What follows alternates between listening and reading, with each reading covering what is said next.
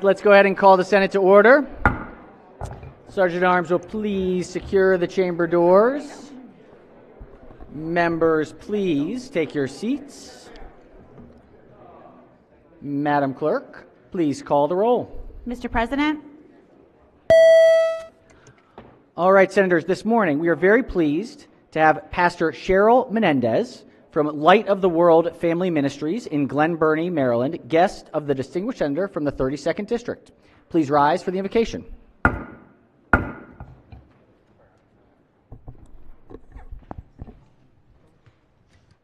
May we pray.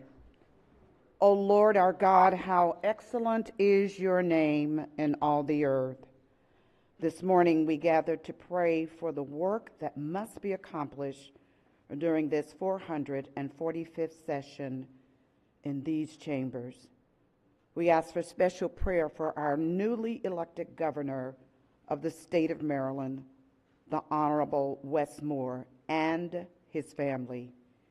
Please strengthen him to build with the Senate to accomplish the vision of an equitable economy, the creation of a world-class public education system, the assurance of quality public safety, provision of effective and affordable housing for our citizens, food security, and the protection of the rights of every Marylander.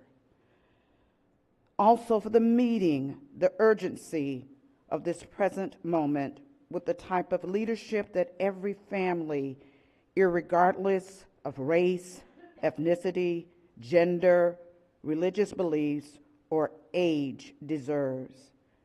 I pray that every member of the Senate will stand united around the vision of our state wherever any human being, and can allow every human being that they can thrive. Please, Lord, impart into each member of the Senate a new dimension of wisdom and unity that will impact the future success of this great state of Maryland. We realize that the effects of recent crisis and pandemic have created new challenges, and these challenges present opportunities for each member to connect with solutions that can change the very trajectory of our state into new pathways for us to unite. Within these walls, these halls and meeting rooms are decisions that can and will be made that impact the lives of over 6 million Maryland residents. Help every member of the Senate and the House understand the power is in each of their voices, even as they walk these halls. I pray for every assembly member, mental, physical, and spiritual well-being. I pray for those who have experienced the loss and are still battling. I pray for each member's wellness, safety, and protection. This is my earnest prayer, oh God, in the name of the one who is omnipotent, omniscient, omnipresent, who we put our trust in, and we put our trust in you, Lord. It is in your name I pray. Amen.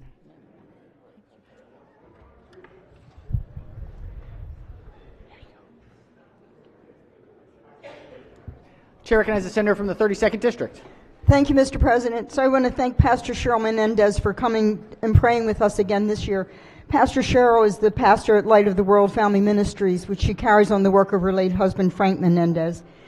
She also has with her in the gallery above me her son, Christopher Menendez, who works with the children in the church, and her two assistants, Tanisha Hill and Euphema Griffin.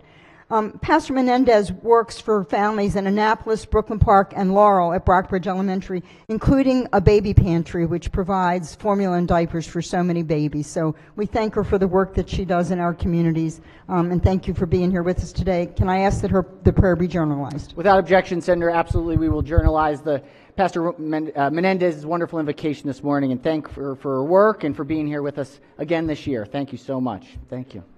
All right, has everyone recorded their presence in the chamber? Almost. Do we have the Senator? No? Okay, there we go. All right, the clerk will take the call. With 46 members in the chamber and a quorum being present, the Senate of Maryland is now in session. Senators, let's start with introduction. Actually, do we have our resolutions? Senator from the 24th District, are we ready for resolutions? Do you want to do the first? Chair recognizes the Senator from Prince George's.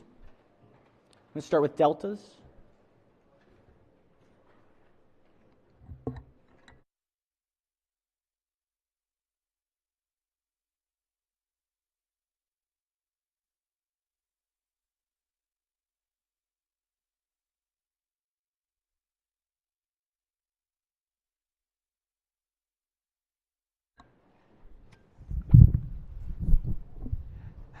Good morning, Mr. President. Good morning. Good morning, members and friends. I am delighted and excited to recognize and have you to recognize this morning the members of the Delta Sigma Theta Sorority Incorporated. This is an organization of committed, educated women. And in Prince George's County, this organization has rendered an invaluable service, reaching down and lifting up, taking care of children, taking care of senior citizens, taking care of families, delivering food, doing all kinds of wonderful things, mentoring, tutoring, and just being outstanding role models for future generations. They understand the importance of building for the future.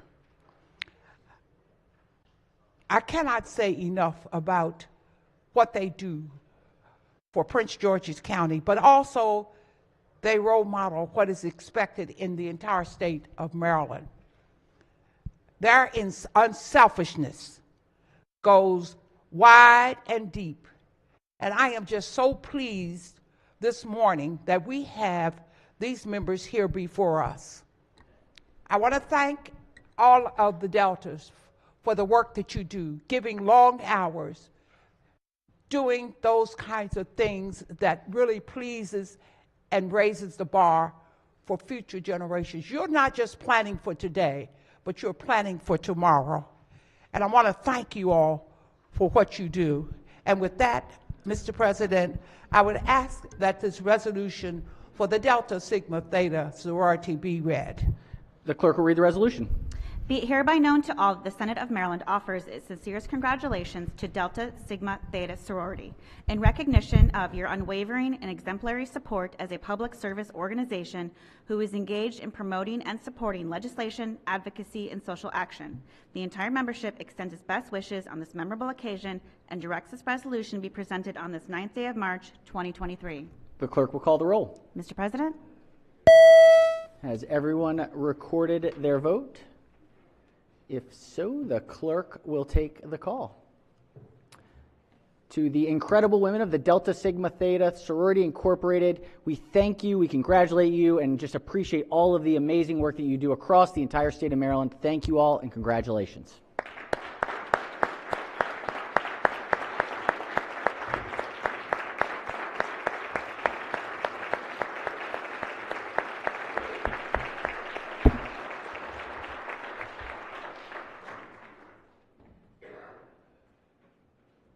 All right, we have a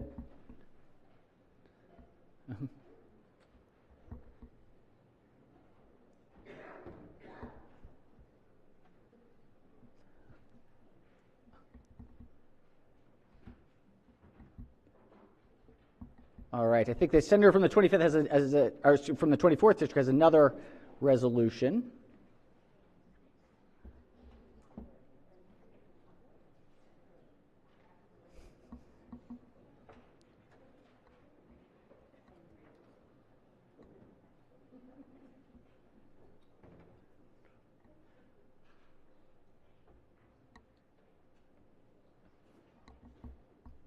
All right, Senator from Prince George's, we have another guest to honor today. Oops.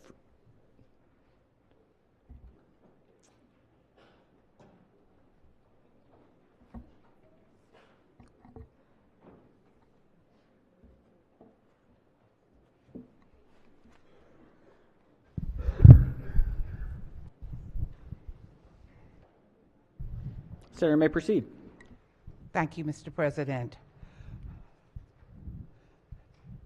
It is an absolute joy for me to stand here this morning to ask that you all give recognition to Lieutenant Tawana C. Robinson. Let me tell you a little bit about her. She is a native Washingtonian. She went to the School of Nursing, but upon completing work with the DC Fire and EMS Department, she was assigned to Truck Company 15 in Northeast Washington, D.C.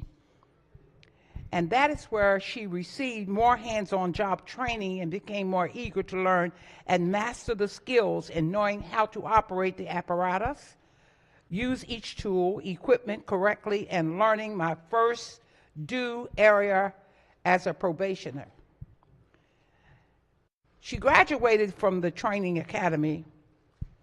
Her first major fire at the Fire Company's 15 was a box alarm that sounded and report was people were trapped. Upon arriving on the scene, she was informed by the family members that 6 children were still inside the blazing house fire. She searched and found a child in a rear bedroom under the bed and brought the child out of the blazing house fire. The child was transported to Children's Hospital, and the children survived. And it was because of this woman's quick action, and she stepped up to the plate and took care of the children. Of course, you all know that I'm excited about that. She is the first African-American woman in the United States to receive a Medal of Valor, the first African-American truck technician at Truck Company 15, the first African-American woman sergeant battalion aide in the 2nd Battalion with Battalion 2. And she is the first African-American woman lieutenant at Tower 10 doing presidential landings and takeoffs on the South Lawn at the White House. I could go on and on talking about her involvement in the community. I see that Mr. Spalding is here this morning standing with her. We have what is called in Prince George's County the Greater 202 Coalition, where they come and they help to prepare the school for breakfast and prepare the breakfast, and they do some wonderful things in the community. This wonderful retired lieutenant and the people that you see standing there give unselfish service to the people in Prince George's County, and it's with great delight that I ask that you all please listen to the resolution and give this wonderful, unselfish woman, along with the people who are standing with her, a round of applause. But we would ask that you wait until the resolution is read. Clerk will read the resolution. Be it hereby known to all that the Senate of Maryland offers its sincerest congratulations to Tawana C. Robinson in recognition of being the first Black woman in the United States to receive a Medal of Valor from the International Association of Black Firefighters. The entire membership extends its best wishes on this memorable occasion and directs this resolution be presented on this 9th day of March, 2023. The clerk will call the roll. Mr. President? Has everyone recorded their vote? Would anybody wish to change their vote? All right, clerk will take the call. Ms. Robinson, the Senate of Maryland unanimously thanks you for your service and congratulates you on what is a well-deserved Medal of Valor. Truly remarkable. We're so honored by your presence, and thank you. Congratulations.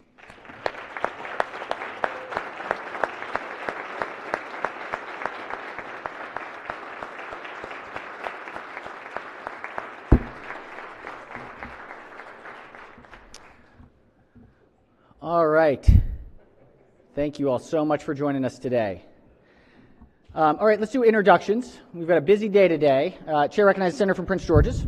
Thank you, Mr. President. Colleagues, yesterday you might remember I had our at-large council member shadowing me for the day, and he joined us on the floor of the Senate Today in the Senate chamber, we're joined by the Vice Chair of the Prince George's County Council, council member from District 6, who's receiving a hug from our dear colleague. Please welcome, visiting in the chamber and shadowing me all day, Council Member Walla Blagay. Welcome. We're so thrilled to have you, especially on Delta Day, right? Exactly. Excellent. Chair recognizes the Vice Chair of Senator from Montgomery County. Thank you very much, Mr. President. With me today in the gallery are two of the nicest people you'd ever want to know. Garrett Beloff, my hardworking and wonderful legislative aide, accompanied by thoughtful, awesome activist Sally Stoles. Please welcome them to the Senate. Wonderful. Welcome. Welcome. Chair recognizes the Senator from Baltimore County. Yes, I have a thoughtful, wonderful person up there too, somewhere. Rachel Bender. And she is my intern from University of Maryland. So excellent. Welcome to Rachel. Oh, she's over here. She's moving. Welcome. Chair recognizes the Senator from the Lower Eastern Shore. Thank you, Mr. President. I would ask that my colleagues join me in welcoming Dr. Sherry May Krantz, a public health professor from Salisbury University, and her 6 talented students that are with her today to observe us in action and maybe also see a little bit of committee work as well. So please welcome them. They took the long drive from Salisbury University. Let's give them a nice, warm Senate welcome. Welcome, welcome. Thanks for crossing the bridge today. Chair recognizes the Senator from Baltimore City and County. Thank you, Mr. President. The drive wasn't as long, but I'd asked the body to help me welcome my councilwoman, Odette Ramos, Baltimore City. Thank you very much. Welcome, Councilwoman Ramos. Welcome. Chair recognizes the Senator from Montgomery County. Thank you, Mr. President. Joining me in the gallery today is a constituent and guest. Her name is Giselle Morch. Giselle has seen a lot of heartbreak in her life, but she turns that heartbreak into productive activity and participating here in civic government. So please welcome Giselle Morch. Welcome, welcome. Thank you for joining us today. Hello there, welcome. Other introduction, Chair recognizes the Senator from Baltimore City. Thank you, Mr. President.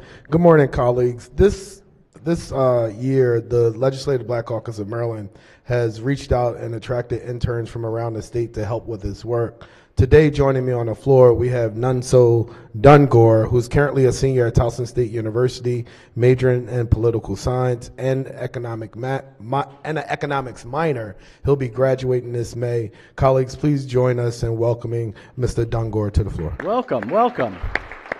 That's excellent. Nice to see you. Wonderful. Other introductions, I have some very, very important guests here today who are off of school and joining. Joined today by my wonderful 8-year-old CJ Ferguson and wonderful 10-year-old Caleb Ferguson. And they're here with our au pair, Margot Mariconi, who is from France. And so she is seeing American democracy in action. So welcome, and hopefully they have a good day, at least for the few minutes that they can tolerate the Senate floor. Excellent. All right, well, good. All right, do we have any other introductions? Any other introductions? If not, so be considered the reading of the journal from the prior legislative day. We're going to kind of bounce around a lot. We're missing some folks that are going to be joining us a little bit late, so we're going to have to try and navigate the calendar a bit. So we're going to have to special order this one either way. So this is the executive nominations report. Let's start there. This is report number 5. Clerk will read the report.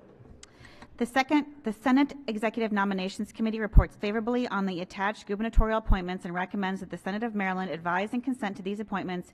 Pamela G. Beidle, Chair. Chair recognizes the Chair of the Executive Nominations Committee. Thank you, Mr. President. Calendar number 5 is the calendar that includes all of the nominees from this past Monday night. So the names of the nominees can be found on your floor system under the Other tab. And I request that we consider these nominees in regular session under Rule 22A and move that we special order this report until the appropriate time tomorrow, Friday. All right, the Senator has moved that we hear the nominees in open session and special order the report until the appropriate time tomorrow. Are there any objections? Without objection, so ordered. We will take this up tomorrow. Senators, make sure to look through the names and separate. If there's anyone that has to be separated out, please give the chairwoman a heads up ahead of time so that we can make sure that we do it tomorrow appropriately. We've got a report from the Committee on Rules. Clerk will read the report. Senate Bill 884, Senator M. Washington, Maryland Department of Health Work Group to study the establishment of an affordable assisted living enhanced care to finance. Senate Bill 886. Majority Senator Leader moves Watson. so be considered the reading of the bills. Chair recognizes the Chair of the Rules Committee.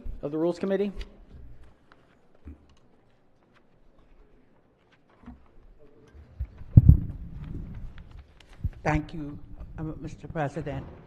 I do agree. Excellent. We move these along to the appropriate standing committees. The iron fist came down for just a moment. We have another one. This is report number 3 from the Rules Committee. The clerk will read the bills. Senate Bill 667, the President Annual Corrective Bill, favorable emergency bill. Senate Bill 877, the President Annual Creative Bill, favorable emergency bill. All right, we will move these to the appropriate standing committees. Let's go ahead and. Whoop.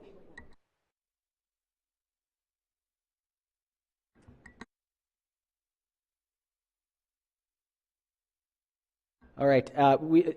This is the curative and corrective. So let's start with the corrective, Madam Clerk. If we do the first one, if we could read the first bill.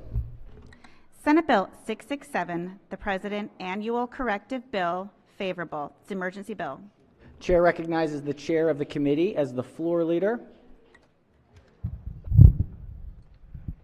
Thank you, Mr. President. I move the adoption of this report. All right, this is the annual DLS report corrective bill. The floor leaders move for the adoption of the favorable committee report. Any discussion? If not, all in favor of the report say aye. Opposed, nay. The ayes have it. The favorable committee report is adopted. Question: are there any amendments to the bill or its title? Seeing none, Senate Bill 667 is hereby ordered printed for third reader. Clerk will read the next bill. Senate Bill 877, the President Annual Curative Bill, favorable. This is an emergency bill. Chair recognizes Chair of the Rules Committee as the floor leader. Thank you, Mr. President. I move the adoption of this report. All right, floor leader moves to the adoption of the favorable committee report. Any discussion? If not, all in favor of the report say aye. Opposed, nay. The ayes have it. The favorable committee report is adopted. Are there any amendments to the bill or its title? Seeing none, Senate Bill 877 is hereby ordered printed for third reading. All right, let's go to the Committee on Finance, second reader. I think we have everybody here. Can we ring the bells, just double check?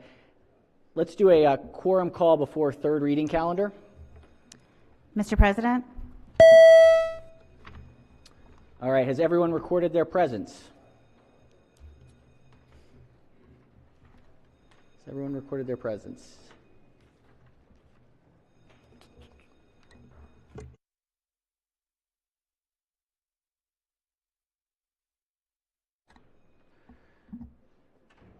All right, let's do, okay. Clerk will take the call. With 47 members in the chamber and a quorum being present, the Senate of Maryland is still in session. Let's go ahead and take up the third reading calendar while we have everybody in the chamber. It's going to be a long day, so we've got calendar number 17. Clerk will read the first bill. Senate Bill 18, Senator West, Police Recruitment and Retention Work Group. Senate Bill 18 is on third reader for final passage. Any discussion? If not, clerk will call the roll. Mr. President?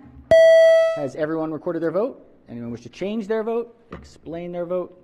If not, the clerk will take the call. With 47 votes in the affirmative, Senate Bill 18, having received a constitutional majority, is declared passed. Clerk will read the next bill. Senate Bill 29, Senator McCray, Baltimore City Soil Conservation District, established requirements. Senate Bill 29 is on third reader for final passage. Any discussion? If not, clerk will call the roll. Mr. President?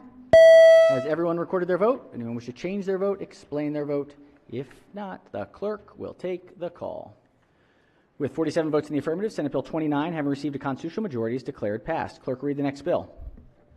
Senate Bill 37, Senator Waldstreicher, Criminal Procedure Expungement of Records, Waiting Periods, Redeem Act of 2023. Senate Bill 37 is on third reading for final passage. Any discussion? If not, clerk will call the roll. Mr. President? Has everyone recorded their vote? Anyone wish to change their vote? Explain their vote? If not, the clerk will take the call. With 38 votes in the affirmative, Senate Bill 37, having received a constitutional majority, is declared passed. Clerk will read the next bill. Senate Bill 204, Senator Jackson, State Retirement and Pension Systems, Vesting Retirement Allowance of Clerk of the Court and Register of the Wills. Senate Bill 204 is on third reader for final passage. Any discussion? If not, clerk will call the roll. Mr. President? Has everyone recorded their vote? Anyone wish to change their vote, explain their vote? If not, the clerk will take the call. With 47 votes in the affirmative, Senate Bill 204, having received a constitutional majority, is declared passed. Clerk will read the next bill. Senate Bill 269, Senator Rosapep, Currency, Campaign Finance Prohibitions, Disclosures by Financial Institutions. Senate Bill 269 is on third reader for final passage. Any discussion? If not, clerk will call the roll. Mr. President, Has everyone recorded their vote? Anyone wish to change their vote, explain their vote? If not, the clerk will take the call. With 47 votes in the affirmative, Senate Bill 269, having received a constitutional majority, is declared passed. Clerk will read the next bill. Senate Bill 273, Senator Zucker, National Capital Strategic Economic Development Fund, Annual Appropriation, Authorized Uses. Senate Bill 273 is on third reader for final passage. Any discussion? If not, clerk will call the roll. Mr. President, Has everyone recorded their vote? Anyone wish to change their vote, explain their vote? If not, the clerk will take the call. With 47 votes in the affirmative, Senate Bill 273, having received a constitutional majority, is declared passed. Clerk will read the next bill. Senate Bill 280, Senator Guile, Child Care Providers Registration and Licensing Exemptions. Senate Bill 280 is on third reading for final passage. Any discussion? If not, clerk will call the roll. Mr. President, Has everyone recorded their vote? Anyone wish to change their vote, explain their vote? If not, the clerk will take the call. With 47 votes in the affirmative, Senate Bill 280, having received a constitutional majority, is declared passed. Clerk will read the next bill.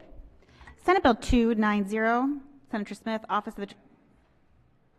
Senate Bill 290 is on third reader for final passage. Chair recognizes the minority whip on the bill. Thank you, Mr. President. Just to speak on the bill for a moment, one of the best questions we can ever ask ourselves when we're looking at legislation, the best kind of legislation solves a problem. We look at issues. Our constituents often will bring us ideas or things that they find that don't make sense in state law or need to be added or changed. Sometimes we identify problems, with how we enforce laws as it relates to criminals and crimes that are being committed. I can't for the life of me figure out what the problem is we're trying to solve here. There's not some widespread issue of states' attorneys being found to be dismissing cases that are not founded. There hasn't been some widespread scandal or scandal really of any kind involving a state's attorney supposedly not pursuing something because of a personal relationship. This makes no sense, this bill, to do this now. Our local state's attorneys do an amazing job. None of them, I'm sure, is perfect. None of them, I'm sure, all of them want to improve and do better. But they do an amazing job, and they're elected by our constituents, by the voters in their county, to do that job. And this bill could have been an opportunity. If we thought there needed to be some additional layer of coverage, we could have done it like the gentleman from Baltimore County's and Carroll County's amendment to say at least have them have the first bite at the apple, and then the Attorney General could come in if they feel there's something untoward. But this bill just takes away that authority and gives it to the Office of the Attorney General. Never been done this way before, and now we're doing it in this bill. And it's a mistake. And I just have to add that I find it to be pretty frustrating that we've been waiting for 2/3 of the legislative session to have bills out here on the floor that will actually go after people committing crimes, violent crimes, and make sure that we've got our laws to a place where people who repeatedly harm others get serious jail time. But we have a bill like this one and others that I'm seeing here that are focused on all the wrong things. So, Mr. President, my vote on this will be no, and I encourage the body to reject this. Your local state's attorneys, 23 of 24 of them, have said, please do not pass this bill. I think we should listen to them. Perhaps there's an opportunity to have more dialogue about if there are gaps in coverage, but we should listen to them and we should vote this bill down. Thank you, Mr. President. Thank you, Senator. Chair recognizes the senator from the 42nd District on the bill. Thank you, Mr. President. The body will recall that a couple of days ago, the committee chair and I had a lengthy conversation on the floor. This morning, I'm not going to speak as long. But I do have 5 points I want to make as to why this bill is bad and should not be passed. First of all, the Attorney General says the reason for the bill is because of a conflict of interest between state's attorneys and police officers in the counties in which the state's attorneys reside. The state's attorneys are not unfamiliar with conflicts of interest. In most counties, the office of the state's attorney is the largest law firm in the county. They're highly professional people, and for 230 years since the founding of the Republic, they have prosecuted police officers in their counties when police officers violate the law. And police officers are as capable of violating the law as anybody else. And they have violated the law, and there have been lots of prosecutions against police officers. In the eyes of the law, there's no distinction between a conflict of interest in a modest case and a conflict of interest in a more serious case. Now, the argument here is we're talking about murders, and therefore the conflict of interest is a serious conflict of interest. In the eyes of law, that's just not the case. An attorney can be disbarred for committing a conflict of interest in the smallest possible case or in the biggest possible case. There's no distinction. So the biggest conflict of interest actually in this case is the Attorney General himself, if we pass this bill. If we pass the bill, his office is not only going to investigate an incident, but he's also going to prosecute the case as a result of the investigation of his own office. In the normal case, the police departments in the various counties investigate the case and provide the investigatory materials to the state's attorney, and the state's attorney makes an independent decision whether or not to prosecute. In this case, the Attorney General will not be making an independent decision because his own office will have done the investigation. Point number 2. The state's attorney's offices across the state have in their offices the most experienced prosecutors in the state. Their people all the time are prosecuting serious felonies. That's what they do. That's why the voters in the various counties elect them. And their offices are well staffed with people with lots of experience in these areas. By contrast, the Attorney General of Maryland almost engages in no prosecutions. His job primarily is to advise the agencies, to represent the state in civil litigation, to handle the appeals from criminal cases, but not to prosecute the criminal cases themselves. So in his office, there simply are no people with a vast amount of experience in prosecuting serious felonies, like murder cases.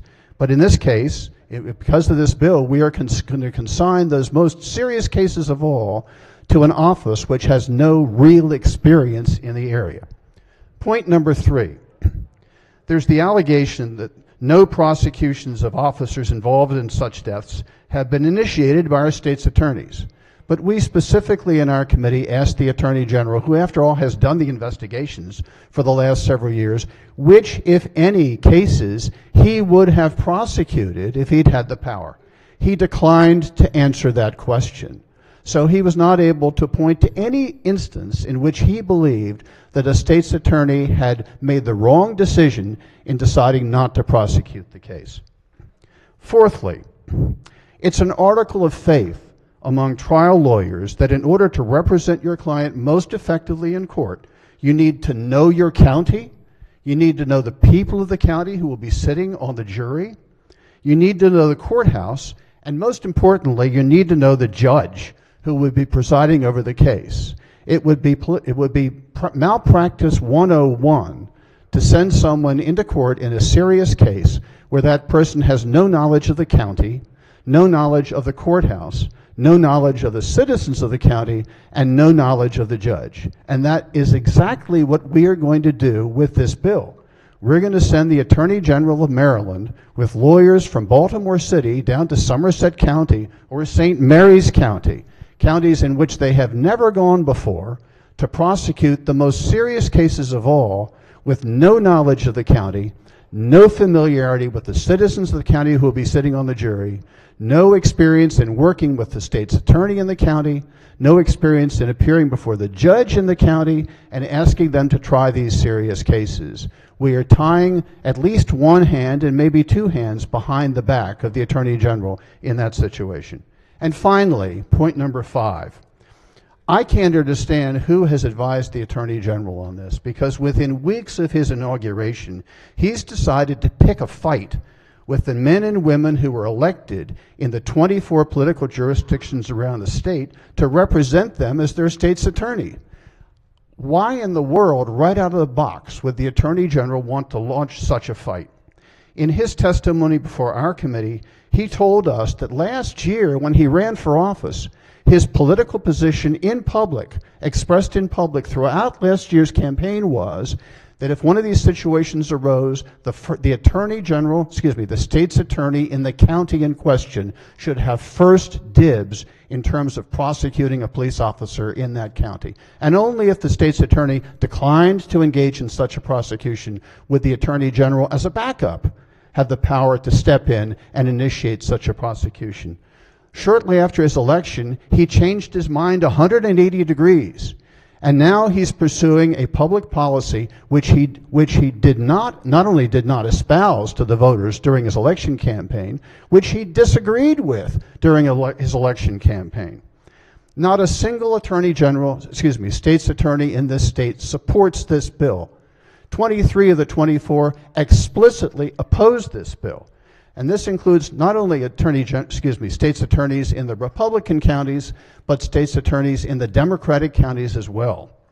I understand the Attorney General met with the state's attorneys to discuss this bill and seeing if some sort of a reconciliation could be effected. That meeting broke up acrimoniously. And so as things stand right now, the Attorney General of Maryland is hardly on speaking terms with the 24 state's attorneys around the state. This body is being asked to take the side of the Attorney General in his war against the state's attorneys. We are talking about an alienation factor here at the very beginning of a 4-year term, which will continue throughout the term. I think this bill was ill-advised, it's the result of poor judgment, and we should vote against it. Thank you. Thank you, Senator. All right, any further discussion on the bill? Chair recognizes the Minority Leader on the bill. Thank you very much, Mr. President. On the bill, my colleague started with, is this a solution in search of a problem? And I think so many of us are seeing that there are real problems regarding crime in our state. This certainly isn't a solution to that. In fact, this is the brand new Attorney General following in the exact same footsteps that we saw from the previous Attorney General, coming into office and demanding more power. And we saw that, 6 or 7 years ago, Mr. President, when the Attorney General came in and says, I need more power and I need more Assistant Attorney Generals to go after President Trump. And we all sat here and we debated the bill and gave him all these additional Attorney Generals, of which he did nothing with. But he got himself on TV a few times, and that's what he was looking at. The Assistant Attorney General from Minnesota was on TV. The Attorney General from New York was on TV. And Maryland's Attorney General needed to be on TV and show that he was prosecuting President Trump. So now we have this Attorney General who's been here for a cup of coffee. He comes in and decides that he needs more power to do what the woke anti-police agenda wants more than anything, and that's to prosecute law enforcement officers. Prosecute law enforcement officers. That's what this Attorney General wants to do with this piece of legislation. He comes in here and he says, hey, regardless of all the crime that we're seeing in the state of Maryland, don't worry about that. I'm going after police officers. That's the problem. That's what this bill does, Mr. President. It is shameful that we have not addressed the crime in this state, and yet we're going to pass legislation that makes it easier for the state of Maryland to prosecute police officers. Mr. President, I'm voting against this bill. Thank you, Senator. Any further discussion on the bill? Chair recognizes the Senator from the 37th District. Thank you, Mr. President. For all the reasons have already been raised and addressed, and I just wanted to point out, the rank and file officers are watching what we're doing. This bill was brought directly to my attention. They don't have a voice, they don't have the ability, but the perception is that the government is out to get them. And it's just so ironic that, a few minutes ago, we just voted, I think unanimously, to create a police recruitment and retention work group on the one hand, and then on the other hand, now we have this legislation before us, which is a huge signal to the rank and file for these police forces right now that they can't be staffed. This doesn't go to the merits of the bill and the technicalities that have been discussed already, but the message is being sent, and the reaction or the consequence is undermining the bill that we just voted on. And we all recognize that there's a huge issue with retention and bringing new officers into the force. That's why I'm voting against the bill. Thank you, Senator. Chair recognizes the Senator from the 38th District on the bill. Thank you, Mr. President. I'll be brief. Again, I shared with my colleagues, it was my constituent, the Maryland State Trooper, that was shot on Monday night. And here we are debating a bill, about to vote on a bill that goes after, again, giving this prosecutorial authority to the Attorney General when there's no reason to do so. I also just want to share, I sit next to, on the Senate floor, one of the most thoughtful members of this Senate. And he has put a lot of time and effort. And he came up with an amendment because he saw where this was going. He said, okay, if this is where this is going, if they're going to give this authority to the Attorney General, let's at least give our state's attorneys first crack at those cases, which is consistent with what the Attorney General said on the campaign trail. That he walked through it. It has that, obviously you all already have heard where the state's attorneys are on the total authority going to the Attorney General. My colleagues spent hours on this, going through, coming up with a compromise, which is what we do so well in this chamber. And I was astounded that that amendment was rejected. So I asked my colleagues to please reconsider this. We still have time to at least look at a thoughtful amendment. So again, I will be voting no on SB 290, and again, ask my colleagues to think about the consequences of their vote. Thank you. Senator Chair recognizes the senator from the 5th District. Fourth. Thank you, Mr. President. Colleagues, we have many bills that we need to address and move forward for handling criminals and those that are murdering our sons and daughters in this state. Baltimore City alone, again, is going to be over 300 homicides this year. Yet we're coming out and we're doing things to come after those who provide the very blanket of security that we sleep under each night, with more reasons to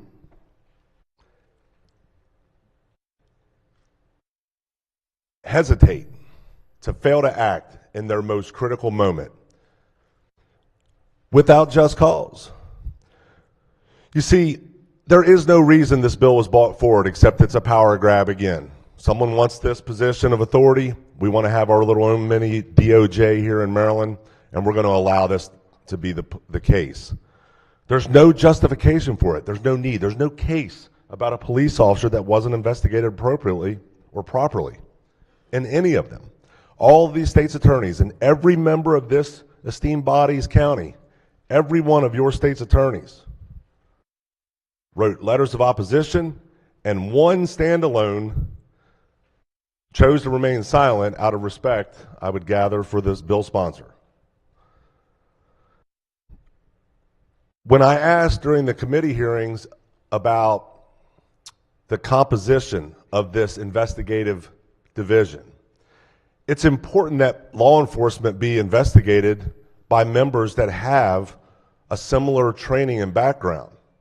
And I asked them, and that's under Graham v. Connor. Graham v. Connor states that we must carefully articulate the facts and events that made their use of force objectively reasonable under the circumstances, not to go back and view it through a 2020 lens, but was it objectively reasonable in the circumstances given?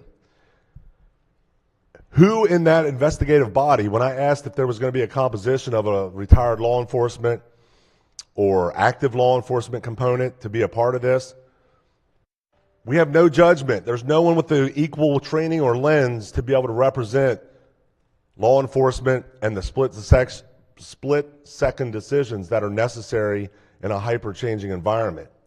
We've ignored that. And this bill and the way it's crafted and the way that law enforcement are going to view this is going to create a hesitation. I hope it doesn't result in any untimely deaths of any of our law enforcement brothers and sisters across this state, but the reality is this bill is unnecessary. This bill is crafted looking for a problem. And this bill is going to create a problem. It's going to create a disconnect between our state's attorneys who are elected and invested with the responsibility to prosecute crimes in each of our jurisdictions. The other component of Graham v. Connor is that would a like police officer in a similar situation react the same way? There's no one in this investigative body that's going to be able to answer that question. They haven't had any training to answer that question. And it doesn't say that every police officer in a like situation act the same. It says, would a like. And as State's Attorney Ivan Bates came in and said very eloquently, he made the comment that if 1 out of 50 police officers comes in that very same situation and scenario and would react the same way as that officer did while discharging their firearm, it is ruled that a like police officer in a like situation would have acted appropriately and the same. When we put this in the hands of people who have no idea what they're asking for other than a power grab to take away the authority to prosecute these crimes and investigate them and keep those components separate, we're now putting them all under one heading. And ironically, after the investigation is done by the Independent Investigative Division, a very clever title, that body is then the prosecutorial arm of our body. So they get to go and they prosecute the crime. And then after that, this same body gets to represent the state in any civil liability that should come from it.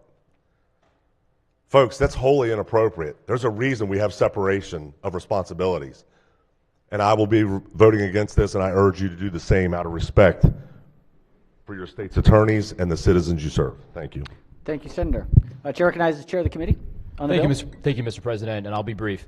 Look, one need only walk through any marginalized or underinvested community in our state to understand the problem and the problem that this bill seeks to solve. Don't let anyone tell you that accountability is mutually exclusive of public safety. In fact, we all know that they're codependent. And that's exactly what this bill seeks to do, to restore that relationship and to restore that trust so that the communities can work with law enforcement and public safety officials to make sure that we're all safer. That's exactly what this bill does.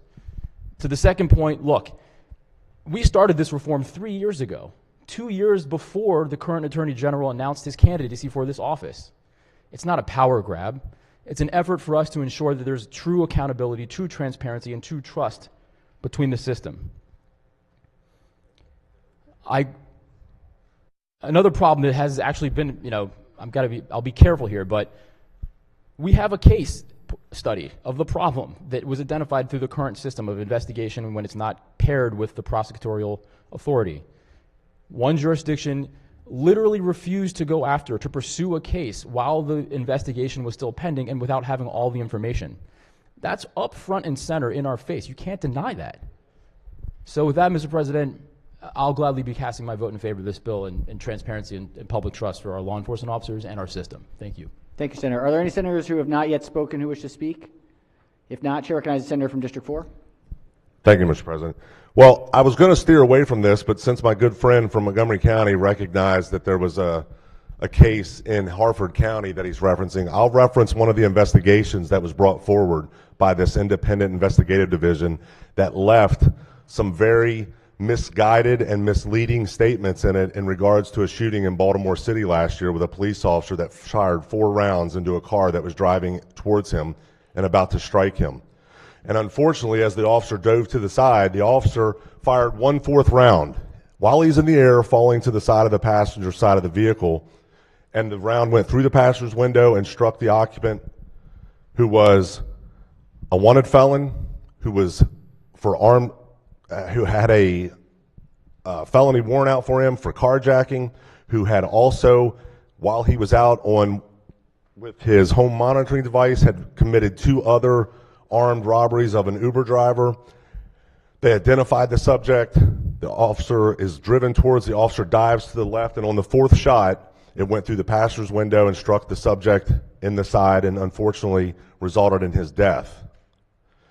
Through that one chain of event, That very short window of time, 4 rounds were squeezed off, and the officer fell to the side to avoid being struck.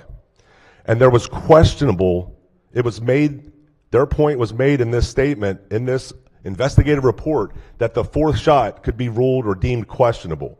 There was no questionability about that shot. It was justified, it was in a quick, succinct concurrence, and it was in the defense of himself and others. That's the type of inappropriate lens that these investigations are going to be looked at, and that is the problem. This division is not ready for this. This division is not ready and doesn't have the training or the expertise on their staff. I'm not saying they can't get there, but currently with the composition that they have in this bill as it's crafted, that is not who we need judging law enforcement in these acts, to have someone make such a statement or a inference on an independent investigative decision that the 4th shot may be questionable. If it's in a quick succession and series, as he's defending himself and others, how are you going to justify to how are you asking officers to justify to your constituents, your families, how that 4th shot is now questionable or potentially questionable? That's an awful precedent that was put out in that report. Terrible. And that's exactly the concerns of every law enforcement member across this state, that type of optic is not appropriate. It has no place to have that type of inference made and that type of split-second decision that is being made in a life and death situation.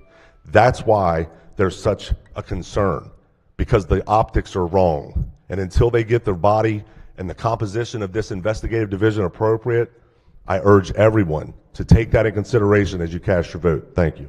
Thank you, Senator. All right, Chair recognizes Senator from District 6. Just real quick, Mr. President, we've all heard a lot, but one thing I think we all need to understand, this affects every county and every district, as we know. And just knowing that, Mr. President, I think it's a very serious problem, because a lot of times, for instance, in this Senate, we have local respect for bills, and we respect that because we know our local problems. Our attorneys know the local problems, and they can do a better job knowing their area. And knowing in that respect, they're all voted in also. And they're voted in by their local peers, and they're doing their job. And I think they've been doing a great job. Do we all have bad actors? Yes, we do at times. But I believe at the same time, they're doing a good job. And that's why I will not, and I cannot vote for this bill. Thank you, Mr. President. Thank you, Senator. All right, any further discussion? If not, the clerk will call the roll. Mr. President? Has everyone recorded their vote? Anyone wish to change their vote, explain their vote? If not, the clerk will take the call. With 27 votes in the affirmative, Senate Bill 290, having received a constitutional majority, is declared passed. Clerk will read the next bill. Senate Bill 363, Senator Gazzone, Video Lottery Terminal Proceeds Purse Dedication Account Oceans Down Racecourse, Operating Loss Assistance. Senate Bill 363 is on third reader for final passage. Any discussion? If not, clerk will call the roll. Mr. President? Has everyone recorded their vote? Anyone wish to change their vote? Explain their vote? If not, the clerk will take the call. With 47 votes in the affirmative, Senate Bill 363, having received a constitutional majority, is declared passed. Senator, if we could please take our seats.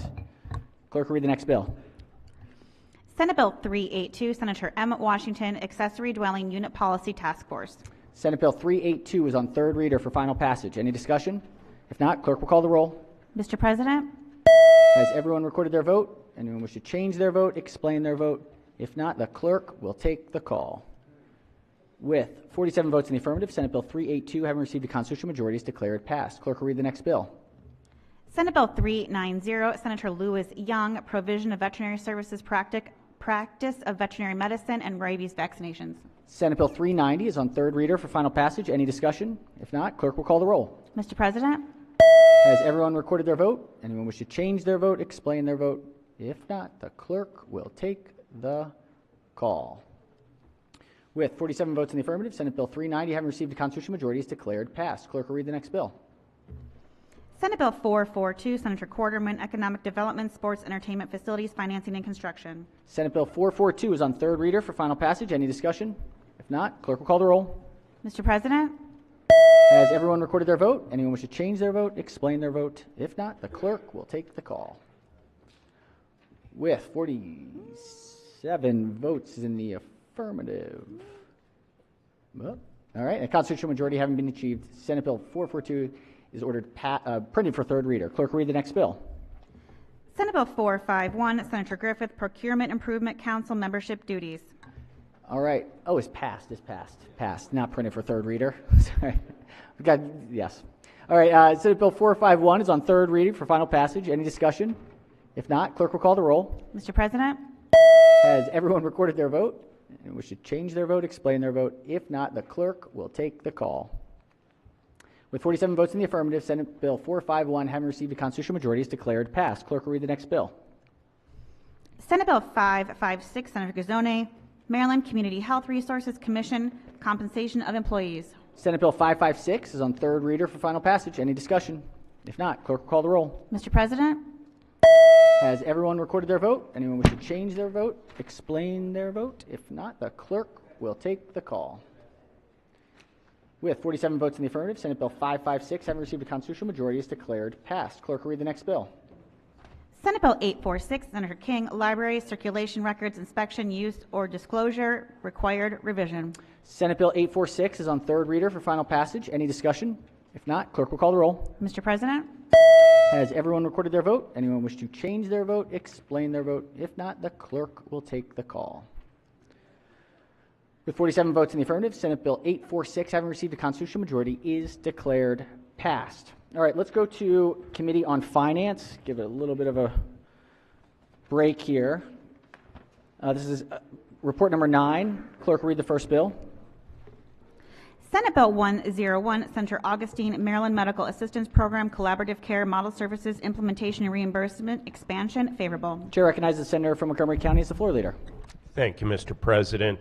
Good morning, colleagues. Senate Bill 101 addresses a very important issue in matching physical health with behavioral health and relates to a pilot study that has been going on for a number of years around collaborative health. And the pilot program has been so overwhelmingly successful that the decision was made that we should implement it on a permanent basis, as has done 22 other states across the country. And again, the goal is to ensure that when a patient visits their primary care physician, if they are exhibiting behavioral health issues and concerns, that primary care physician has a resource that they can pull in to provide the patient with that collaborative health that they need. There are no amendments to the bill. This relates specifically to Medicaid patients because this is already in place for Medicare patients and those who have private insurance. The bill passed unanimously out of the committee. Mr. President, I move the adoption of the favorable committee report. Floor leader moves for the adoption of the favorable committee report. Any discussion? If not, all in favor of the report say aye. Opposed, nay. The ayes have it. The favorable committee report is adopted. Are there any amendments to the bill or its title? Seeing none, Senate Bill 101 is hereby ordered printed for third reading. Clerk will read the next bill. Senate Bill 104, Senator Augustine, Labor and Employment Apprenticeships and Representation on the Apprenticeships and Training Council, favorable to amendments. Chair recognizes the senator from Howard and Anne Arundel counties as the floor leader. Thank you, Mr. President. Senate Bill 104 requires that the Maryland Apprenticeship and Training Council and consultants to the council include representatives of individuals who are Asian, Black, and Latino. In addition, the bill is combined with Senate Bill 413 to establish the Apprenticeship 2030 Commission. The purpose of the commission is to examine and make recommendations to expand access to apprenticeships in order to reduce skill shortages in high-demand occupations and provide affordable training for career pathways for young people to participate in apprenticeship programs. There are two amendments to the bill. The first amendment makes the bill an emergency bill, adds sponsors and are technical, as well as increase the diversity of Maryland apprenticeships and training council. It combines the bill with Senate Bill 413, which would have established the Apprenticeship 2030 Commission. It also encourages the governor to appoint a minority contractor to the commission and strikes a mandated appropriation. Move the adoption of the two committee amendments in the favorable committee report. Floor leader moves for the adoption of the two committee amendments in the favorable committee report. On the amendments, any discussion? Any objections to the amendments? Without objection, the two amendments are adopted. Question now is on the favorable report as amended. Any discussion? If not, all in favor of the report say aye. Opposed, nay. The ayes have it. The favorable committee report as amended is adopted. Are there any further amendments to the bill or its title? Seeing none, Senate Bill 104 is hereby ordered printed for third reading. Clerk will read the next bill. Senate Bill 215, Senator Ellis, massage therapy definition and discipline, favorable to amendments. Chair recognizes the bill sponsor as the floor leader.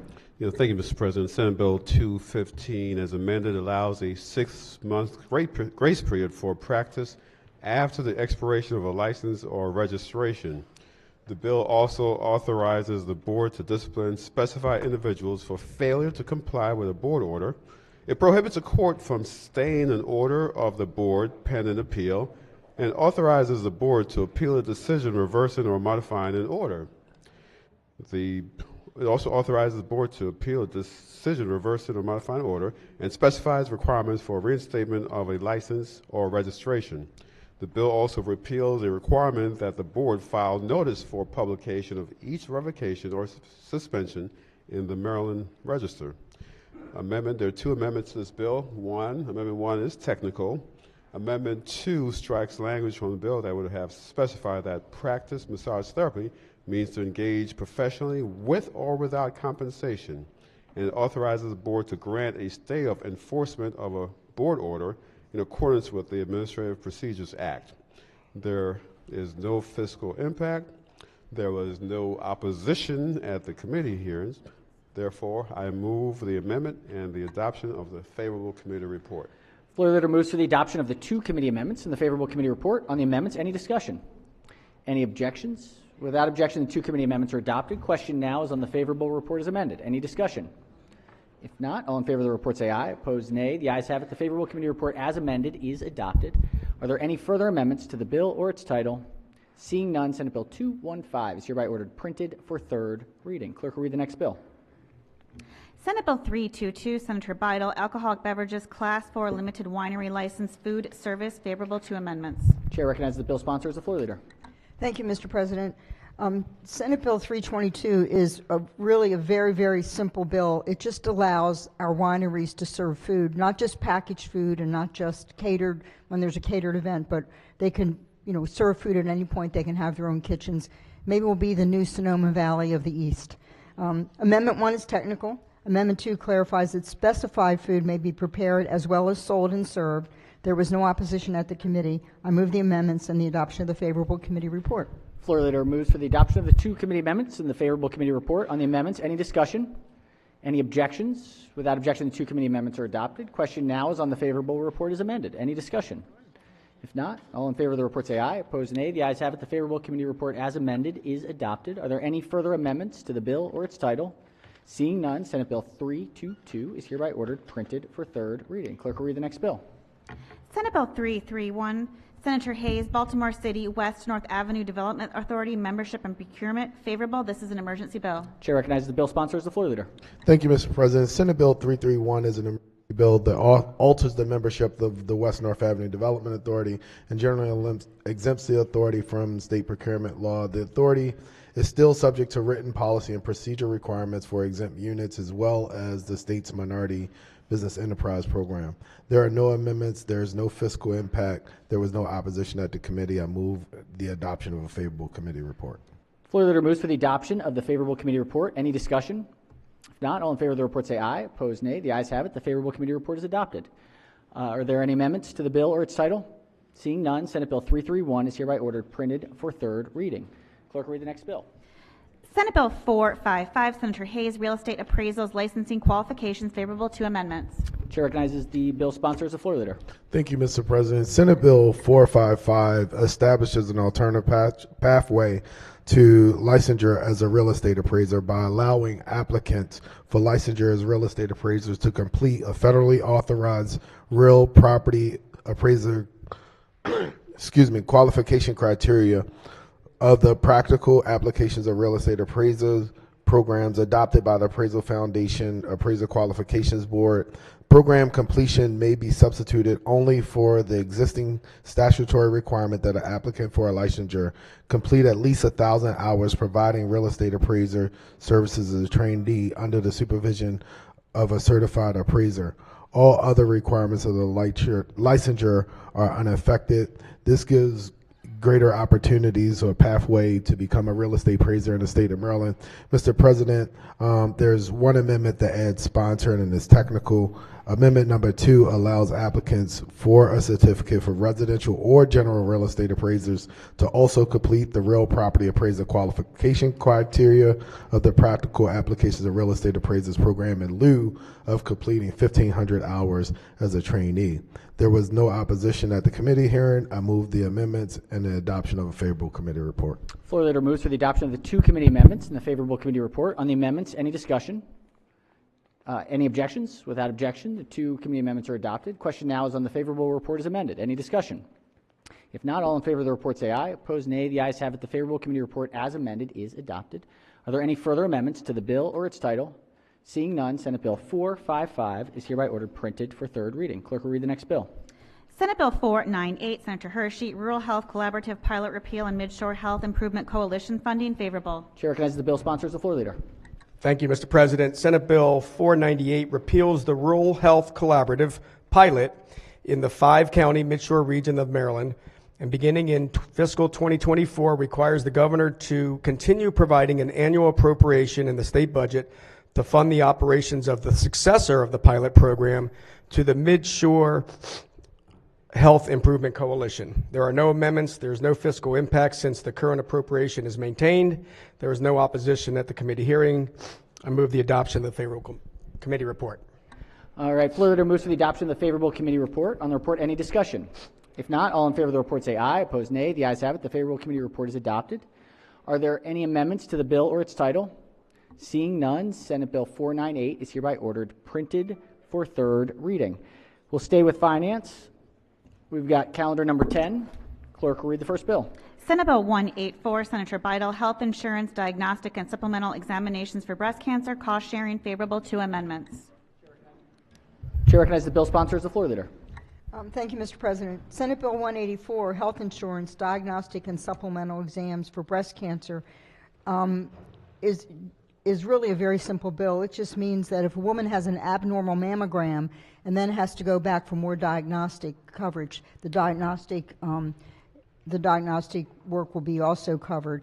There is a provision, though, on high deductible health plans. It's amendment number 2. It clarifies the provision to high deductible health plans under the amendment. If an insured or enrollee is covered under a high deductible plan, a carrier may subject diagnostic breast exams or supplemental breast exams to the deductible requirements of the plan. There was no opposition at the committee hearing. I move the amendments and the adoption of the favorable committee report. Floor leader moves to the adoption of the 2 committee amendments and the favorable committee report. On the amendments, any discussion? Any objection? Without objection, the 2 committee amendments are adopted. Question now is on the amended report. Any discussion? If not, all in favor of the report say aye. Opposed, nay. The ayes have it. The favorable committee report as amended is adopted. Are there any further amendments to the bill or its title? Seeing none, Senate Bill 184 is hereby ordered printed for third reading. Clerk will read the next bill. Senate Bill 474, Senator Klossmeyer, Managed Care Organizations, Acknowledgement of Responsibility for Payment of a Retroactive Denial, Repeal of Applicability, favorable 2 amendments. This is an emergency bill. Chair recognizes the bill sponsor as the floor leader.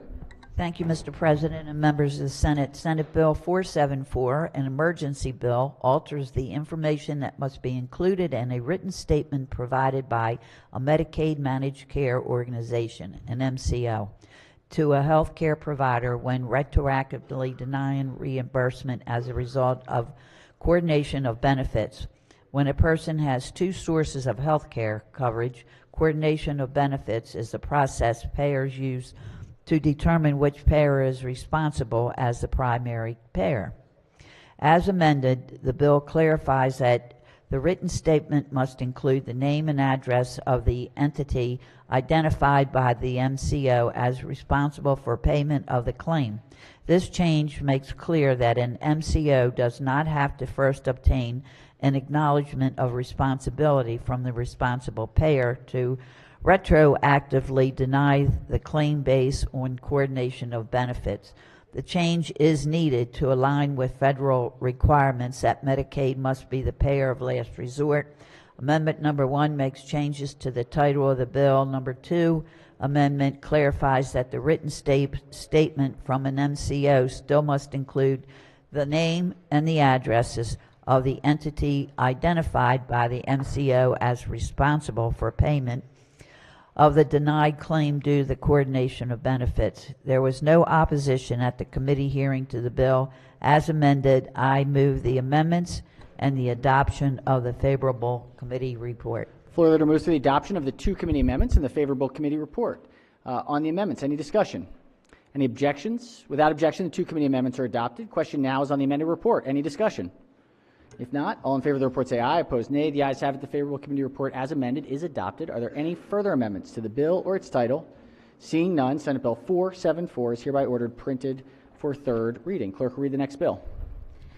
Senate Bill 678, Senator Bidel, Health Insurance Reimbursement for Services Rendered by a Pharmacist, favorable 1 amendment. Chair recognizes the bill sponsor as the floor leader. Thank you, Mr. President.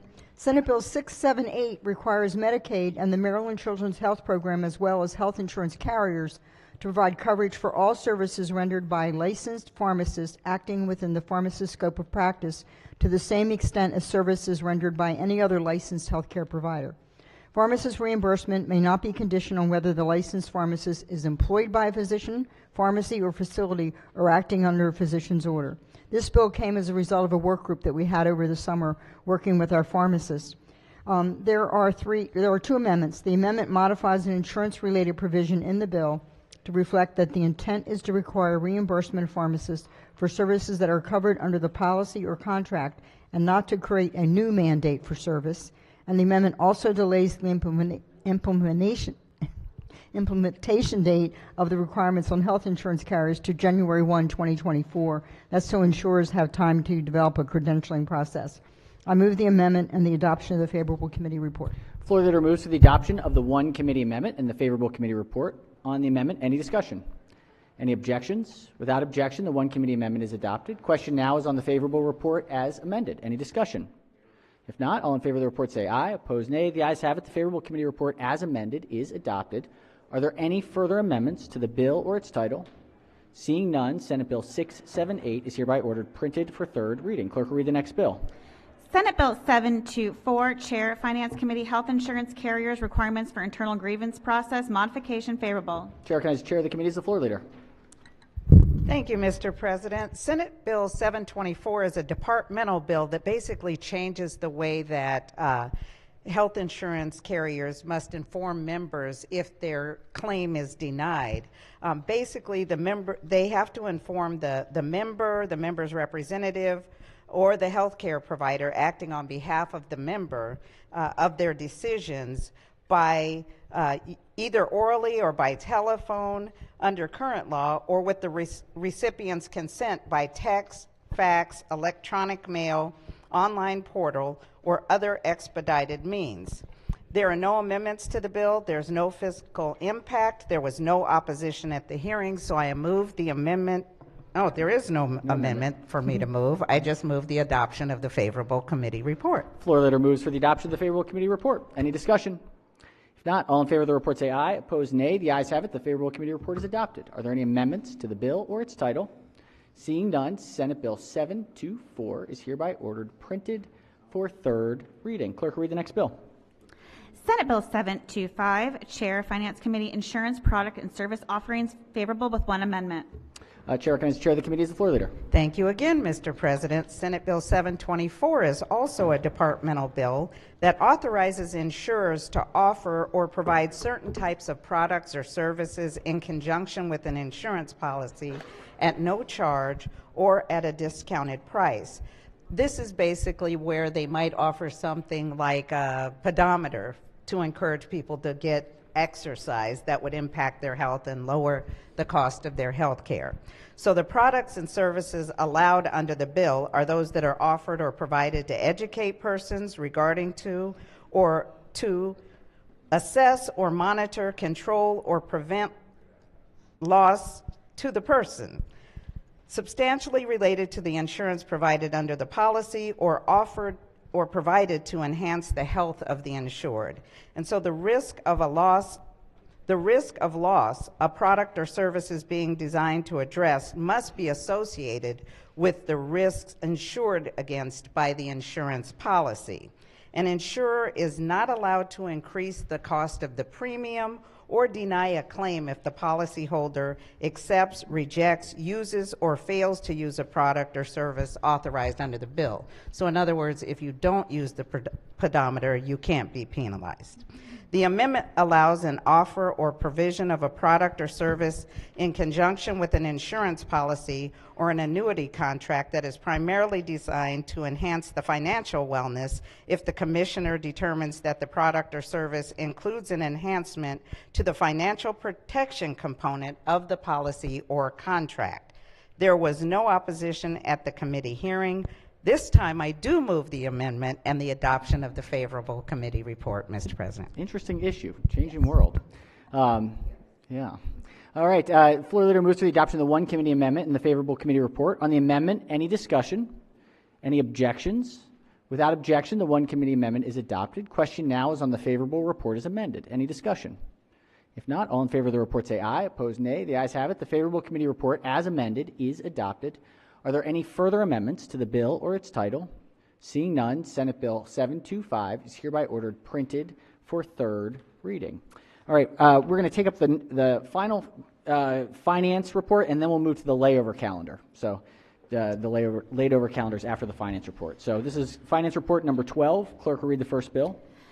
Senate Bill 591, Senator Smith, Labor and Employment, Non-Compete and Conflict of Interest Provisions, Application of Prohibition.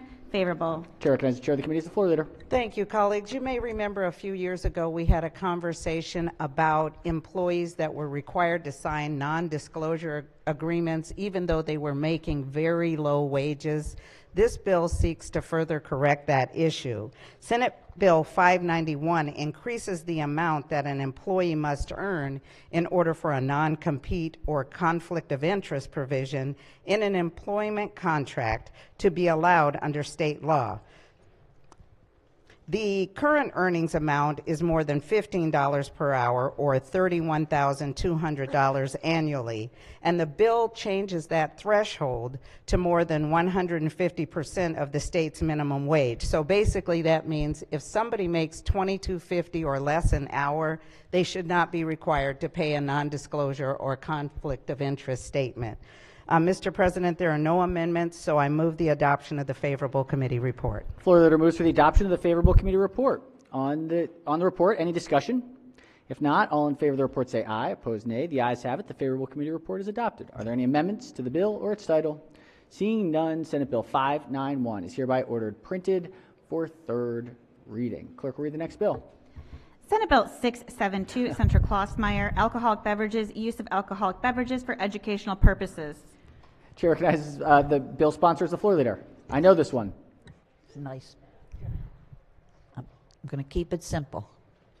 Senate Bill 672 authorizes adult students who are not of legal drinking age in Maryland to taste without actually consuming alcoholic beverages while participating in educational classes such as enology, fermenting, brewing, or hospitality and tourism at qualified institutions of higher education in the state without criminal penalty to the student, instructor, or college or university.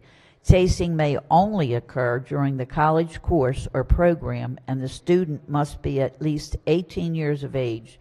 No alcoholic beverage license is required for this purpose, and corresponding changes are made to the criminal law article regarding underage drinking. There are no amendments. I move the adoption of the favorable committee report. Floor leader moves for the adoption of the favorable committee report. Any discussion? If not, all in favor of the report say aye. Opposed, nay. The ayes have it. The favorable committee report is adopted. Are there any amendments to the bill or its title? Seeing none, Senate Bill 672 is hereby ordered printed for third reading. Somalia Employment Act right there. Clerk, read the next bill. Senate Bill 827, Senator Hayes, State Commission of Real Estate Appraisals, Appraisal Management Companies, and Home Inspectors, Sunset Extension, favorable. Chair recognizes the bill sponsors. The floor leader.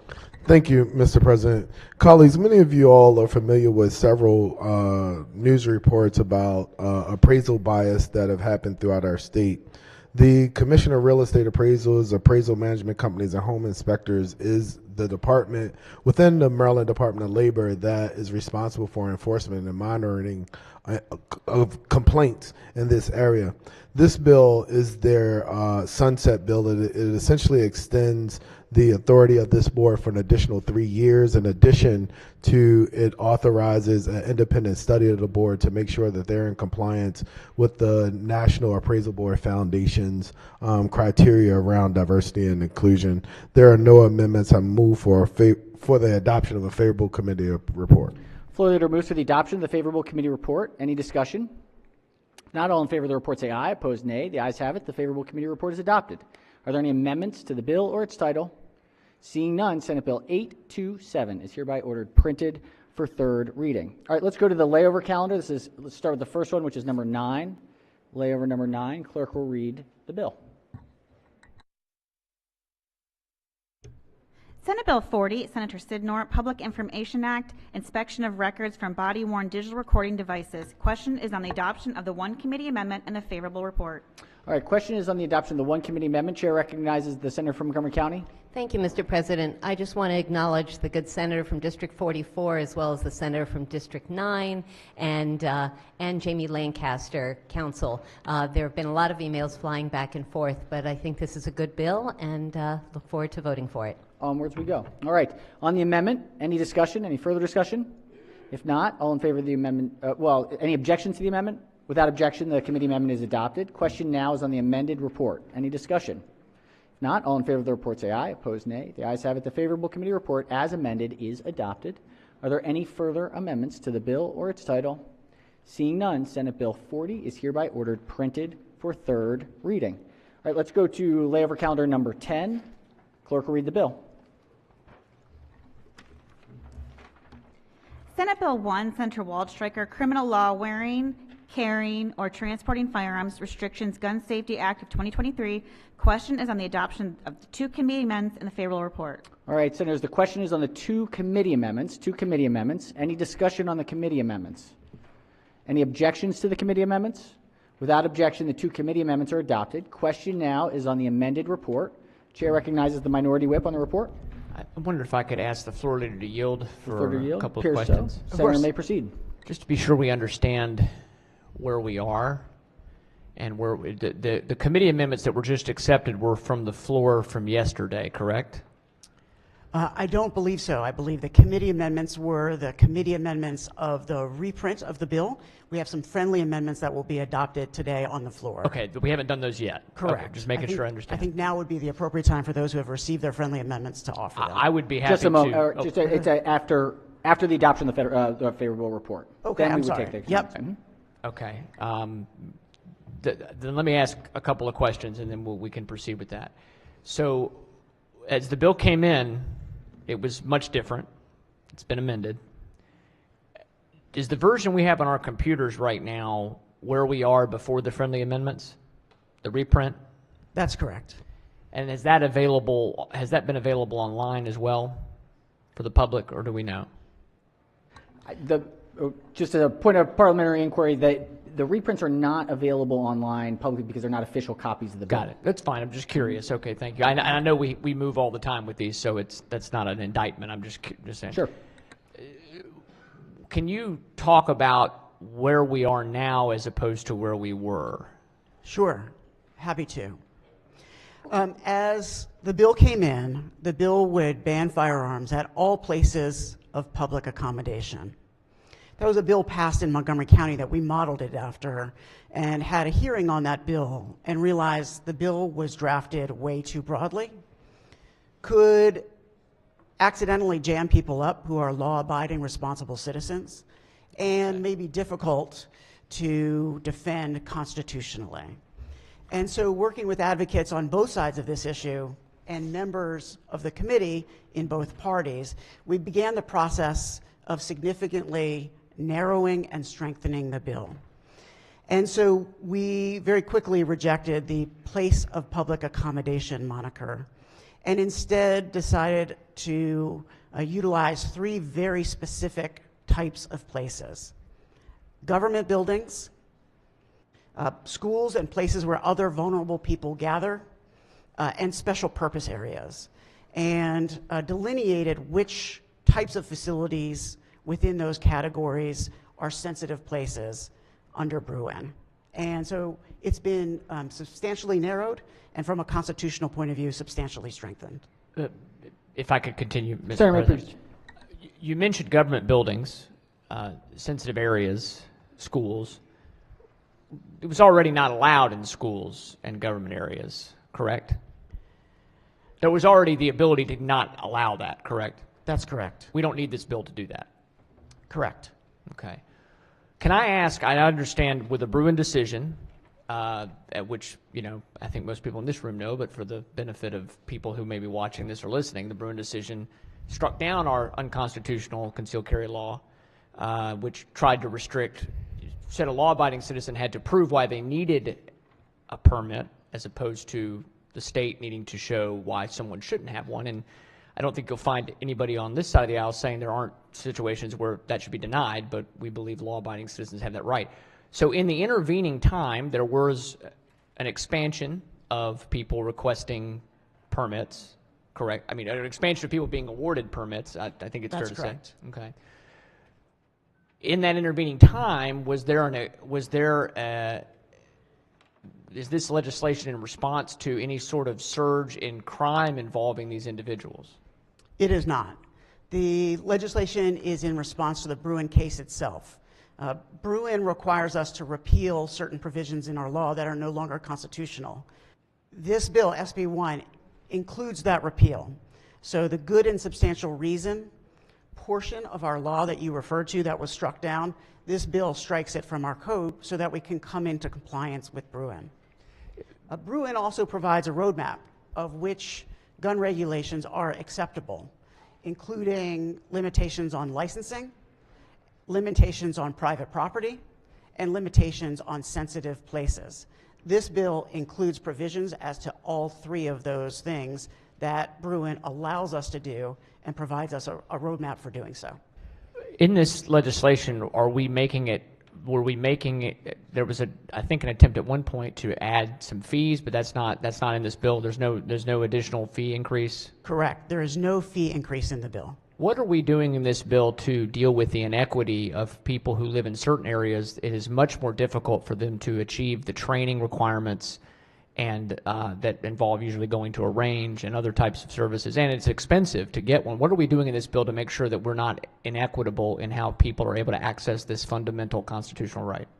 This bill doesn't change access to the training. You have to get 16 hours of training under current law. Under this bill, 16 hours. To renew, you have to do 8 hours of training. This bill doesn't change this. It remains at 8 hours. So it neither contracts nor expands the training requirements that are required under current law. Okay, and so, but unfortunately, there's no improvement of access for our friends who maybe live in areas where it's difficult to get access to. Okay, I guess once again, so we needed a bill to repeal our unconstitutional law. Correct. For this fundamental right, but we're going a bit further than what we were required to do. It's fair to say, correct? All that was required is that we repeal, but instead we're putting limits on. Besides schools and government buildings, you talked about areas of special what did you say? Special accommodation or special purpose areas. Can you elaborate? Sure. I'm happy to pull up the bill here, and I can give you that full list. Here are the sensitive places which this bill addresses: preschools or pre-kindergarten facilities, private primary or secondary schools, youth camps, healthcare facilities, shelters for runaway youth, buildings owned or leased by the government, a building of public or private institution of higher education, polling places, electric plants, locations licensed to sell alcohol or cannabis on site, stadiums, museums, locations being used for organized sporting activity or competition, live theater performance, live concerts, fairs or carnivals, racetracks, casinos, and public demonstrations. How, all of those things we already, could already have been done, correct? You don't need that in the law. They already, any of those places could, any theater, any casino, they could decide as part of private property, or if it's a government entity, like a school, already could be a gun-free campus or gun-free facility, correct? I don't think so after Bruin. I think after Bruin, certain places you would have to decide whether they are gun-free or not. For example, M&T Stadium, everyone going in gets wanded, but it is, under Bruin, you would have to list M&T Stadium, you'd have to list stadiums as being a sensitive place where firearms would not be allowed. Even though it's state-owned? That's correct. And then I think maybe my last question, Mr. President, is, because I do think we have some things we think might help the bill a little bit, and we do have some amendments coming. With a government building, we have buildings that are fully, like you walk in here, you know it's a government building, but we do have facilities where a piece of the building is a government building and someone may not know. So there's examples like that whenever we start to draw these distinctions. Or do we make any provision for that in the bill, that perhaps there needs to be signage if there's a second floor of an office building, or a third floor is a government facility? I think about the State Board of Elections, for example, you know, they're on the second floor. Sure. So it has to be a government building or a building leased by the government. Nothing in the bill prevents government agencies from providing that signage. Okay. Is the whole building off limits, though? They lease it? No, the way the bill is worded is a government building or a building leased by the government. Okay. But if there's just a floor leased by the government, there's no... We're trying to avoid jamming people up, basically. Sure. That's why I'm asking the question. Yeah, no, and listen, we've worked hard to make sure that members of our committee on both sides of this issue have expressed concerns like we don't want anyone to get jammed up. We don't want to get anyone to get jammed up either. As I read the legislation, because it says building owned or leased by the government, it's not a floor leased by the government or an office in an otherwise privately owned building. The way the bill is worded is building owned or leased by the government. Okay, thank you very much. I really appreciate it. Mr. President, thank you. Thank you. Thank you, Senator. All right, question is on the favorable report. Chair recognizes the senator from the 37th District on the report. I don't know if I did that properly by raising my hand. Thank you, Mr. President. Do I have a question for the floor leader? Will the floor yield? Appears so. Senator may proceed. So in Maryland, is there any legal requirement to render aid? So if someone's in peril, are you required to render aid? So is there a Good Samaritan law in Maryland where you're required? I don't know. This is just a question. So certain classes of people are required to render aid, like police officers. And certainly there's a Good Samaritan law that provides if you do render aid, you are immune from certain consequences, like when you give CPR, if you break someone's ribs in doing so, you are protected from civil lawsuit. But to the core question, there is no requirement that someone render aid. Okay. So my question about rendering aid goes to the restrictions that you just explained for the body, or that were just explained to the body. And then conceptualizing, should this go into effect, if there were an emergency, and say there's a school shooting, or say there's a hostage situation, if someone were armed, would they then be allowed to go resolve the situation and go into these areas, or would they be prohibited from rendering aid or ending the problem? Sure. The answer is definitively yes. They would be able to render aid. The site there is Alexander versus State, 52 Maryland Appeal 171, 1982. And that applies to the restrictions that are currently in statutes, the existing prohibitions in gun-free zones and things like that. That's correct. And this bill would not undo that case law in any way. Because there was a situation in Talbot County in the last couple of years where there was a bomb threat, and people had responded to the school for the bomb threat, and one of the responders had a firearm. They had a permit, and the firearm fell out of their vehicle, and they were prosecuted for violating the gun-free zone there, and they were sentenced to 90 days in jail. Does that make sense, or I can't speak to that particular case because I'm not familiar with the facts of that case. All I know is that in Maryland, defense of others and self-defense is always allowed. So you can break the law if you are doing so in self-defense or in defense of others. Again, Alexander v. State is the case law that defines that, and we have codified that state law. In other words, we make reference to it in our code to ensure that that case law continues to apply. And it's that case is codified in the Maryland Criminal Code. What is the section number, and is it referenced in the bill?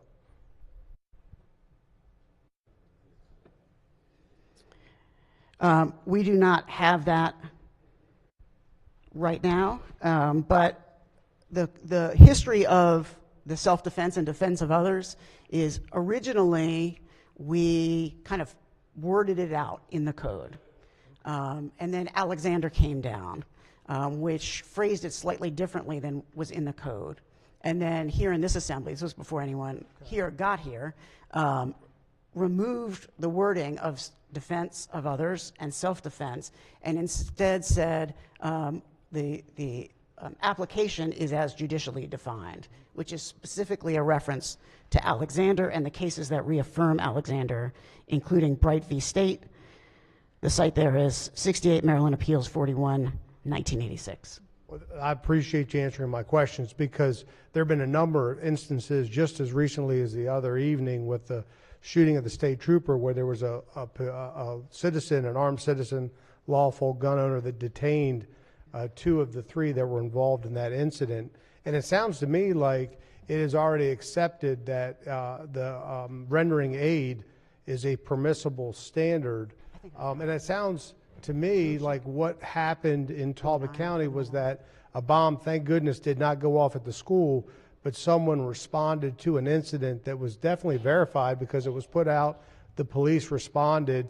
However, it didn't rise to the standard that's currently protected by that case that you just cited.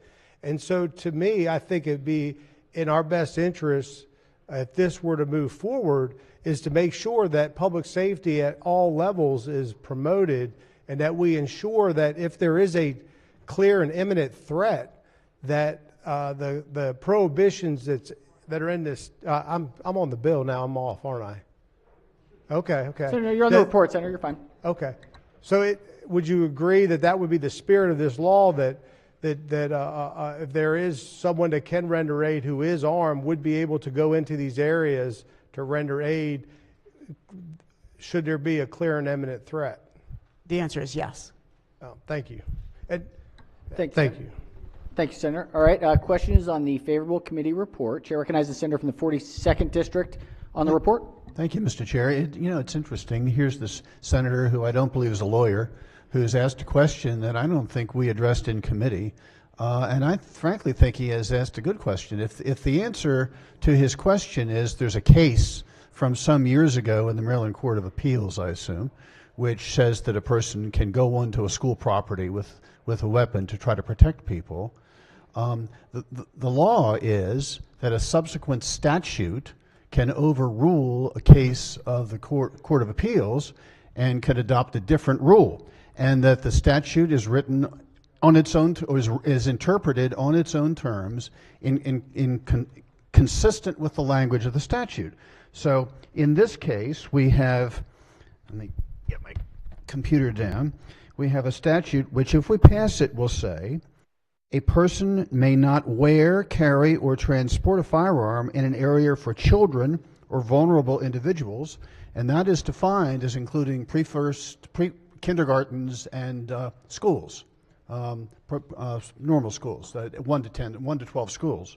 So the clear language of the statute says that a person may not wear, carry, or transport a firearm in those areas, and there's no exception. Shouldn't we do an amendment which would create an exception and mimic the Court of Appeals decision from years ago in order to alleviate any concern that this statute will have the effect of overruling that decision?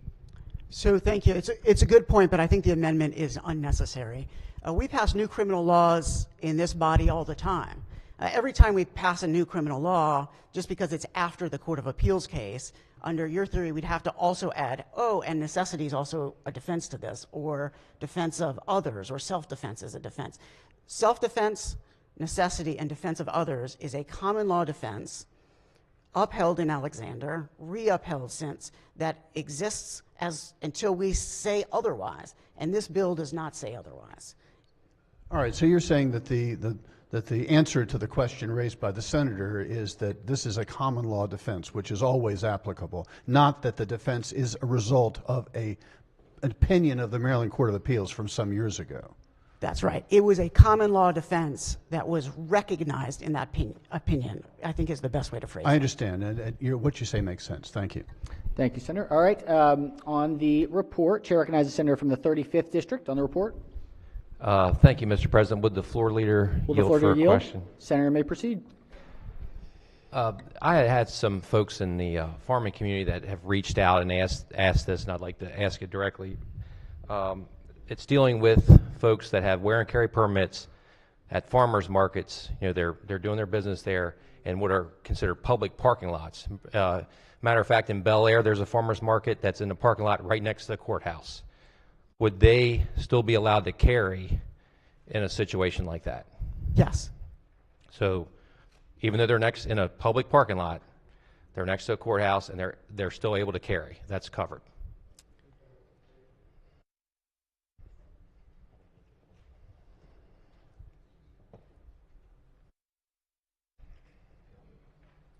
So you're saying it's in the parking lot of one of the sensitive places identified in the... Yes, a lot of times these farmers markets could be set up in a parking lot, a clear area that's right near a public building like that. So you could potentially have a farmer who is dealing with a large amount of cash. They've been selling their goods in this parking area, and they have that wear and carry permit, so they're able to, have some security transporting this cash. Yeah, that would be fine. Okay. All right. On the report, further discussion on the report. Chair recognizes the minority whip. Thank you, Mr. President.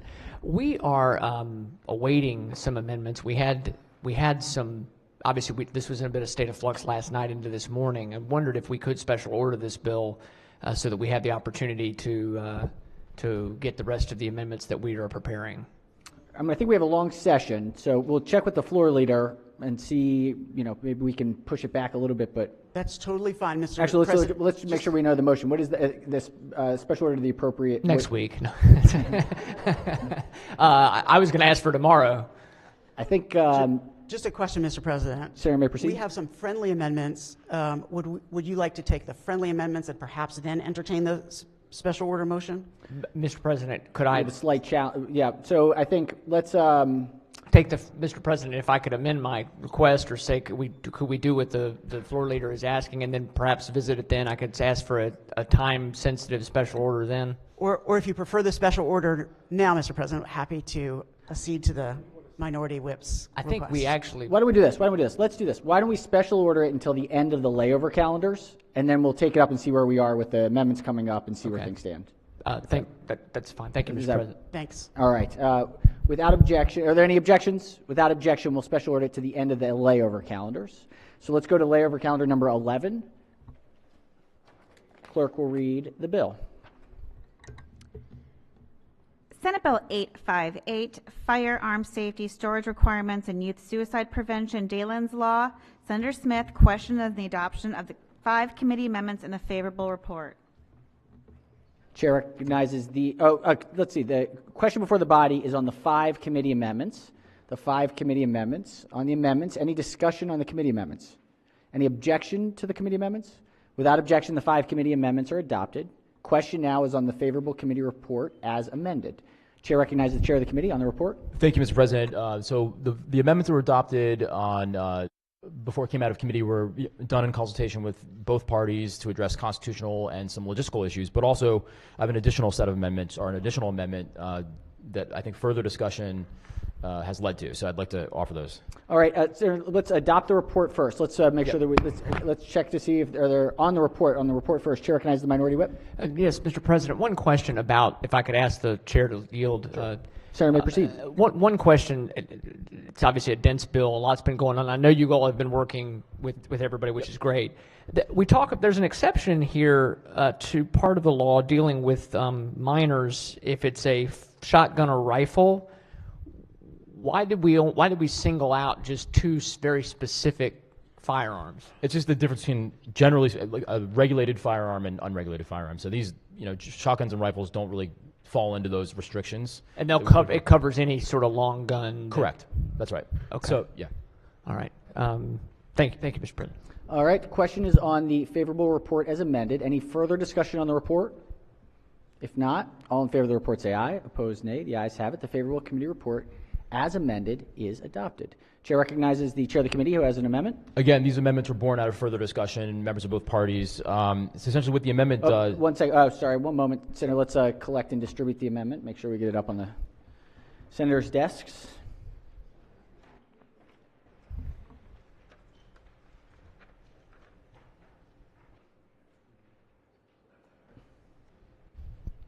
All right. Senator may explain the amendment. So right now there's a reckless endangerment statute and there's a child access prevention statute. So we've retained the prohibitions on both statutes, but what we've done is we've added in to the reckless endangerment statute a portion of recklessly storing your firearm. So whether the firearm was loaded, there are 2 components, whether it was loaded and whether the firearm was unloaded and there was ready access. That's essentially what this amendment does. I move for the adoption of the amendment. All right. Question is on the amendment. Chair recognizes the minority whip on the amendment. Thank you, Mr. President. And I appreciate the explanation, if the floor would yield. Sure. Senator may proceed. 2 questions. One is, how do they define readily available? Sure. So I'll actually have a definition of readily available. Let me pull it out. So it's not a defined term, but we pulled it out of like a dictionary. So readily available means in a ready manner, such as without hesitation or willingly, ready and acceptable advice, or easily accessible. So we pulled from that definition, but that piece is in there to address some of the concerns that arose from Heller. And so we found that that's an important piece to add in because there were discussions in committee about whether you could have whether the ammunition, whether it could be loaded, whether it could be unloaded, whether you could store it on a wall. Does that mean that it's readily accessible with the ammunition? So what this bill does now is it doesn't require you to actually store your firearm in a safe or even have a trigger lock on it. It just means that you can't have the ammunition and the firearm close and readily available, close together. So and then a second question that may not be specific to this amendment, but I'll go ahead and ask it anyway. We already had the reckless endangerment statute, so why, correct, in the state, why was this not able to be charged under reckless endangerment before? So what we've done is we've added no, keep going. Yeah, go ahead.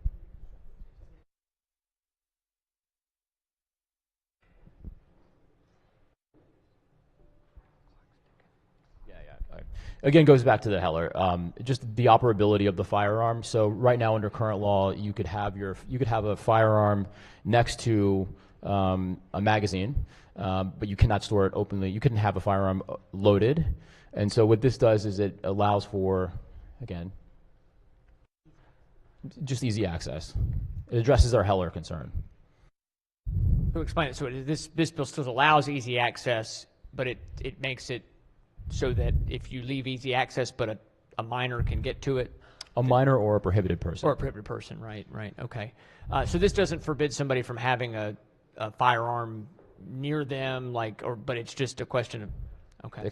Readily accessible. Okay. Thank you, Mr. President. All right, thank you, Senator. Chair recognizes the Senator from District 4 on the amendment. Thank you, Mr. President. Mr. Chairman, I just have a quick question. We didn't really get a chance to discuss this part about the ready access. I know the reference was made about readily available. Ready access, I heard the explanation you gave, but my concern is, does this now, or would this now require someone in the storage of their ammunition to have it locked as well in the same house? No, it would not. It just can't be readily accessible. Well, that's my question. Yeah. So if someone is... So if you're upstairs and the firearm's downstairs, the ammunition's upstairs, that's not readily accessible. If you're in the, if it's in the shed.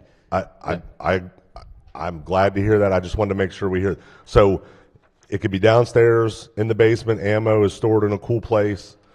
It's not locked, but it's in a closed ammo container. Firearm is upstairs. By this crafting, it is your understanding that that would not be readily accessible. That's correct. Okay. Thank you. All right. On the amendment, any further discussion? Chair recognizes the Senator from 34th District on the amendment. Thank you, Mr. Chairman. I just want to make sure that one amendment we discussed on, I think it's subsection A3 about minors, and when that section applies, that we took element 2 and 3 and made them alternatives. That's correct. That's absolutely correct. All right. Thank you, Mr. Chair. Thank you, Senator. Further discussion on the subsequent committee amendment? Any objections to the committee amendment? Without objection, the subsequent committee amendment is adopted. Are there additional amendments to the bill or its title? Seeing none, Senate Bill 858 is hereby ordered printed for third reader. All right, while we're on the topic, we have Special Order number 25. We'll just keep the theme. Clerk will read the bill.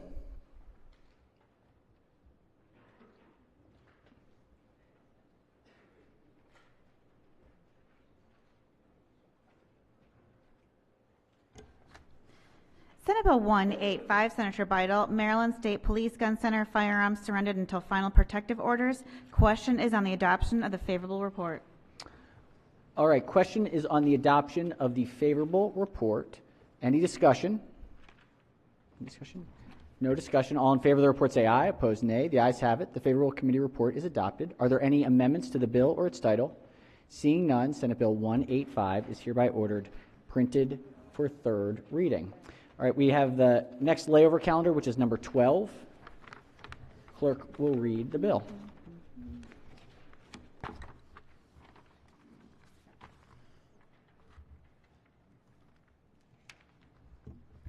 Senate Bill 379, Senator Kagan, election law ballots processing and reporting procedures. Question is on the adoption of the one committee amendment and the favorable report.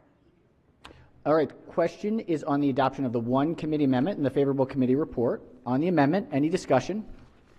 Any objections to the committee amendment? Without objection, the committee amendment is adopted. Question now is on the favorable committee report as amended. Chair recognizes the Senator from Baltimore County on the report. Thank you very much, Mr. President. I have an amendment. Just a moment. Let's go to the report first. We'll take up the report. We have to adopt the report, and then we'll take up the amendment. Thank you. On the report? Okay. Any discussion on the report? If not, all in favor of the report say aye. Opposed, nay. The ayes have it. The favorable committee report as amended is adopted. Senator from Baltimore County has an amendment. Pages, please collect and distribute the senator's amendment. And Senator, just give us one moment to get it up on the board.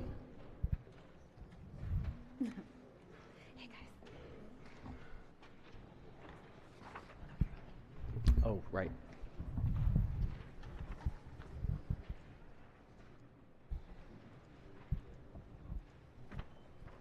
Senator may explain the amendment. Thank you very much, Mr. President. It recently came to our attention that primary election day in 2024 was scheduled on the beginning days of Passover, which is a restricted holiday insofar as certain members of the Jewish community being able to participate in volunteer work on Election Day as election judges, actually going to vote. And so there's been quite a lot of discussion among colleagues, among the Board of Elections, et cetera. And what this amendment does is changes the election day. The primary election day 2024 would move from April 23rd to May 14th. It would, and I move the amendment. All right, Senator moves the amendment. On the amendment, Chair recognizes the Vice Chair of the committee. Thank you, Mr. President. This is a friendly amendment. All right. Oh, on the floor leaders. Yes, thank you, Senator. Right. The committee, yes. All right, on the amendment, question on the amendment. Chair recognizes Senator from District 7 on the amendment. Thank you, Mr. President. First of all, I understand we have to move the date. I have no problem moving the date. The question is just to when. Pushing it to May, I mean, we're really getting late in the game. I thought we would go the other way. I remember at one time, I think, Maryland, we used to be in March.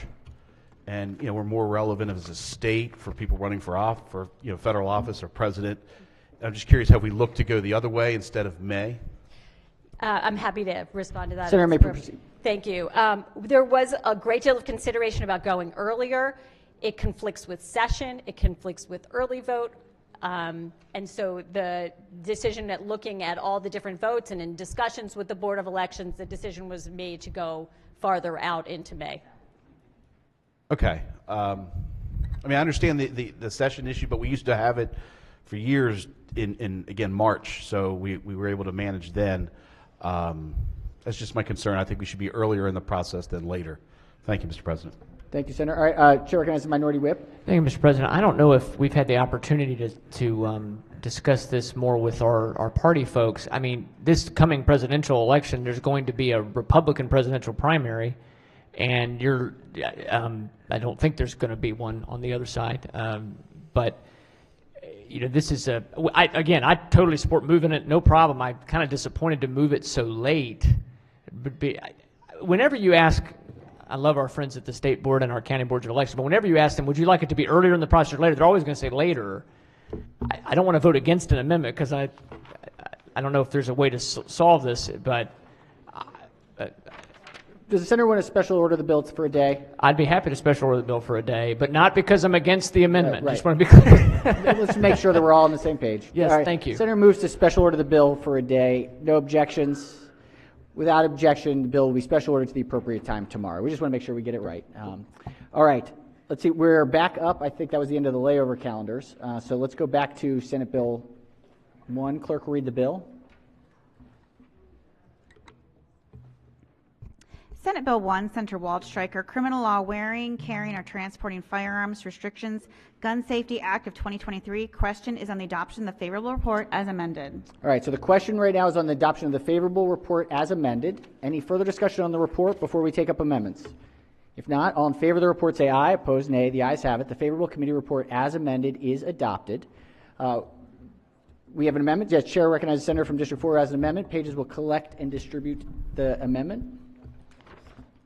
And Senator, just give us one moment to get it up and into the system. Thank you.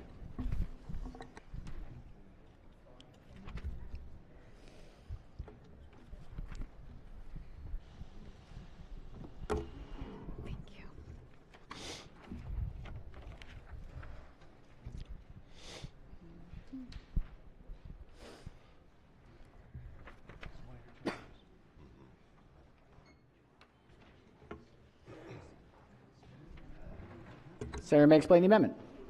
Thank you, Mr. President. The amendment would simply strike the language from line 8 through line 9, and basically the simplest way I can explain this is it allows and gives clarity that for women that might be participating in walking exercises together, that it gives clarity that you have to be a part of a league to be in violation of this, that as a spouse or someone walking who has an ex parte order against their estranged spouse, that they would still be able to be in the same park, the same area, carrying their legally authorized weapon for protection, so as to not leave them more vulnerable. That's the easiest way to explain it, and I would like to move the amendment. All right, the Senator moves the amendment. Let's hear from the floor leader. Thank you, Mr. President. The good Senator from Frederick has been very considerate in making sure this language is tight, and we've drafted and redrafted, and as has he in this amendment. It is a friendly amendment. All right. Any objections to the amendment? Any objections to the amendment? Without objection, the amendment is adopted. The Senator has another amendment. Pages will collect. I do, Mr. President. Collect Thank and you. distribute the Senator's amendment.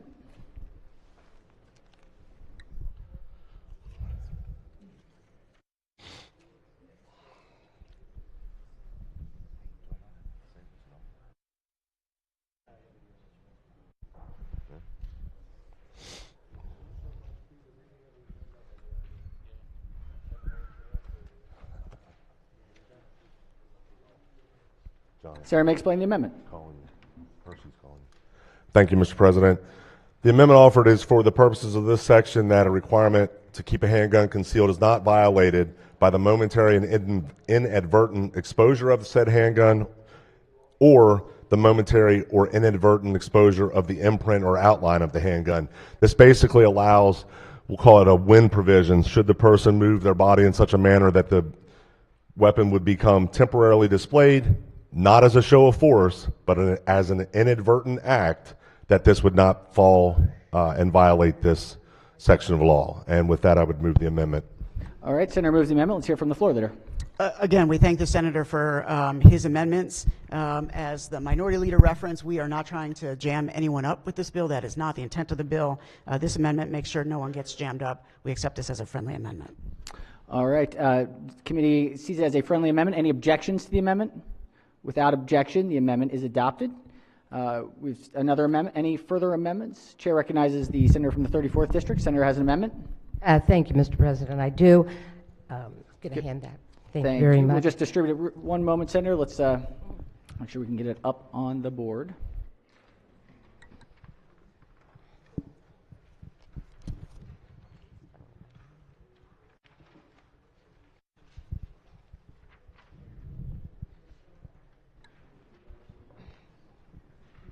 All right, Senator may explain the amendment. Thank you. Under the Heller and Bruin Supreme Court cases, it's not only permissible but an historical practice that states have laws prohibiting trespassing with a firearm. And so this bill contains a section that deals with that as well. However, there was a sort of a technical drafting issue in which we left out 3 words in paragraph 3 under subsection 6411, and we left out the words "or trespass in." So we are just adding this technical language to make it consistent with the rest of that section, and I would ask for a favorable consideration of the amendment. All right, the senator moves the amendment. Chair recognizes the floor leader on the amendment. Yes, thank you to the good senator from Hartford. This is indeed clarifying and technical and makes it a better bill. The committee accepts it as a friendly amendment. All right, the committee sees it as a friendly amendment. Any objections to the amendment? Without objection, the amendment is adopted. Additional amendment. Chair recognizes the floor leader. Oh. Thank you, Mr. President. One more amendment. All right, we have an amendment from the floor leader. Give us just a moment.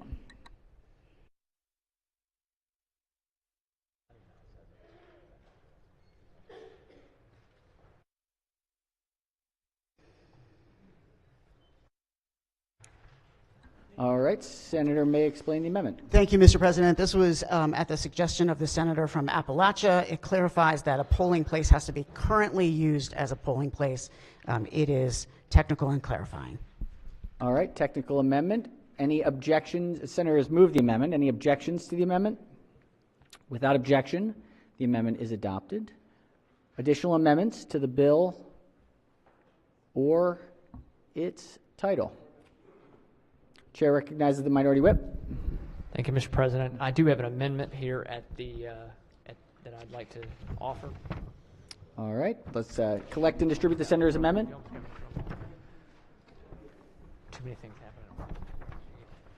No, thank you for that.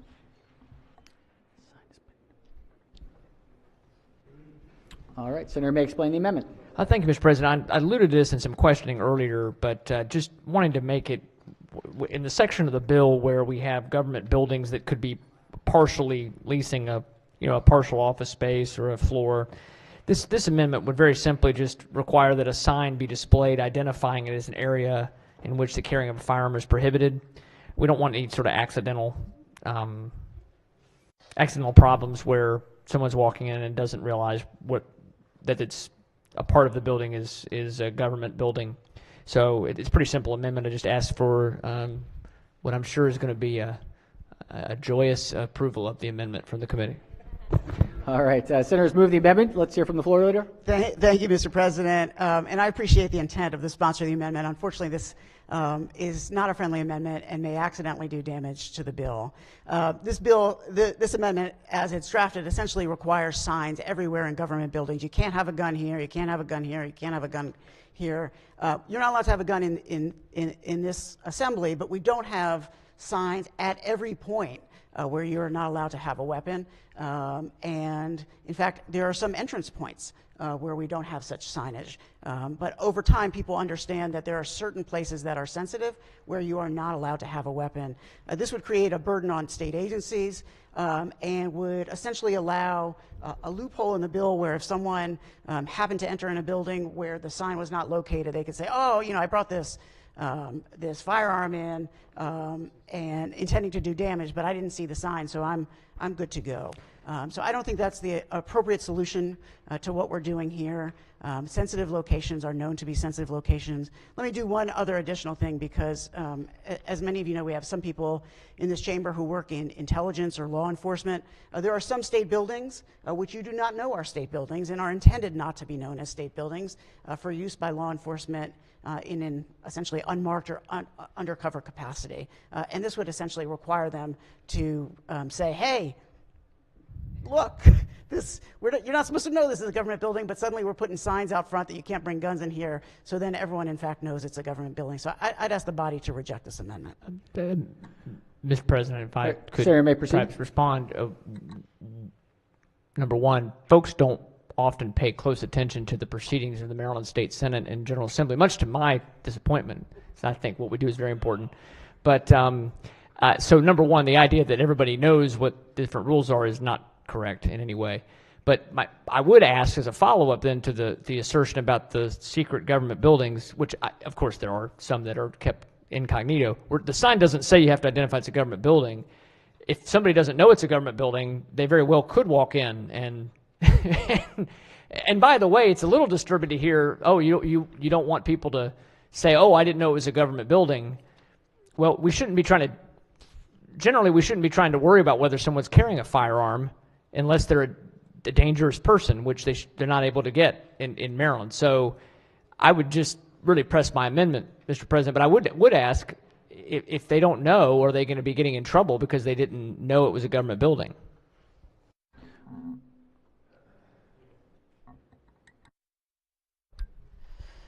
So I would say that, again, so this would require schools, essentially, which are government buildings, to put signs up, no firearms. Generally, schools don't have signs that say no firearms. They're schools, they're sensitive places, and firearms are disallowed there. And so this would require, essentially, the papering of every government building at every level in the state, when in fact these locations are known to be sensitive.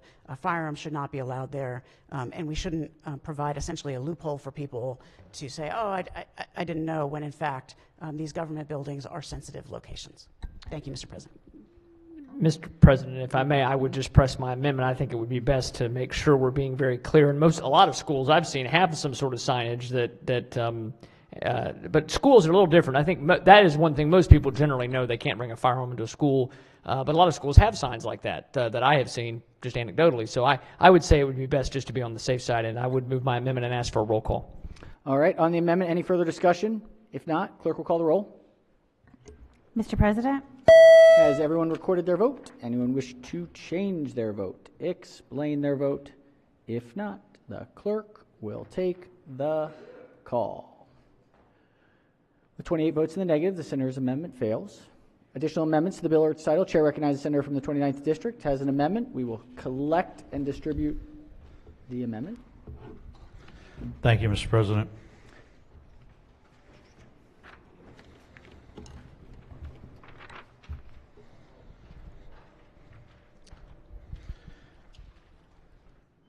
If I could, colleagues, if I could get you to go to 1 second, Senator. Just we'll make sure it's on the board first. Okay, there we go. All right, Senator may proceed. Thank you, Mr. President. Before we get to the amendment, just so we know where it applies and where we're actually looking, if I could get you to go on your floor system on the bill to the amendments. That's how these amendments were drafted, and we can go right through. Page 4, if you go down to Roman numeral number 7, and we talk about where firearms are prohibited within 100 yards of a place where a public gathering, a demonstration, or an event which requires a permit from the local governing body is being held if signs posted by a law enforcement agency conspicuously and reasonably inform members of the public that the wearing, carrying, and transporting of firearm is prohibited. This amendment is very simple.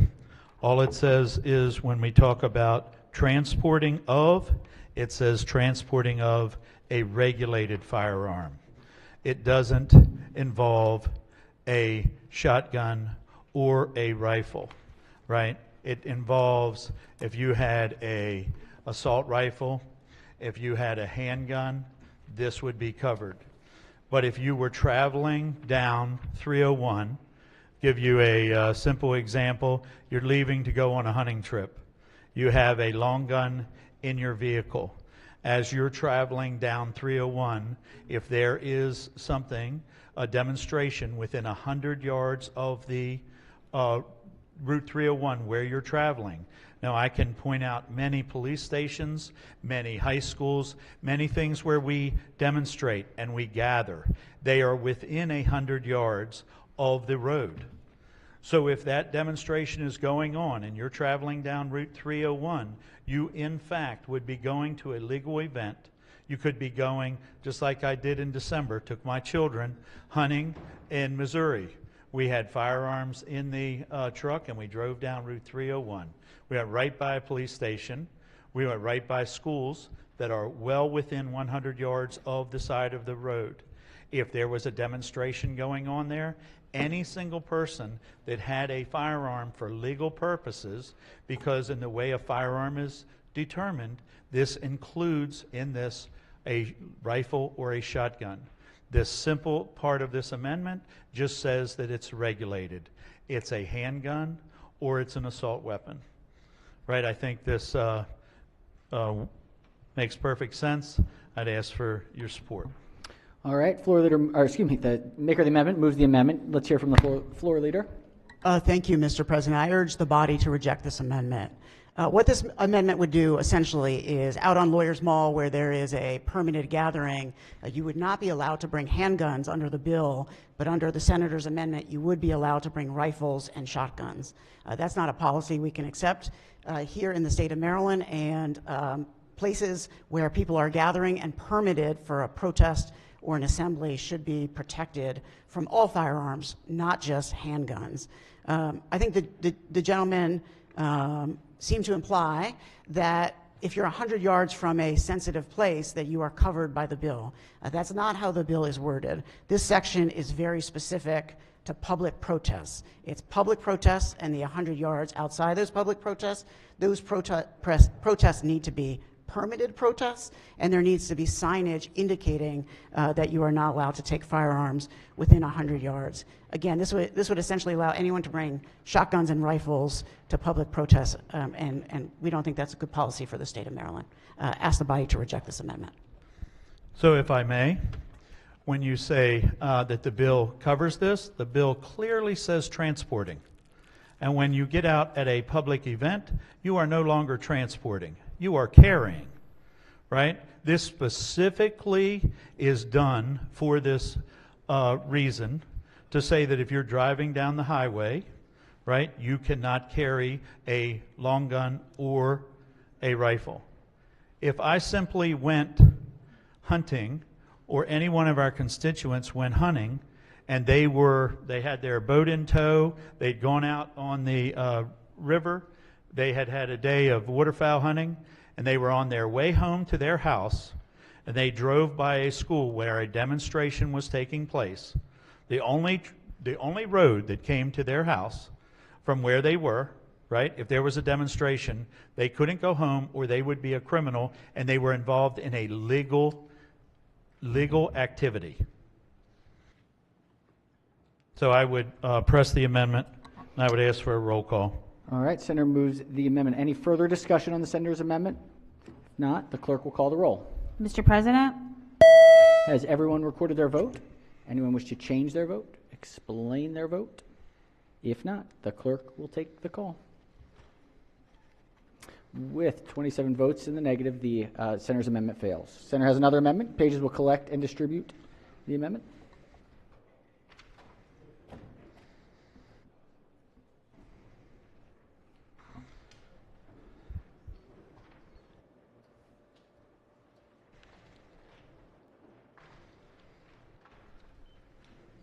Senator may explain the amendment. Thank you, Mr. President. So, colleagues, I want to stay right there where we are on this 100 yards.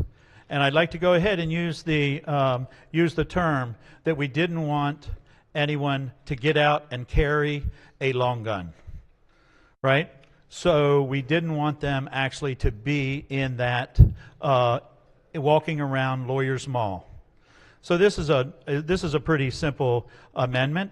This amendment says that they can't enter the place. So they can't come to Lawyers Mall. They can't go into that event, but they could drive down the road on their way home from that hunting trip. They could be driving down the road to go there. And this simply says that they can transport down the highway, go by it, but if they pull in there, they can't pull in there with a firearm in their vehicle. Senator moves the amendment. Chair recognizes the floor leader on the amendment. Thank you, Mr. President, and we appreciate the intent of the gentleman's amendment. So this portion of the bill has changed over time. Much of the bill had large buffer zones throughout the various sensitive locations, which we removed for the very purpose that you stand here today. The only one that was retained was the one around public protests and demonstrations, and it was retained at 1,000 yards because we wanted to make sure First Amendment activities were protected by firearms as allowed under the Bruin case.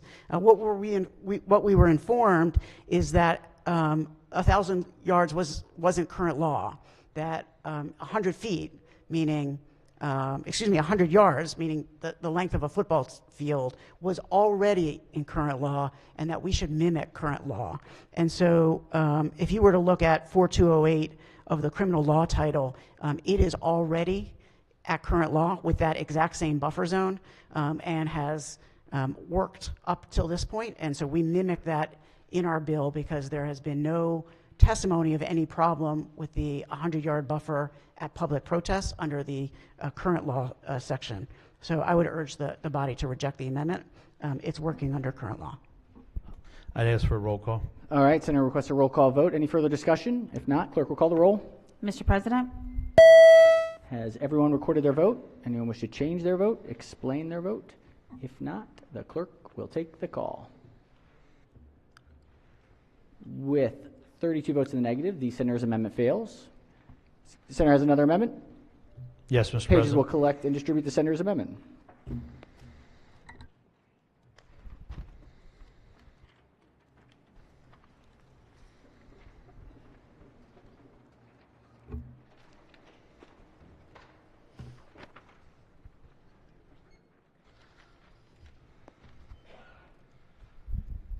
Senator may explain the amendment. So if I could, on your floor system, if you can scroll up there to page 9.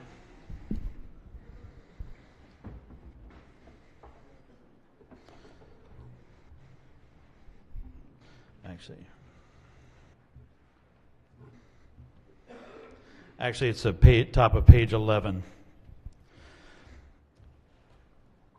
Number 1 says, enter or trespass on private property that is posted conspicuously against wearing, carrying, or transporting a firearm on the property. What the amendment says is that it's just like the First Amendment I talked about. It talks about regulated. It says it has to be an assault weapon or it has to be a handgun, something that is regulated. It does not involve a shotgun or a rifle. And the way that this is worded and the way this is written, what this means is that if a person was hunting and they simply walked onto a piece of property that had a blue paint mark on a tree, and they walked by that blue paint mark, they could be arrested and prosecuted under this law. Now, I want to go ahead and explain to you all what criminal trespass is in the state of Maryland. I'm sure that most of you think that that means you post signs that say no trespassing, right? Well, that is one way that you could do it. But in the rural areas of the state, that's very seldomly done, because I can just tell you that if you put a sign up and you nail it to a tree, trees grow. Within a year, that tree grew, the bark expanded, it pulled the nail, the sign's on the ground. It's no longer conspicuously posted. What it means to be conspicuously posted in a rural area of the state means it's painted with blue paint. And I'm just going to go over the regulation that shows.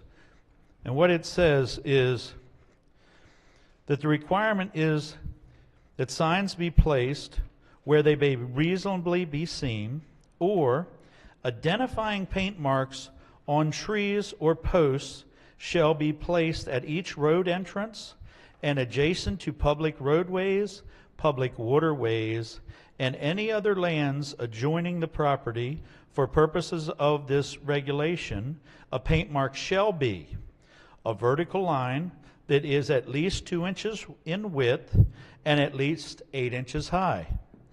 It's centered at least 3 feet, but not more than 6 feet from the ground or from the water surface at mean high tide in tidal water or its normal level for non-tidal water. It has to be readily visible to a person with normal eyesight who approaches the property, and it has to be bright blue, and catch this, it has to be an oil-based paint in order to be the law. That is what the law says in order to be trespassing.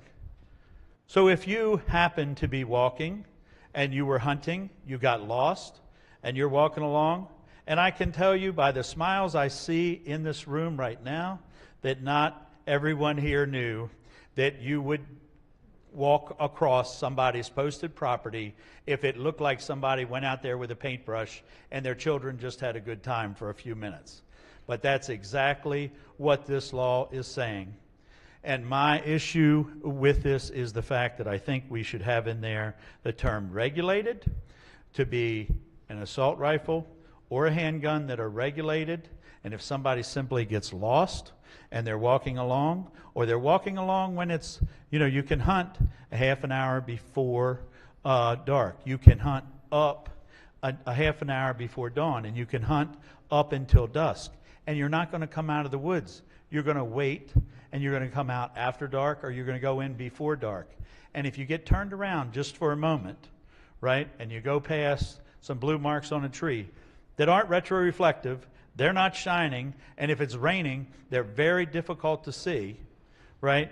We have made this an issue where somebody's going to potentially be incarcerated. So I would ask the body to support this amendment. All right, Senator moves the amendment. Let's hear from the floor leader. Thank you, Mr. President. I would ask that the body reject this amendment, and here's why. The senator references regulations that define trespass under a different section of law. Those regulations do not apply under this bill. We are creating an entirely new section called armed trespass at 6-411. By the very words of that section, the crime is to enter or trespass on property that is posted conspicuously against wearing, carrying, or transporting a firearm on the property. And so the posted conspicuously is not conspicuously, this is private property, whether through a sign or through a blaze. It is posted against the firearms themselves. What your amendment would do unintentionally is if I had a piece of property and I posted conspicuously, I do not want firearms on my property, and someone were to walk up to that sign and see it and recognize it and have a long gun, they could continue onto my property with full knowledge of the sign and full knowledge of my desire to control my private property against both types of weapons. And so the regulations that you indicate do not apply here because this is a new section. This is armed trespass, not traditional trespass. and you accidentally create a loophole where you could purposely and for the purposes of fear or crime walk right past the sign as long as it was a shotgun instead of a handgun. And I don't think that's a loophole we want to accidentally create here. So I'd ask the body to reject the amendment. Let me get this straight. So you can trespass without a firearm, and that's okay? The word trespass means you can't enter. Whether you have a gun or not is irrelevant. And I'd have to say that I've spent a heck of a lot of days in court with a lot of judges and a lot of decisions in district court. And I'm sure that any judge that I've been in front of would openly admit that the word trespass does not differentiate whether you're armed or whether you're not. No matter what, the intent here is they're going to say common sense prevails, that you can't trespass with or without a firearm. Chair recognizes the floor leader. So just to be very clear, the Senator has not necessarily yielded to a question, so has relinquished the floor. Does the Senator wish to yield to the floor leader for a response to the question? Yes, I would. I would like to. Chair recognizes the floor leader. So one last attempt here. So trespass is a defined term under current law. We create a new offense, armed trespass, that is also a defined term and is defined differently than the regular trespass to which you refer. Because the terms are defined differently, they are handled differently under law, and thus the difference between what you're talking about and what the new law says. And just a reminder to address the chair and to refer to the Senator. Mr. President. Yes, Senator from the 29th may Thank you, Mr. President. I'd like to ask one more question about that. If you could be so gracious as to define exactly what that sign would say and how it would be posted. So the law does not indicate, Mr. President, what the sign might say, but here is the operative language. A person wearing, carrying, or transporting a firearm may not enter or trespass on property that is posted conspicuously against wearing, carrying, or transporting a firearm on the property. So it doesn't say what has to be on the sign, but yet if they have a shotgun, they can then be charged with this for armed trespass. So somebody simply lost that walked by this in the dark could be charged with this. I press the amendment. I think regulated firearm more than applies to this. This is in rural areas. This does matter, and there are certain ways that you can post conspicuously against people's trespass, and this is not one of them. All right, Senator. And I'd ask for a roll call. Senator presses the amendment and requests a roll call. Further discussion? If not, clerk will call the roll. Mr. President? Has everyone recorded their vote? Anyone wish to change their vote? Explain their vote? If not, the clerk will take the call. With 29 votes in the negative, the Senator's amendment fails. Senator has another amendment? Yes, sir. Pages will Yes, collect Mr. and President. distribute the amendment.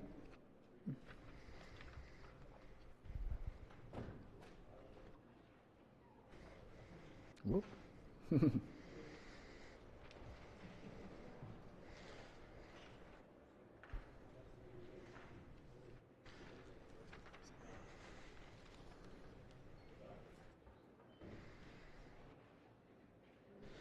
Now, if I could get the body to scroll back Senator, down. Yep, Senator may explain the amendment. To page 7 of the amendment. And when we look at the top of page 7, then we get down there to line number 10. It says a firearm that is carried or transported in a motor vehicle if the firearm is A, unloaded, or B, locked in a container that is separate from any ammunition that is suitable for use in the firearm. Then it says a person may not wear, carry, or transport a firearm in an area for children or vulnerable individuals. So there's a couple parts to this amendment, and what it says is this, that a person cannot, first off, wear, carry, or transport a firearm in an area for children or vulnerable individuals. A lot of us have things like Yukons, open vehicles that are used to transport your family, and you might go hunting with those on the weekends. And the fact is, if your children are in there, what this says by the fact that it has to be, your firearm has to be locked in a container. It has to be locked in a container separate from ammunition and is suitable for the use of the firearm. So what this means is you have to get a locked safe for your car to be able to go hunting if you have people in the car like your children. The other part that this says that the firearm is carried or transported in a motor vehicle, and if the firearm has to be unloaded. And this gives no exceptions to this law whatsoever. And I would say this from being, as some of you know, Natural Resource Police for 30 years, the issue is very clear. There is a tremendous amount of disabled hunters. We have hunts for them all the time. A lot of our military vets, they are disabled. We have special permits that we are able to issue them to disabled hunters so that they can actually hunt from the vehicle. They can actually move in the vehicle. Their guns can be loaded in the vehicles. There is no exception to this. This simply says a regulated firearm. So if they are using a hunting firearm for that purpose, that we have the regulations set up in the Natural Resource Code to allow this, which this takes away, I would ask for a favorable report on this amendment.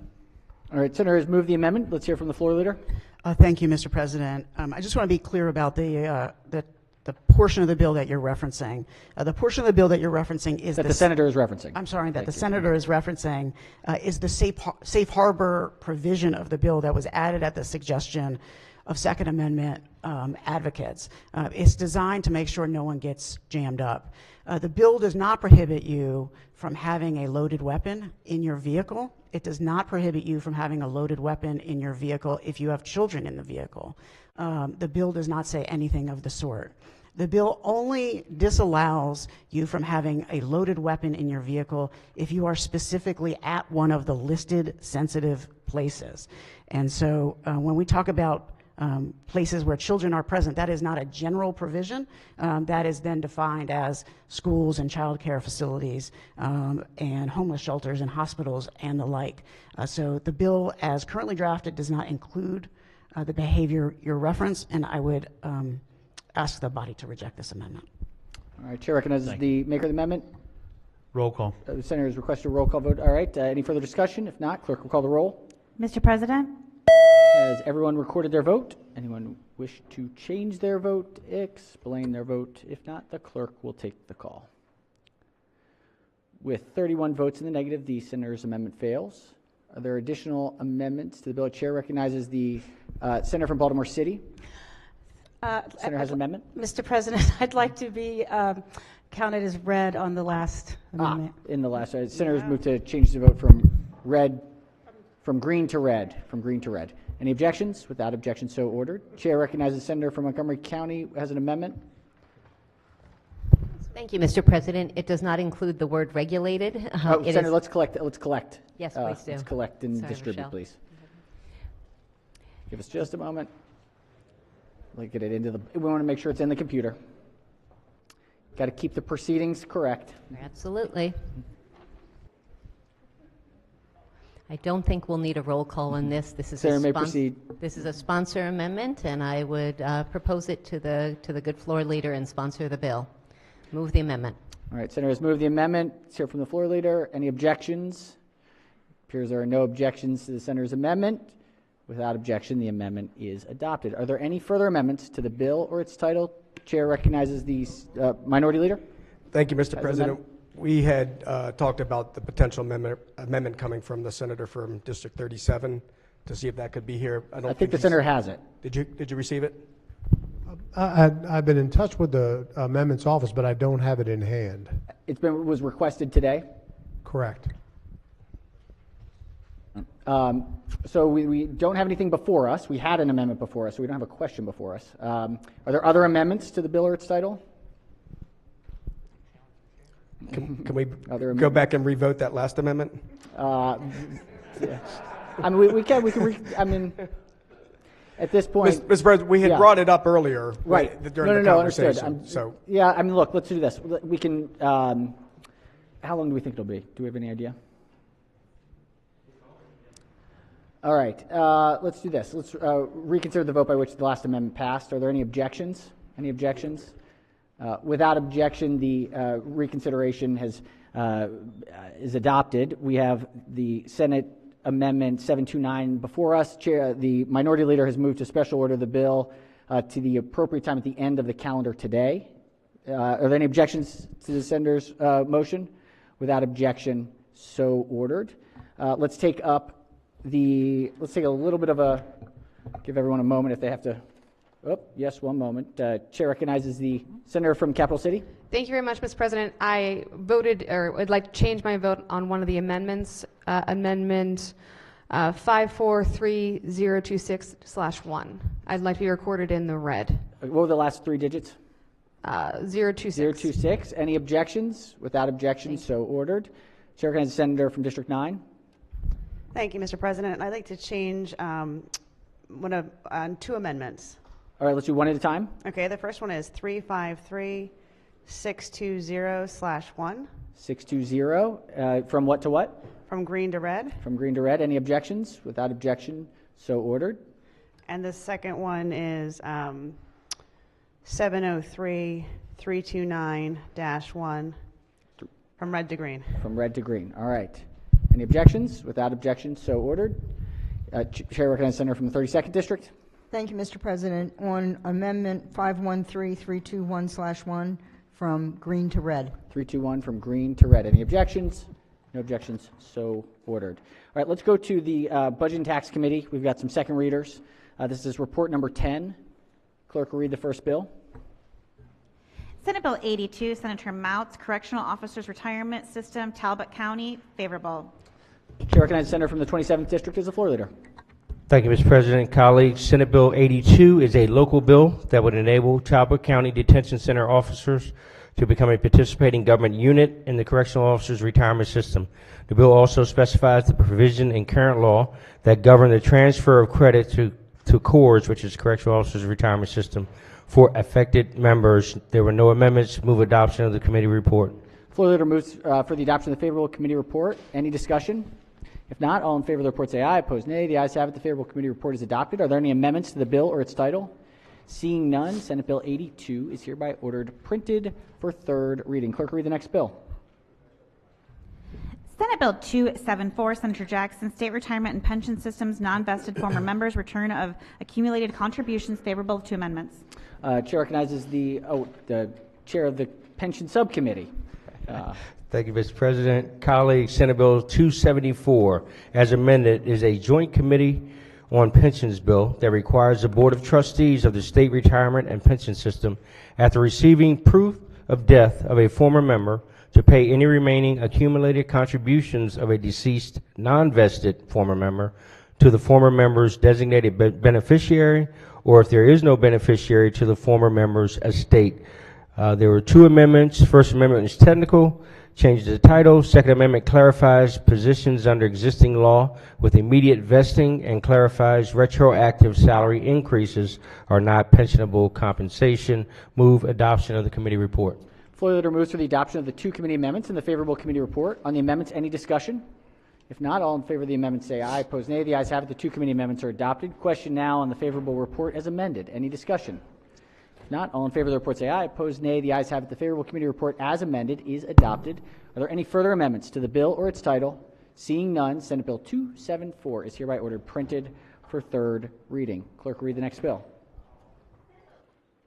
Senate Bill 368, Senator Jackson, Law Enforcement Officers Pension Systems Membership Emergency Medical Technicians, favorable with one amendment. Chair recognizes the Pension Subcommittee as the floor leader. Thank you, Mr. President. Colleagues, Senate Bill 368, as amended, enables emergency medical technicians employed by a participating government unit to participate in law enforcement officers' pension systems, LEOPS, if their employer elects to join LEOPS, or the law enforcement officers' pension system. The bill applies only to paid emergency medical technicians, not volunteer emergency medical technicians. There is one amendment which adds co-sponsors to the bill. Move adoption of the committee report. Floor leader moves for the adoption of the one committee amendment and the favorable committee report. On the amendment, any discussion? Any objections? Without objection, the one committee amendment is adopted. Now on the amended report, any discussion? If not, all in favor of the report say aye. Opposed, nay. The ayes have it. The favorable committee report as amended is adopted. Are there any further amendments to the bill or its title? Seeing none, Senate Bill 368 is hereby ordered printed for third reading. Clerk, read the next bill. Senate Bill 369, Senator Jackson, Correctional Officers Retirement System Transfer of Membership Modifications. Recognize the senator as the floor leader. Thank you, Mr. President. Colleagues, Senate Bill 369 is a joint committee on pensions bill that requires the Board of Trustees of the State Retirement and Pension System to transfer service credit earned in the employee's retirement system or employee's pension system to the Correctional Officers Retirement System for specified individuals whose membership was transferred by statute to the Correctional Officers Retirement System. Affected members may opt out of the transfer of service credit.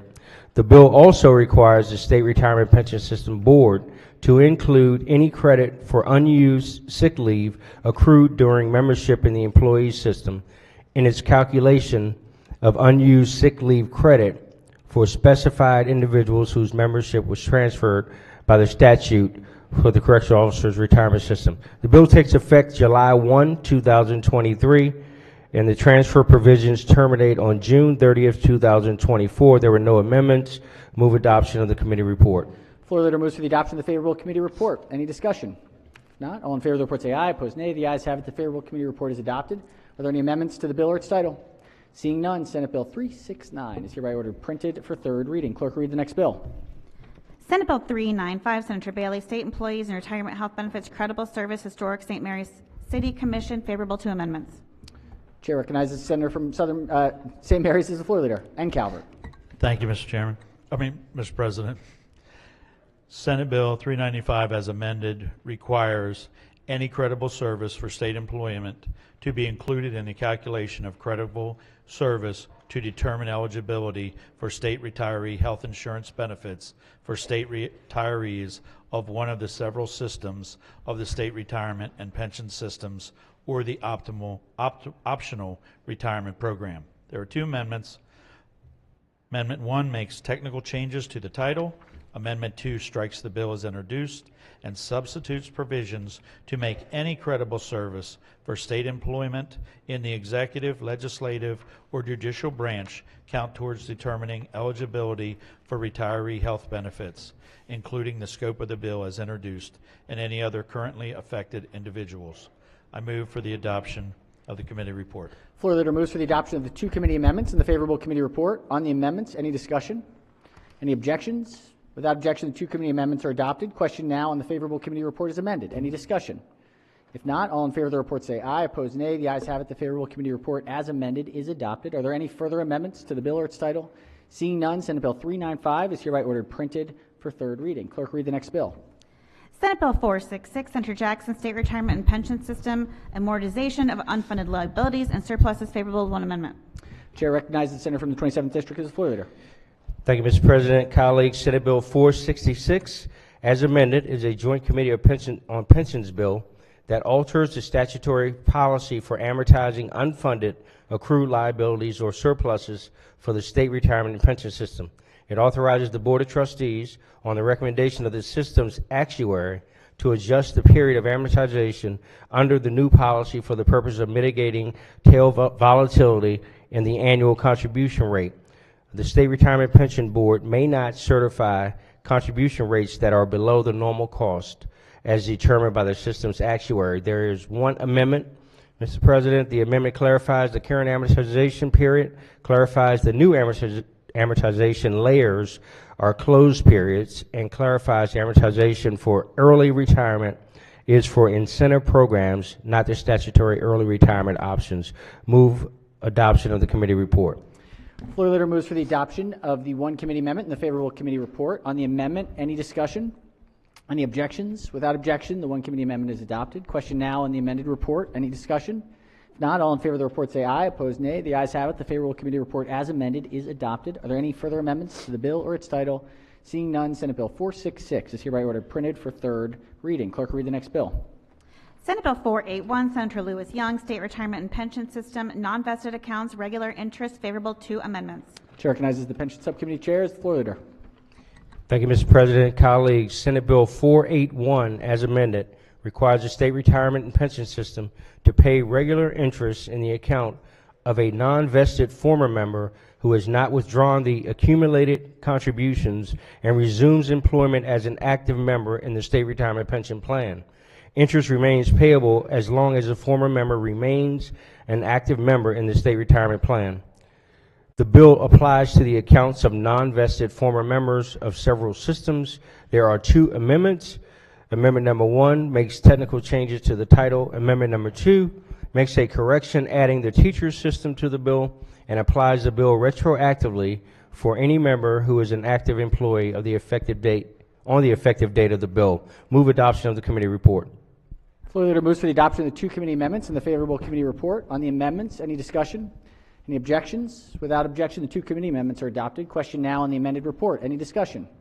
If not, all in favor of the report say aye. Opposed, nay. The ayes have it. The favorable committee report as amended is adopted. Are there any further amendments to the bill or its title?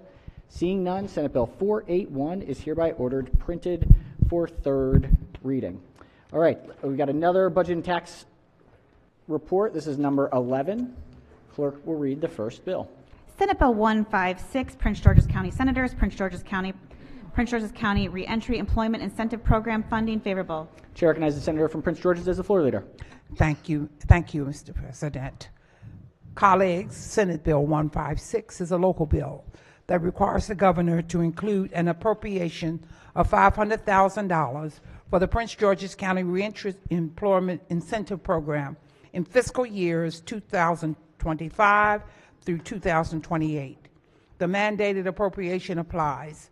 The annual appropriation must be used to supplement but not supplant money appropriated to the county program. There are no amendments, no opposition.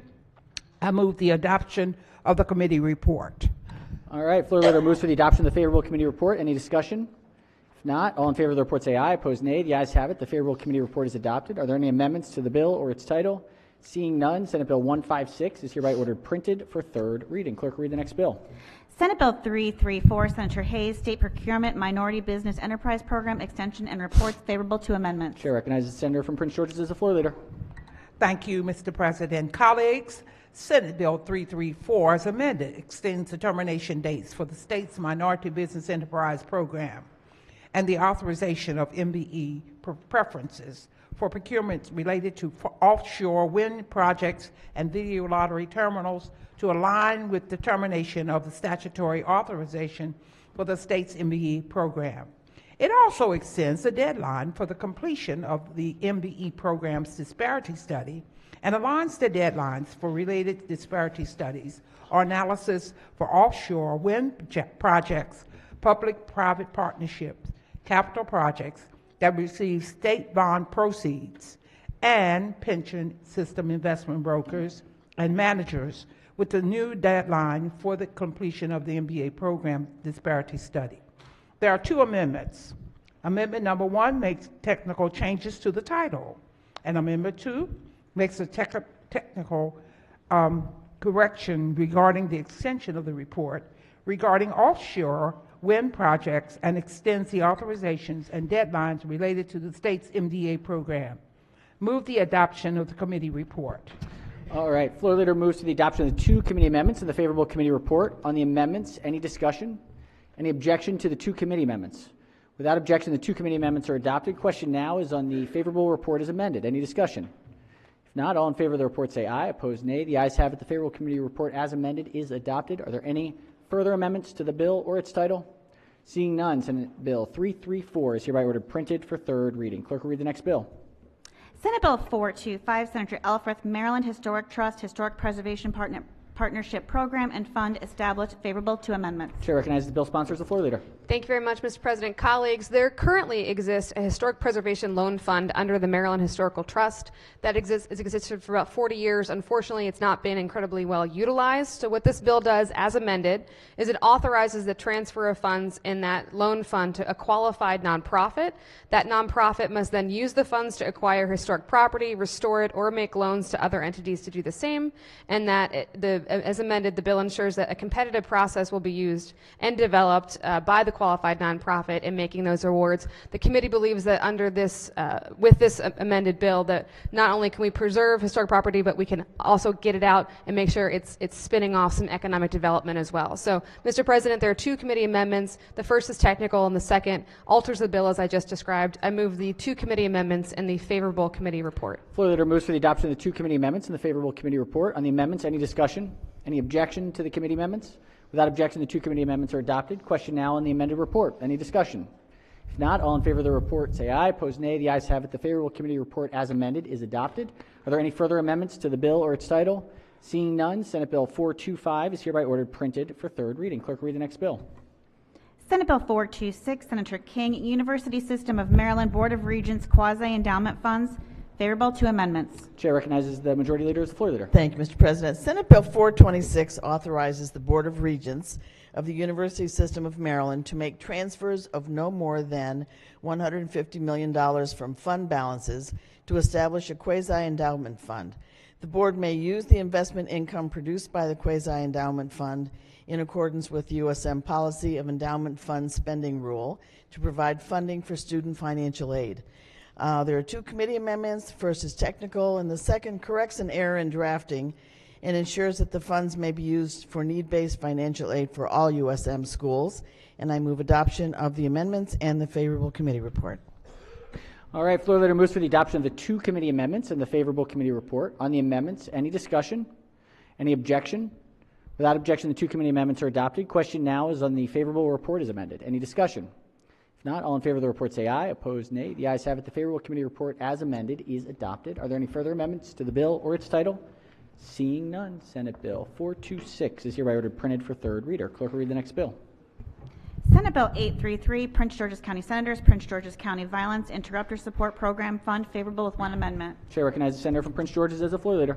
Thank you, Mr. President. Senate Bill 833 is a local bill that establishes the Prince George's County Violence Interrupter Support Program Fund, a special non-lapsing fund to provide funding for violence interrupter support programs that use community-based efforts to reduce incidents of violence in Prince George's County.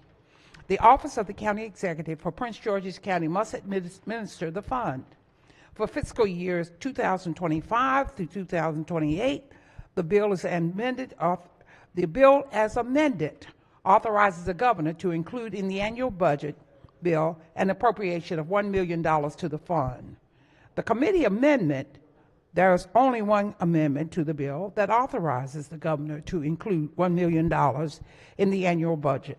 I move the adoption of the amendment and of the favorable committee report. Thank you. Floor leader moves for the adoption of the one committee amendment and the favorable committee report. On the amendment, any discussion? Any objections to the committee amendment? Without objection, the committee amendment is adopted. Question now on the amended report. Any discussion?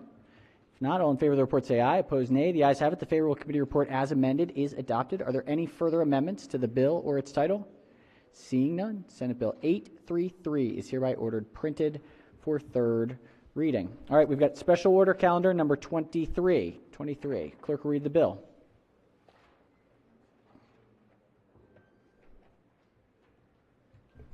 Senate Bill 798, Senator Ferguson, Declaration of Rights, Right to Reproductive Freedom.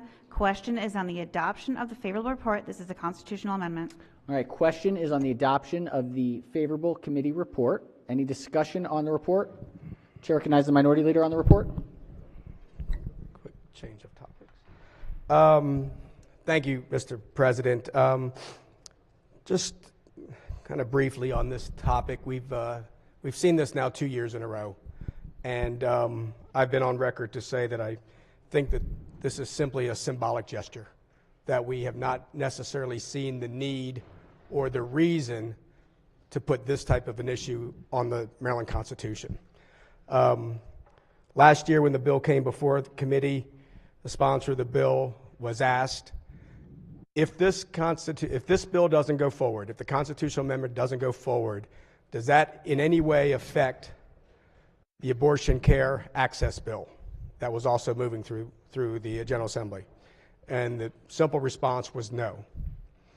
So that piece of legislation has now passed through. We have come to this year, certainly some changes have been made at the federal level, which, if anything, just allow states to determine this on their own, which we have essentially did last year.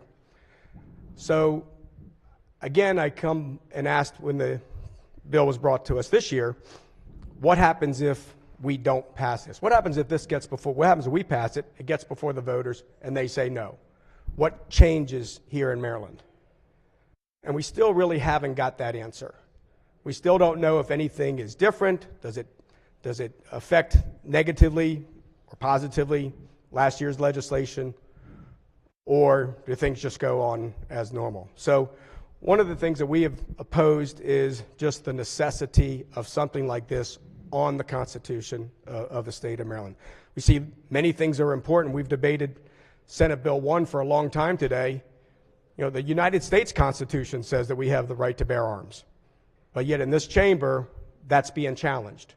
Sure, you still have the right, but you just can't do it in this place or in this place or in this place or in this place. So we're finding ways to circumvent the United States Constitution. So it starts to bring the question of which constitutions are important in this chamber.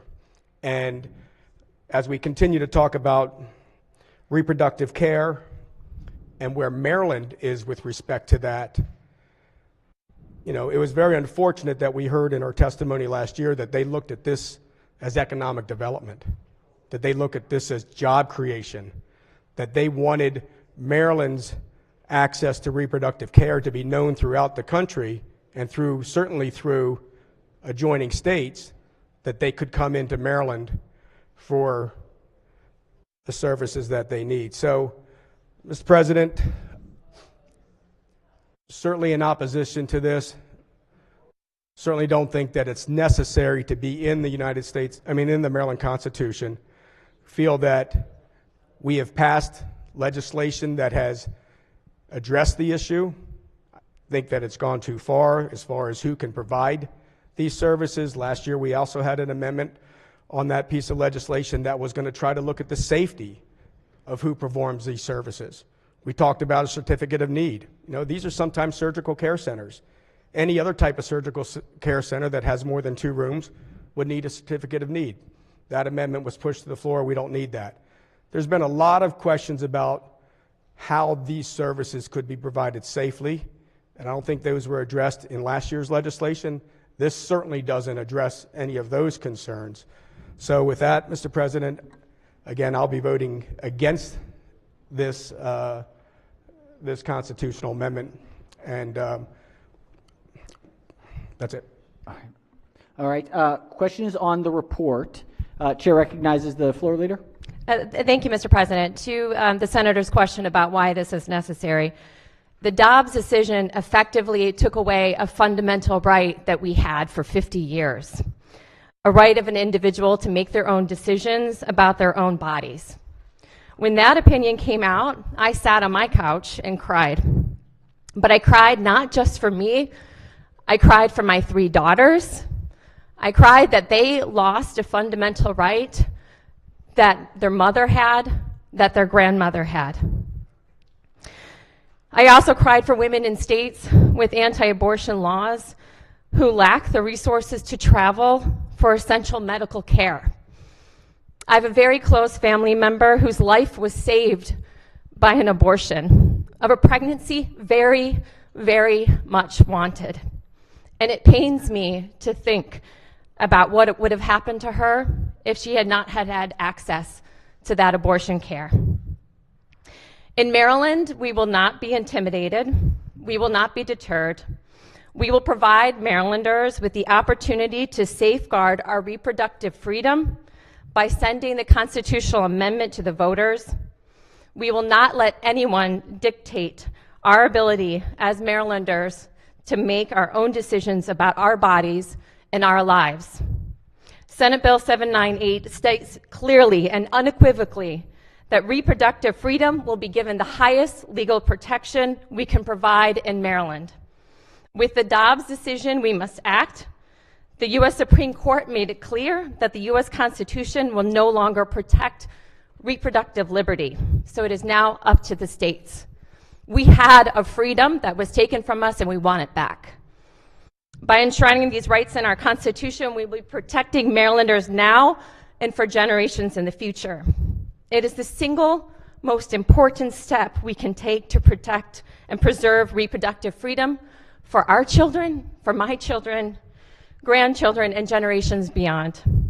It is not only a privilege for us to be bringing forward this legislation, it is our responsibility, and we owe Marylanders an opportunity for them to determine for themselves which freedoms deserve the highest level of constitutional protection.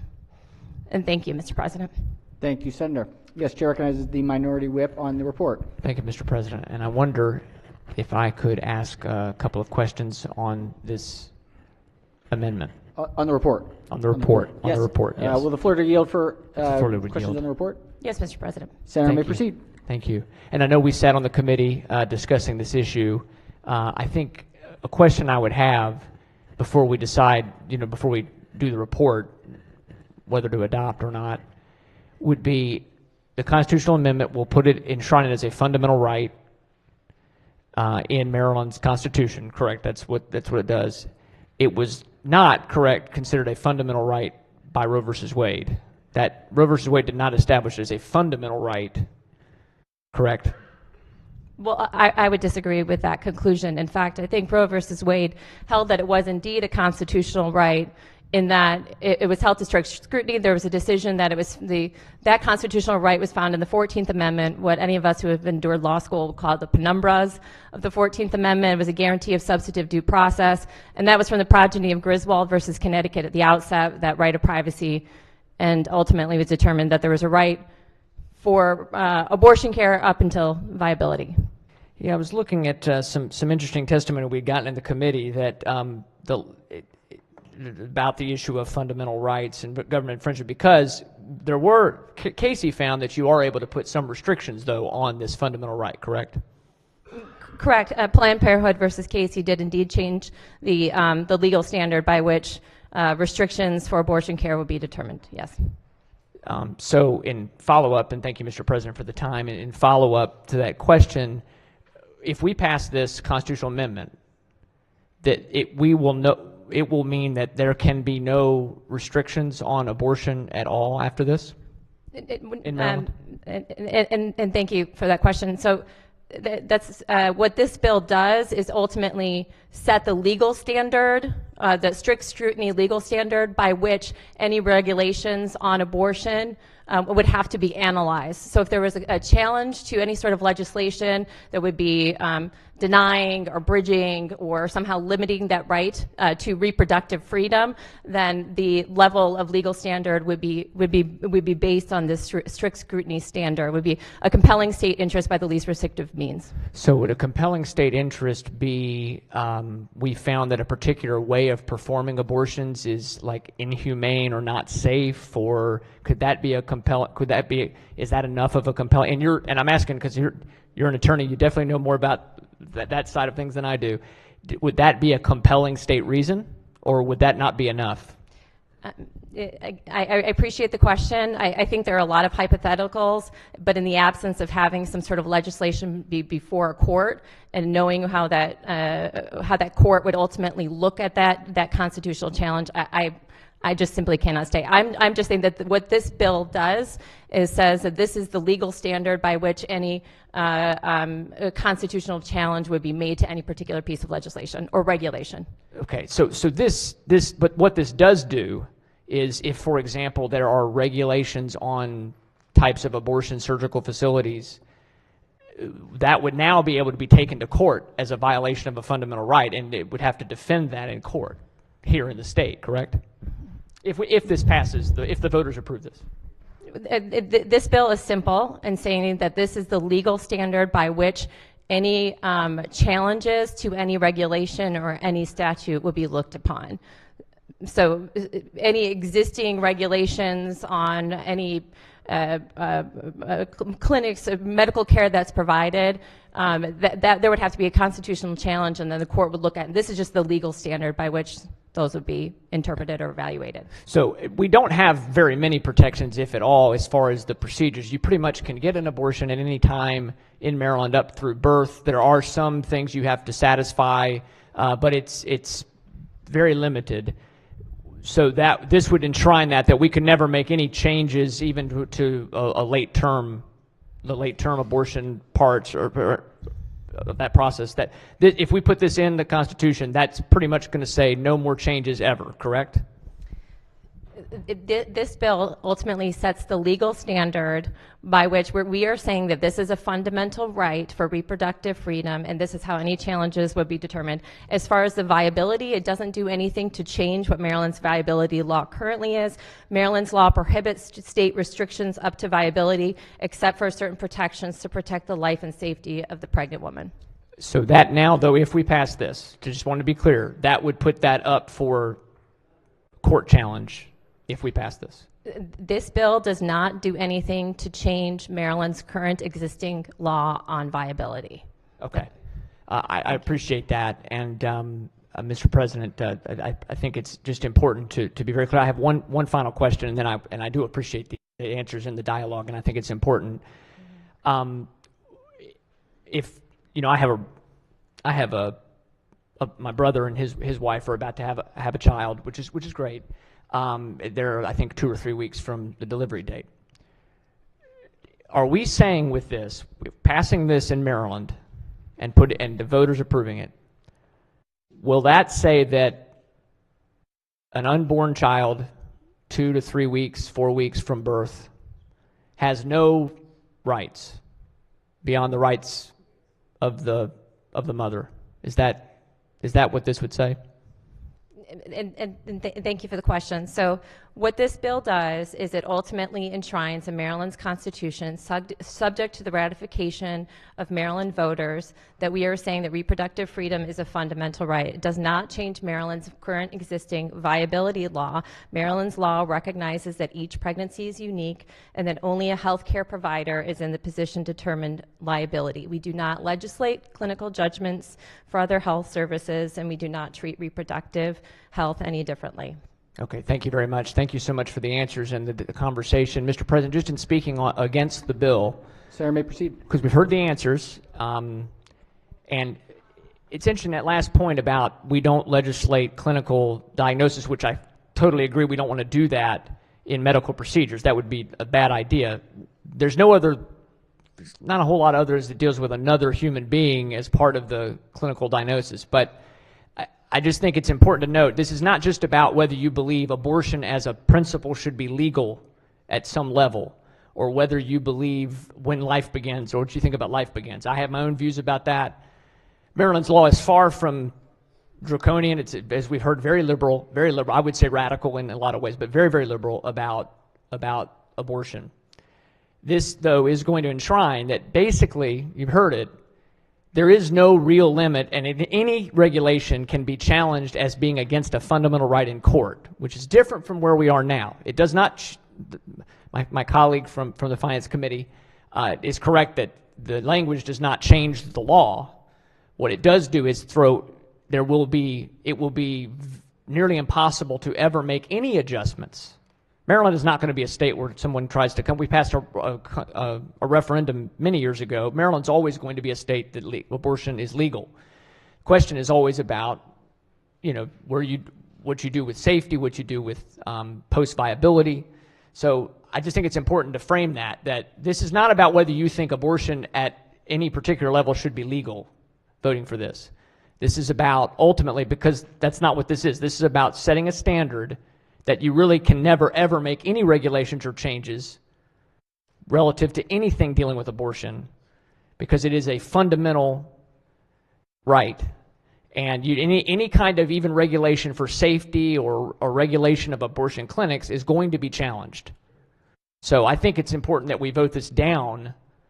We've already established a very liberal policy in Maryland. It's not going to change. I think we should vote this down. And so my vote will be no, Mr. President. All right. Question remains on the favorable committee report. Chair recognizes the senator from the 38th District on the report. Thank you, Mr. President. I'm not a lawyer, but after listening to this exchange and knowing where we were last year, so last year Maryland passes an abortion expansion bill that allows for non-physicians to provide abortions, that then opens up taxpayer funding to train the non-physicians, and then opens up more money, taxpayer funding, for those services. That's what Maryland did last year. When we had this debate on the floor last year, there were some very reasonable safeguards that were offered. And I actually, watching the reaction of some of my colleagues across the aisle, thought that some of them would actually be accepted as friendly. But I think in the rush to get the bill to the governor so he could veto it, and then that this body could override that veto, there wasn't an opportunity for, again, what this body sometimes does best is take a look at some serious amendments. From the discussion I just heard moments ago, you enshrine the right of abortion in the Maryland Constitution. You have made it virtually impossible to have any type of safeguards for abortion. So wherever you are on the abortion issue, when you talk to people, when you talk to the average Marylander and families, they actually want some safeguards, some reasonable safeguards on this. You can agree or disagree on what those safeguards are. Anything from what was offered in the past about, providing information to women if the provider saw that woman was in distress after abortion. Basic common sense that should be accepted and that we should do. But now you put this in the Constitution, where Maryland already has, one of the most liberal abortion laws in the entire country. But we're going to take it further. We're going to enshrine it in our Constitution. You take away those avenues for safeguards. And so, that is very disturbing. And again, answering the question of why we need this, we don't, because Maryland already has one of the most liberal abortion laws in the country. And at this point, I will yield to either move. At this point, I will turn it over to move for what we will do next. Chair recognizes the minority whip. We just asked for a roll call on the second report. On the report. All right. Okay. Question for the body is on the adoption of the favorable committee report. Senator has requested a roll call vote. Any further discussion? Can we ring the bells, please, just to make sure? All right. The clerk will call the roll. Mr. President? Has everyone recorded their vote? Does anyone wish to change their vote? Explain their vote? If not, the clerk will take the call. With 30 votes in the affirmative, the favorable report is adopted. Are there any amendments to the bill or its title? Chair recognizes the minority leader. Thank you, Mr. President. Senator has an amendment. We will collect and distribute the amendment.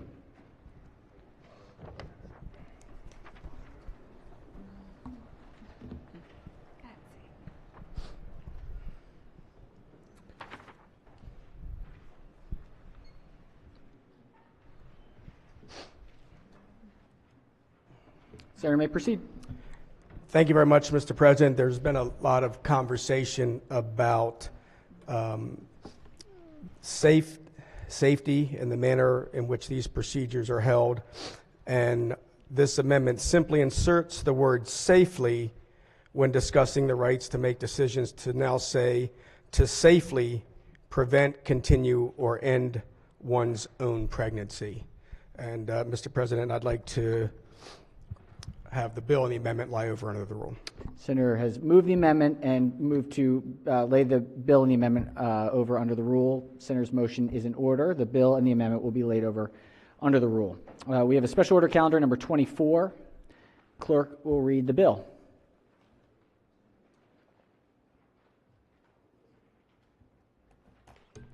Senate Bill 341, Senator Feldman, Public Senior Higher Education Institutions Reproductive Health Service Plans Requirements. Question is on the adoption of the two committee amendments and the favorable report. All right, question is on the two committee amendments and the favorable committee report. On the committee amendments, any discussion? Chair recognizes the minority whip. Yeah, thank you, Mr. President. I just had a couple of questions on the amendments. On the amendments. If I could ask the floor leader to yield. The floor leader to yield. Appears so. Senator may proceed. Yes, sir. So thank you. I think we touched on this a little bit yesterday, but I was curious about a couple things, and I made a couple notes, and I hope that's all right. So this bill is providing for, just to remind the body, it's providing for each higher education location. Yes, public, senior public higher, let's get the verbiage exactly correct. Let's do it. I know there's a couple little.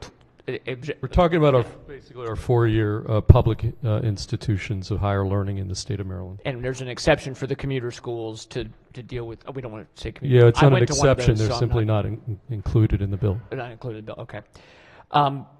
So we're providing reproductive services, abortion services. No, correct? we're not actually doing. All the bill requires is that the institutions come up with a plan to do some of those things. So it's a plan of referrals, networks, and the like for a broad-based range of reproductive health services. That report or that plan is due by August 1st of 2024, and that's what's called for. So it's not providing services on campus. It does not require that. This can be, again, referral networks, and that type of thing. So, is there some things in here in the bill about transportation services? Transportation services, or as far as the plan, as far as the plan can be, could incorporate that. For example, I should start by saying that in many of our institutions, this is what's contemplated is already provided. But then we have places, for example, in Western Maryland, or places where transportation is a problem in terms of this is an access bill, fundamentally an access bill. And so part of the plan would contemplate, I think contemplated here in the bill, is transportation, access to transportation to referral to part of this network. It does not require that the university pay for the transportation, just as part of the plan that there is access to transportation. Oh, that's good. Okay. And then what is it also going to, as part of the plan, is going to be providing services for pregnant women, pregnant students that are wanting prenatal services? Will that be part of the plan? Well, it's broad. If you again, and this is going to be developed with the students at each of these institutions, and I can't predict exactly how comprehensive it is, but it's not just about pregnancy. It's about HIV, again, a pretty wide range of reproductive health care services could be incorporated. I think I mentioned yesterday that we've got, within that 15 to 24 year age bracket, half of all the sexually transmitted infections in the nation are within that 15 to 24 year category. So I think what's contemplated, it's not only about pregnancy situations, it's also about HIV prevention and the like. So again, and other kinds of what I would characterize as reproductive health care services. Thank you, Mr. Chairman. And I just as a follow-up here, because I'm looking at the reprint of the bill, and it talks about the availability, the 24-hour access. Let's see. It says that the referral has to include all methods of FDA administration approved contraception, including prescription emergency contraceptives, prevention treatment services for HIV, which you mentioned, which certainly understand that, abortion care services, 24 access over-the-counter contraception. I see a lot in here about contraception, and I see a lot in here about reproductive health services, but it doesn't really specifically, it says the reports need to close, but it doesn't really specifically talk about what to do with our the young ladies who are there attending college. I guess they could be young ladies, they could be a little bit older, that are going to have a baby and want to keep their baby and want to balance college with that. Why was that not outlined specifically in the report? Well, I would say that's a separate policy call. I think you kind of implied that you might want to get into this area with amendments. I would just make the point, this is a focus bill involving access to these services. If you want to get into some of these types of services you're referring to, I think that is there could be fiscal note implications. I should add, this bill has essentially no fiscal note, and it's focused. If there is legislation actually pending in the General Assembly right now dealing with some of the issues you just alluded to in the House currently. There's a House bill on that topic with public hearings.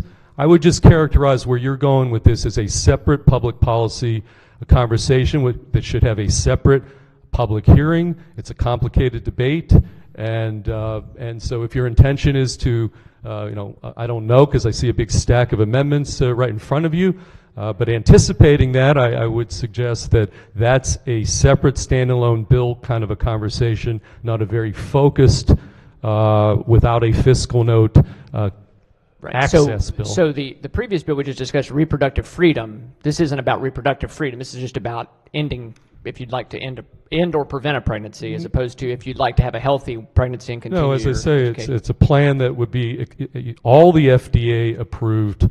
I think you actually looked specifically at the language. All methods of FDA approved contraception, that's true. HIV prevention. Sure. Sexually transmitted infection treatment. Yeah. So I know you want to go right there to that narrow spot. This is broad-based. This is a plan for our young women who are in a bracket, as I mentioned at the outset in the floor report. This is a problem on our college campuses. 38%, I'm going to repeat it since we're going here, college dropouts are a result of pregnancy. And 61% of women who have a baby end up dropping out before they get their college degree, and we're not even getting into the sexual assault data that I presented at the outset when I did the floor report. These are the things that we think require that our institutions have a plan, and finally, it should not matter which institution within the University of Maryland system you're attending, because this simply codifies what's already in existence, places like College Park, et cetera. But if you're not at College Park and a couple of the other institutions, you would not have access. You do not. You're at in a different situation. We're trying to rectify that with this piece of legislation, requiring a plan by August 1st of 2024. Thank you very much, Mr. Chairman. I appreciate the answers. And Mr. President, I think it might help the bill to perhaps have some additional things, because if we have 38% of young women dropping out because of and pregnancy is a factor, we'd love to find a way to help with those that they're dropping out because they want to have the child and they want to be a mom. And so I think it'd be great if we could find a way to help that, but that's not in the bill right now. I'm not against HIV prevention. I think that's a great thing too. So we may have something on that a little bit later. Thank you, Mr. President. All right. Question remains on the two committee amendments. Chair recognizes the senator from District 6 on the amendments. Thank you, Mr. President. I just have a question for the floor leader, if I could, please. Will the floor leader yield to a question? It appears so. Senator may proceed. Thank you. Good afternoon. It says in Good afternoon to you too, sir. Yes, sir. It says in some institutions it can develop and implement a plan through reproductive health services, and this is going to cost. It's going to be an increase. Where are we getting this money from? There's no requirement in the bill that there be any. It's possible under the plan that I alluded to that a student fee could be incorporated, but that's not required at all under the bill. Well, but it does say it can. There will be increases in some of the areas if this comes to be. If there's not a plan. Well, they're calling for a plan, but what's in the plan would dictate, if there's any cost involved. When we talk about networks, and I guess I should have also noted, we do have on-campus health centers that already provide in many instances these so it wouldn't necessarily require any additional costs at all. It would be incorporated into the existing budgets of these institutions. So yes, we've got on-campus health centers, which is essentially part of this bill. But if institutions want to have a referral network on top of what's available at the health centers at the universities, that's available. And so whether or not there would need to be any kind of a fee really is contingent upon what's in that plan that the universities are required to come up with by August of 2024. But there's nothing in the bill that says that the universities have to actually pay for these services, either at their on-campus health centers or transportation or transportation to a local CVS or pharmacy. There's nothing in the bill that requires that, but one of the institutions certainly could do that, and then it's possible, but that's not in the bill. My only concern is, Mr. President, it does say that there is increases in this. It's a possibility that there will be at least expenditures, an increase, also the increase in dues and fees. So that's just one of my concerns. And if it is, I know they would probably looking for more funds if something like this would pass. So well, I don't know if it's possible depending on the contours of the plan, which again I don't know how else to answer it. I think in most cases, even currently, as I said earlier, many of our institutions already provide these services at their on-campus health centers. In those cases, I don't think it would require any additional resources. So that's the best I can give you. Okay. Thank you, Mr. President. Thank you, Senator. All right. Question remains on the two committee amendments. Any further discussion? Oh, yes, Chair recognizes Senator from the 38th District on the committee amendments. Thank you, Mr. President. Would the floor leader take a couple questions? Yes. Senator may proceed. Thank you. I appreciate that. During the committee hearings and on the discussion earlier today, raised the concern about abortion services becoming even more expanded from last year's bill, and now with this bill it raises concerns about abortion services being expanded. And I raised the issue, we talked a little bit about it in committee, but I wanted to try to follow up on my point about, with the expansion of abortion services, the possibility, and some studies do show this, about the concerns I have and others have about abortion coercion. And when I looked at some of the studies, and again, whether you agree with the numbers or not, there's a significant number of women who have had a history with abortion that admitted that they experienced at least some subtle forms of pressure to terminate their pregnancy. So I'm not saying what that coercion was, but subtle forms of pressure is a form of coercion. And with SB 341, with each public senior higher education institution having their health services plan or referring students to other reproductive health services, I think we can acknowledge that there would be an expansion of abortion services, meaning that I think it's legitimate to talk about the issue of abortion coercion and how it might impact vulnerable students. And I guess my question is, and as we're going through this debate on SB 341, is there anything specific in the bill that would prevent abortion coercion? I do think you did bring this up in committee, and I think, as I said at the time, we're just going to have to agree to disagree. This issue of abortion coercion, I really don't. I know you made this statement in committee. I don't.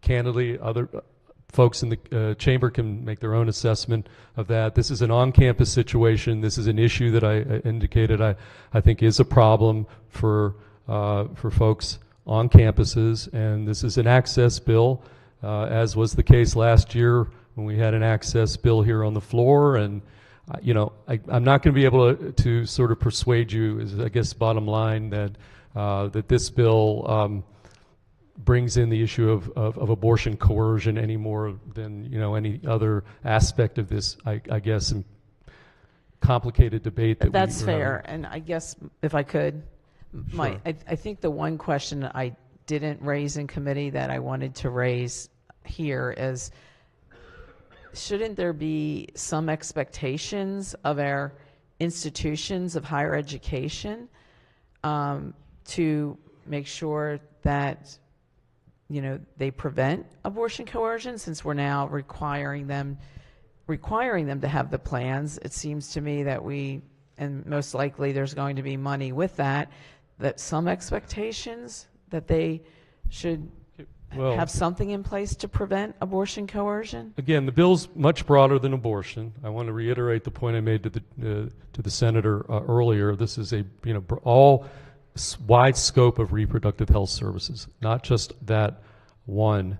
And I think that, you know, that topic about other programs which may have fiscal notes, which this essentially does not, is a separate policy conversation. Could be a standalone separate bill with a separate public hearing, and you're welcome. And I know it's late, but you can put in a bill that does some of that, but I think that's beyond the scope of this, I think, narrowly tailored access bill for our 4-year University of Maryland system institutions. So I think that's, again, a separate public policy discussion. I understand. And one last question. Yes. Thank you. Many students are on their parents' insurance up until the age of 26. And is there anything in the bill that would factor in the role of parents regarding their children's medical decisions in this bill? There's nothing specific in the bill. Again, all the bill requires is that the universities come up with a plan by August of 2024 to deal with the issues outlined in the bill. Again, I would say that's a separate topic for a separate conversation and a separate piece of legislation.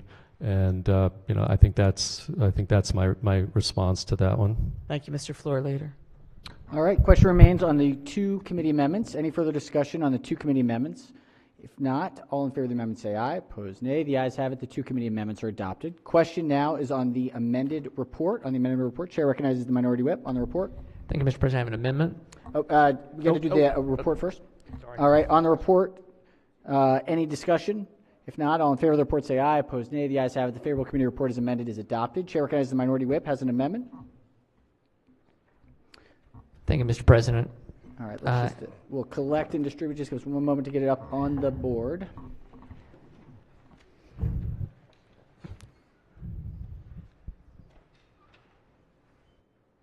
Senator may proceed.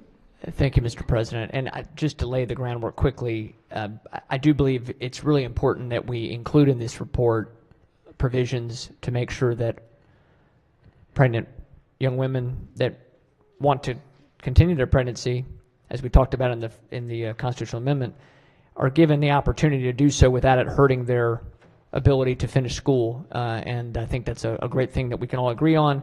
I know we probably need to have some discussion about this and also have the committee have a chance to look at it. So, Mr. President, I ask that the bill and the amendment lie over under the rule. Senator has moved that the bill and the amendment lie over under the rule. I believe the previous was a special order, and Madam Secretary, we have no layovers. Is that correct? Without objection, there's an automatic motion, so the bill and the amendment will be laid over under the rule. We've got a special order calendar, number 26. Clerk will read the bill.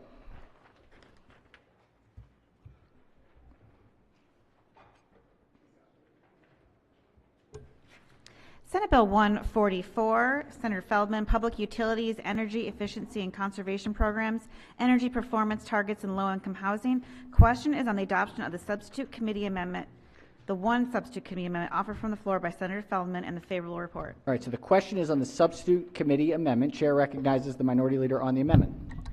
Thank you, Mr. President. Long day. Let me see if I can just get a couple questions out on energy policy, since we haven't brought that up today. But would the floor leader yield for just a few questions? Senator may proceed. Thank Thank you, Mr. Chairman. The Empower Energy and Savings programs have in the past been based on efficiency and conservation. That's correct. Okay, and so as a result of the Climate Solutions Act last year, Empower is now moving more towards greenhouse gas reduction goal setting.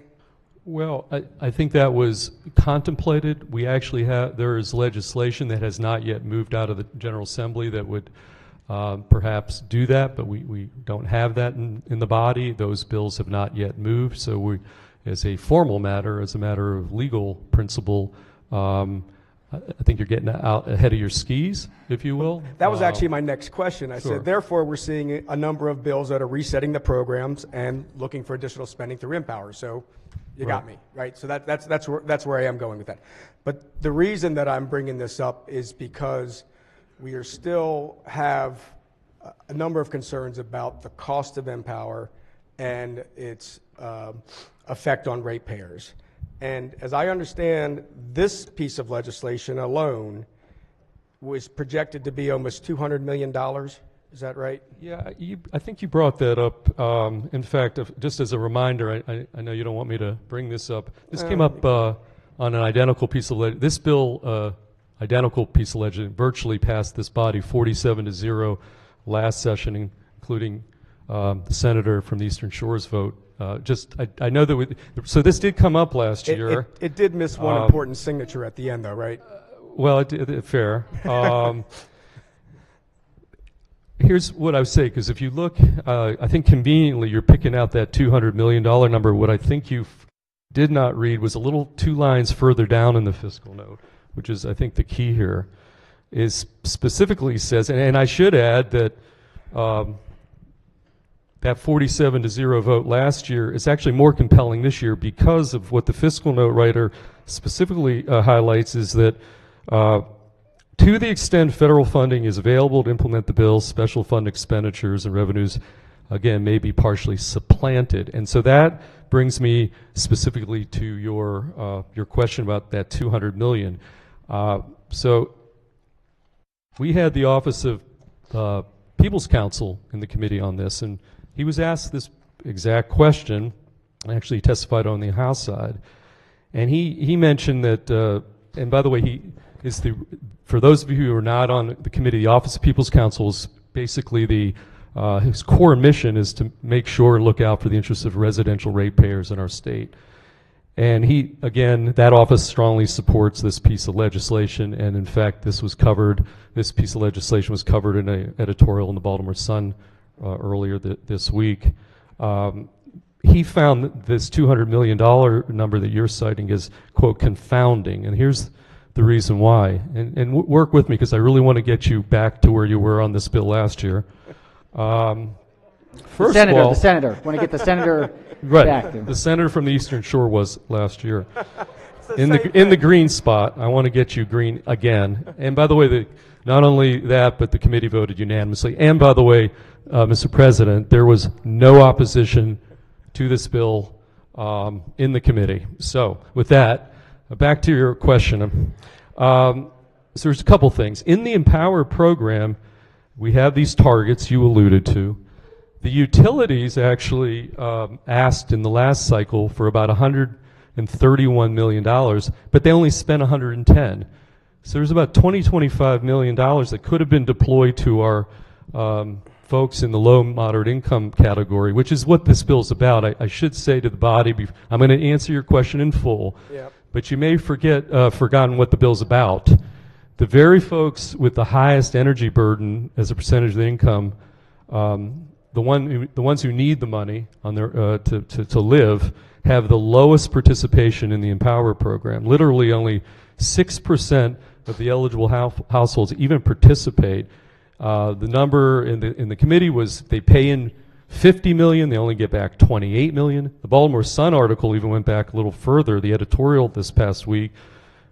$147 million paid in by our low moderate income Marylanders, only get back $85 million. So there's a huge inequity that this bill is trying to address. But back to your point, so $25 million left on the table, if you will. The Office of People's Counsel then provided 3 pages of other sources. You're talking about, that number assumes that all the funding for the programs contemplated in this bill would come from Empower, but that's absolutely not the case. If you look at the actual bill, it outlines a multitude of other sources, federal funding most specifically, and the Office of People's Counsel identified, I'm just going to read this, the Inflation Reduction Act, $137 million in energy rebates over the next 10 years, prioritizing low-income households for efficiency, coming to Maryland. We've got weatherization, millions of dollars from HUD at the federal level. And there's, again, a laundry list on pages 7, 8, 9 of the bill that have nothing to do with Empower dollars. These are federal programs, Inflation Reduction Act, federal money, on top of that $25 million of underutilized dollars. And so at the end of the day, this bill isn't about increasing rates, it's about the pie in Empower being redistributed, but then over on top of all that, all this federal money that's available. So I hope that that number you cited is actually, as the Office of People's Counsel said, confounding. It's not taking into account all these other sources of money that will go into addressing this inequity within Empower and elsewhere. So you mentioned the pie, that this is just kind of reallocating money that's already in Empower, and you wanted to go to low and moderate income customers. Well, 25 to 30 million right off the top wasn't even spent. Right. I'm saying on top of that, under the Inflation Reduction Act, there is 150 million available over the next few years, targeting low income folks. That is available. If you look specifically how the bill's drafted, it is setting up a system where the utilities, the Department of Health, Department of Housing will also be involved, coming up with a plan, coordinating the various sundry funding sources, Department of Energy, HUD, Empower, the SEAF Fund, just to address this inequity that has been the topic the last few years. So. Okay, but you would agree if... Oh, by the way, the plan has to go through the Public Service Commission. The Public Service Commission actually has to approve this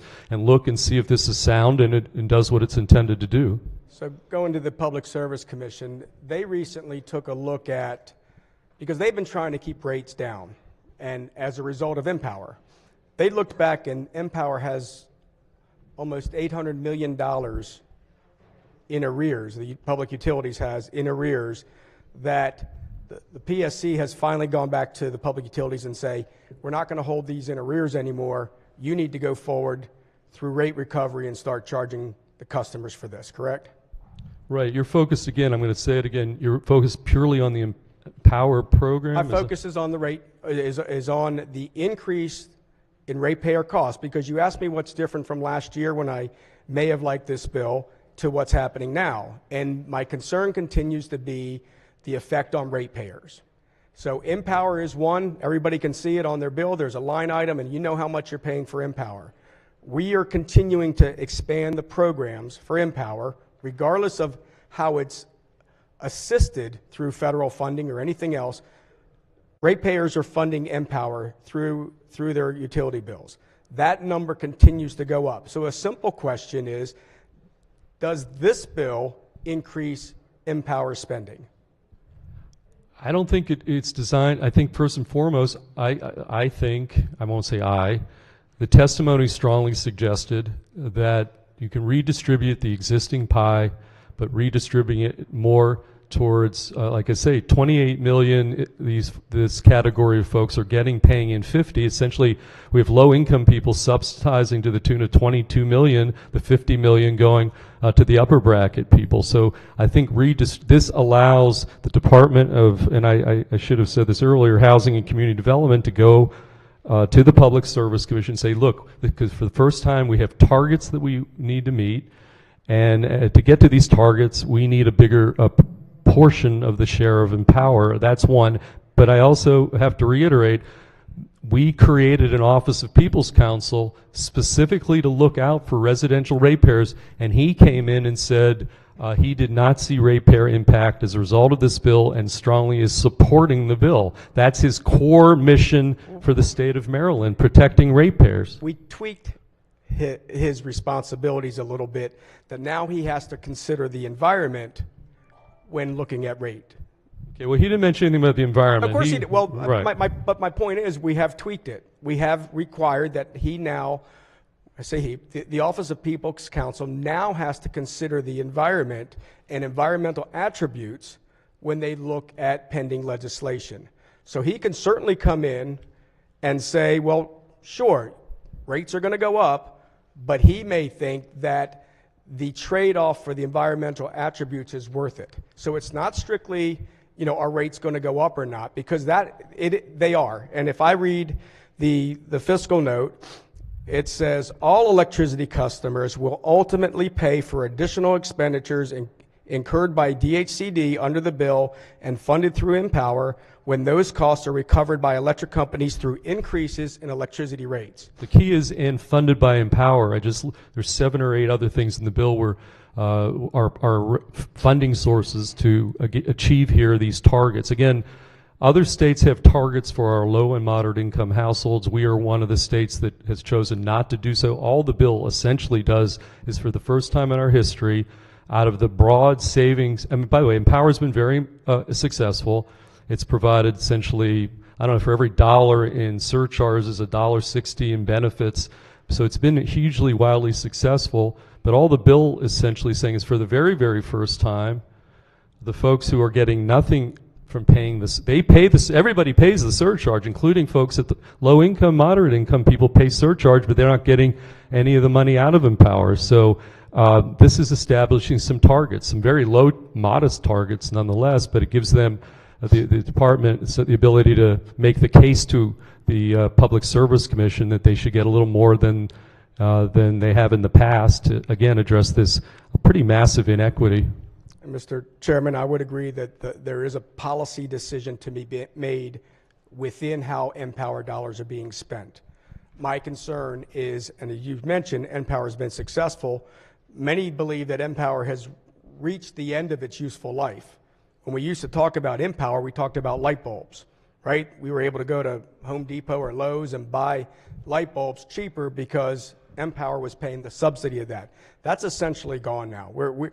So Empower is now looking for types of projects to go forward. And again, you have legislation before your committee that is going to look at increased Empower spending and finding different ways to go after the greenhouse gas reduction standard. So my concern continues to be, as we keep passing legislation like we did last year, are we getting to the point that nobody outside the People's Counsel is taking a look at the effect on ratepayers? And again, if I mentioned in the testimony that came from SMETCO, said that they think that Empower, their charge for Empower can go up $20 a month based on where we currently are. And that's also getting rid of this $800 million that is sitting in arrears that we have to get through. Just last year, again, if we talk about how we're increasing rates on customers, there was long debate on the electric school bus bill. That was, Montgomery County wanted to move forward with that. They just submitted that before Public Service Commission, $88 million for electric school buses in Montgomery County. Guess who subsidized all that? Anybody in the BGE service territory. So whether you're in Montgomery County or not, you're going to pay a part of that $88 million. And Mr. President, I think, all I want to continue to say is we talk about energy poverty here so often. We talk about heat, eat, or treat. All of these things that seem to be so important to people, so important to, that their constituents are calling. I can't afford to eat anymore. I can't afford to get medicines. I can't afford to electricity in my house. And we continue passing policies that create higher and higher electricity bills. And we do it because it's that hidden tax that we can do here in the General Assembly.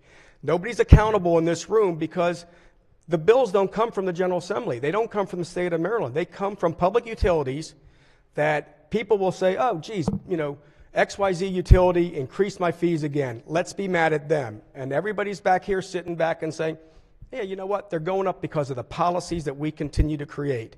And at some time, Mr. President, all I'm saying is we need to take a look at all of these policies and how they stack upon one after another and after another. We keep hearing, Mr. Chairman, and you know many times, oh, it's $1.50 a month. Oh, it's $2.50 a month. We never look at what it takes to stack all this. You've got a huge offshore wind bill in your committee coming up as well. That's a different debate. Oh, just a moment. If there's a question. It is. It's a different thing, but it's going to amount to the same thing that I'm talking about. Increased cost on ratepayers, and that one actually on taxpayers. But we are looking at all of these programs now, and nobody is considering the impact to the ratepayers on a policy over policy over policy basis. And that's the reason I'm bringing this up today, Mr. President. You know, this bill is not the worst bill in the world, and I agree it's an internal policy decision on how we want to allocate those dollars, but it is once again another piece of legislation that's coming in that's going to increase ratepayer costs, and that's why I'm opposed to the bill. Right, thank you, Senator. Chair recognizes the floor leader on just a couple of final points. Again, a lot of the conversations about Empower, we're talking about hundreds of millions of dollars of federal money that would be used to achieve some of the goals of this piece of legislation. I also just, two other things. I mentioned targets. We already have targets for energy savings in the Empower program. We've met those targets. In fact, in the Climate Solutions Act, we're even going bigger in terms of higher savings thresholds, et cetera. All this is doing is setting a subset target just for low, moderate income folks. So we're not. This has nothing to do with the broader targets. It's just a subset. It would be number two. And then finally, just I do have to make the point that our low income folks pay the surcharge. They pay the surcharge, and yet they're shouldering far, far more of the burden of Empower because they're getting no benefit than our wealthier Marylanders. So that's the policy call here that this piece of legislation is attempting to address. Thank you, Mr. President. Thank you, Senator. All right, question is on the substitute committee amendments. Any further discussion on the amendments? Any objection to the amendments? Without objection, the substitute committee amendments are adopted. Question now is on the favorable committee report as amended. Any discussion? If not, all in favor of the report say aye. Opposed, nay. The ayes have it. The favorable committee report as amended is adopted. Are there any further amendments to the bill or its title? Chair recognizes the senator from Charles County as an amendment. Yes, Mr. President, I have an amendment. All right. Pages will collect and distribute the amendment. Give us just a minute.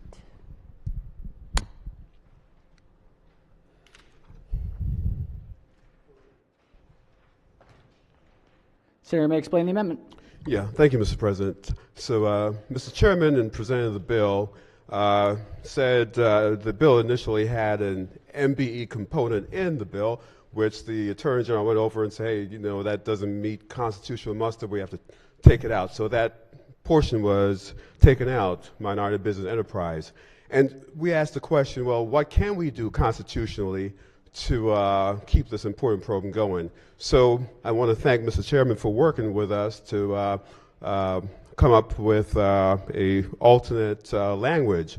And we worked with the Office of Attorney General, worked with the Governor's Office, Small Minority Women-Owned Business. We worked with MDOT. We worked with committee staff and took several days to come up with this amendment. It simply says that we can put in a requirement to do a disparity study, and they can get that done, and then we can go forward with an MBE requirement. All right. Senator moves the amendment.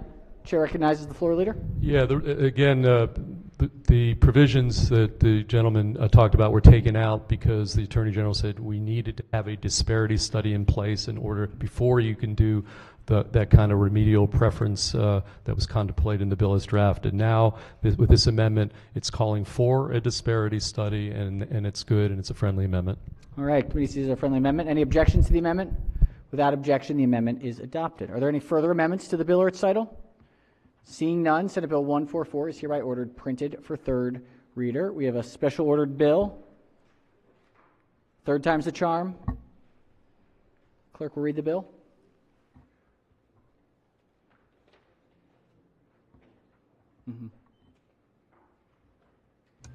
Senate Bill 1, Senator Waldstreicher, Criminal Law, Wearing, Carrying, or Transporting Firearms Restrictions, Gun Safety Act of 2023. Question is on the adoption of the amendment offered from the floor by Senator Kagan. All right, question is on the adoption of the sponsor amendment offered by the Vice Chair of Education, Energy, and the Environment. Are there any objections to that amendment? Without objection, the amendment is adopted. Chair recognizes the senator from District 4 has an amendment. Pages, please collect and distribute the senator's amendment. Thank you, Mr. President.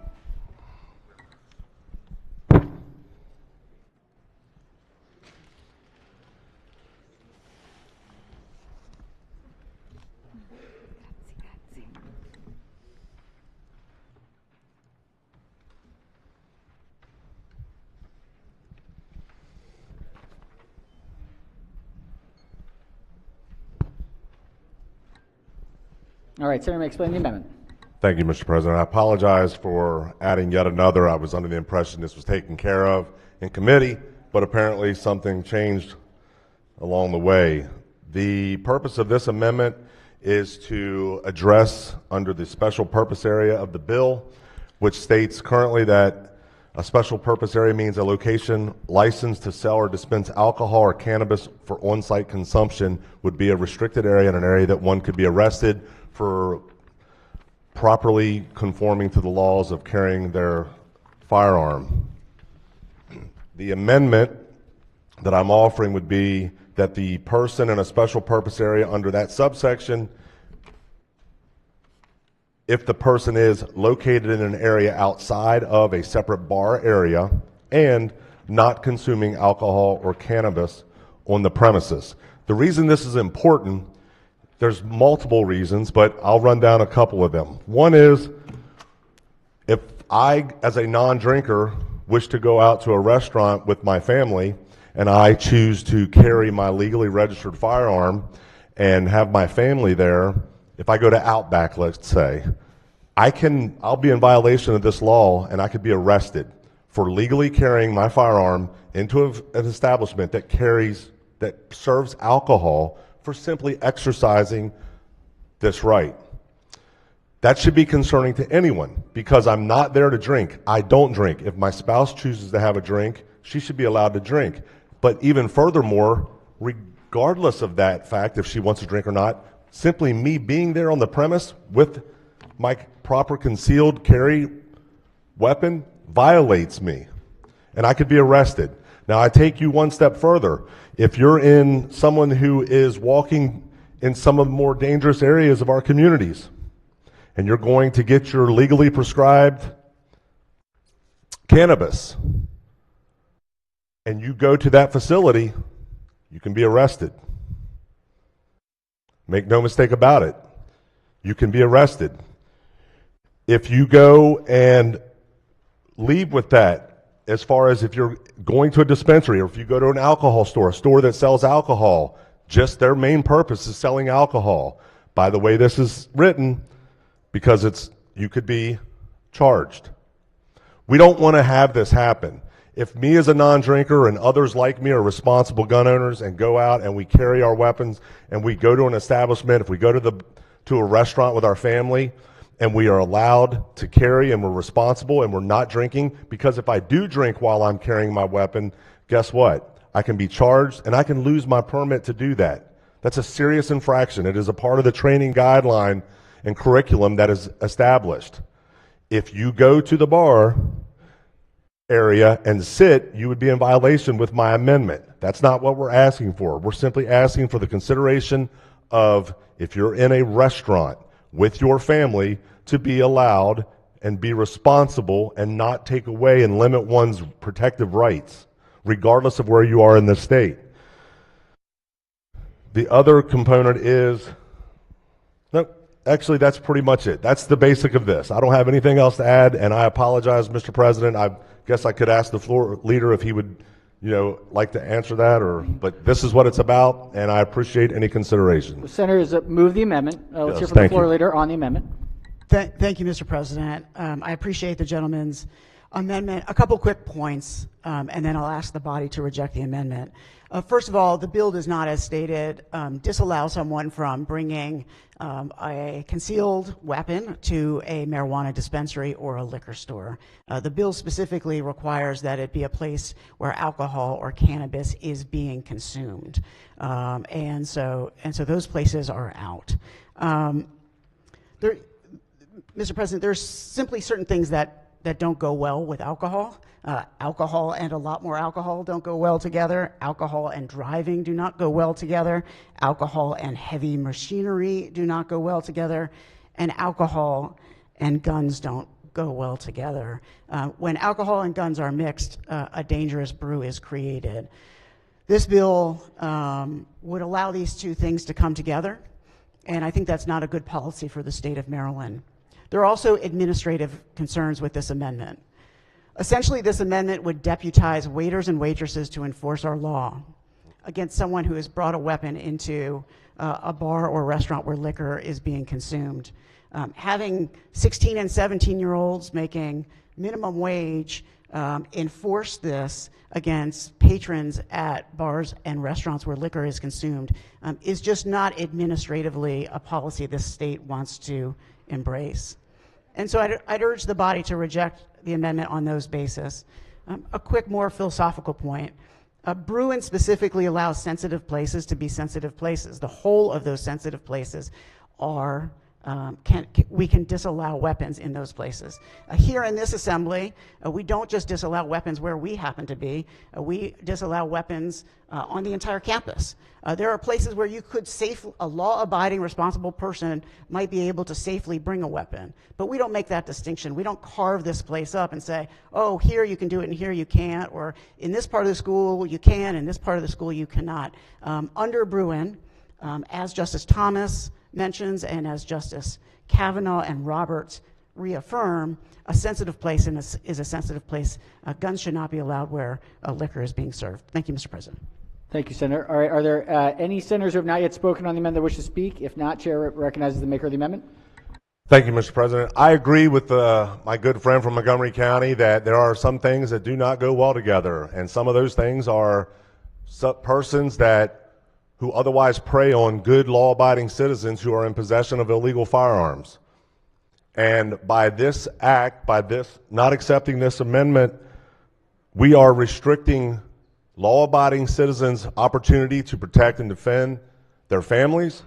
And this isn't just understand, this would be at the movie theater. If your local movie theater sells alcohol there, you cannot carry there. If you go to a movie house where they have a theater, play, anything like that, and they serve any type of alcohol there, you cannot carry there. You're going to have unintended consequences with persons being arrested, and we're not asking 16, 17-year-olds to be deputized. We're not ever asking someone to approach someone that may be carrying in one of these sensitive located areas that is on this list. We're asking them to be responsible and contact the local authorities who will show up, who then have the legal justification, standing, and proper training to deal with someone should they be armed. And if that person is armed legally, guess what? And they've been drinking, they are no longer legal. This is about sober, responsible gun ownership and people being allowed to carry in their communities and protect and defend themselves and their families to and from said establishments while not going in and consuming alcohol or cannabis.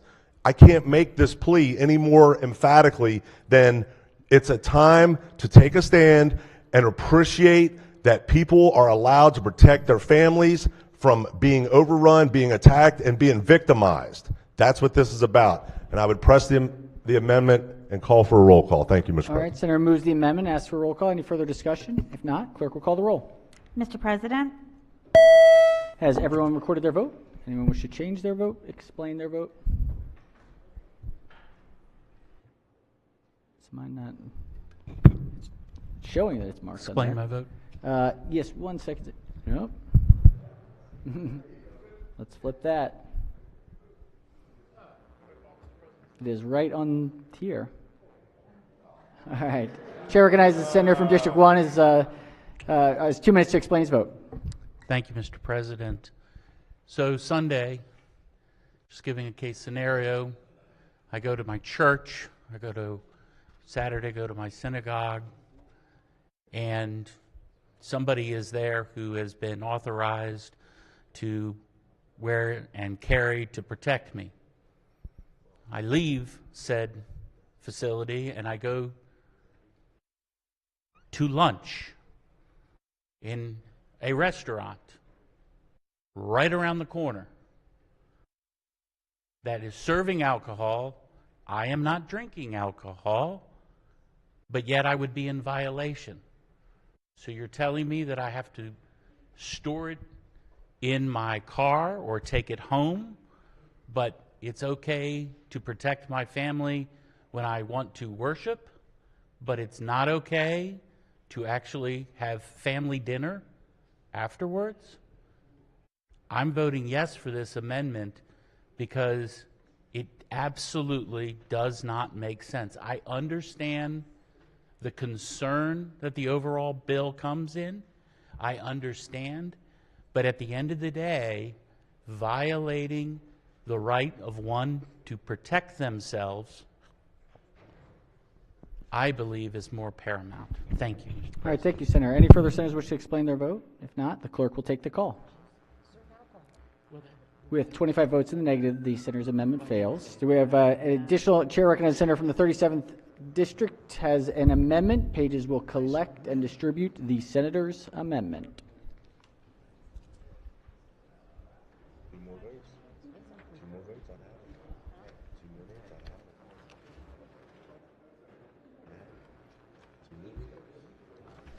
They're going to be all upset when we start going to these underprivileged communities that have a much more police presence, and their people get locked up for going to food bank or these places, these bars or these eateries that serve alcohol.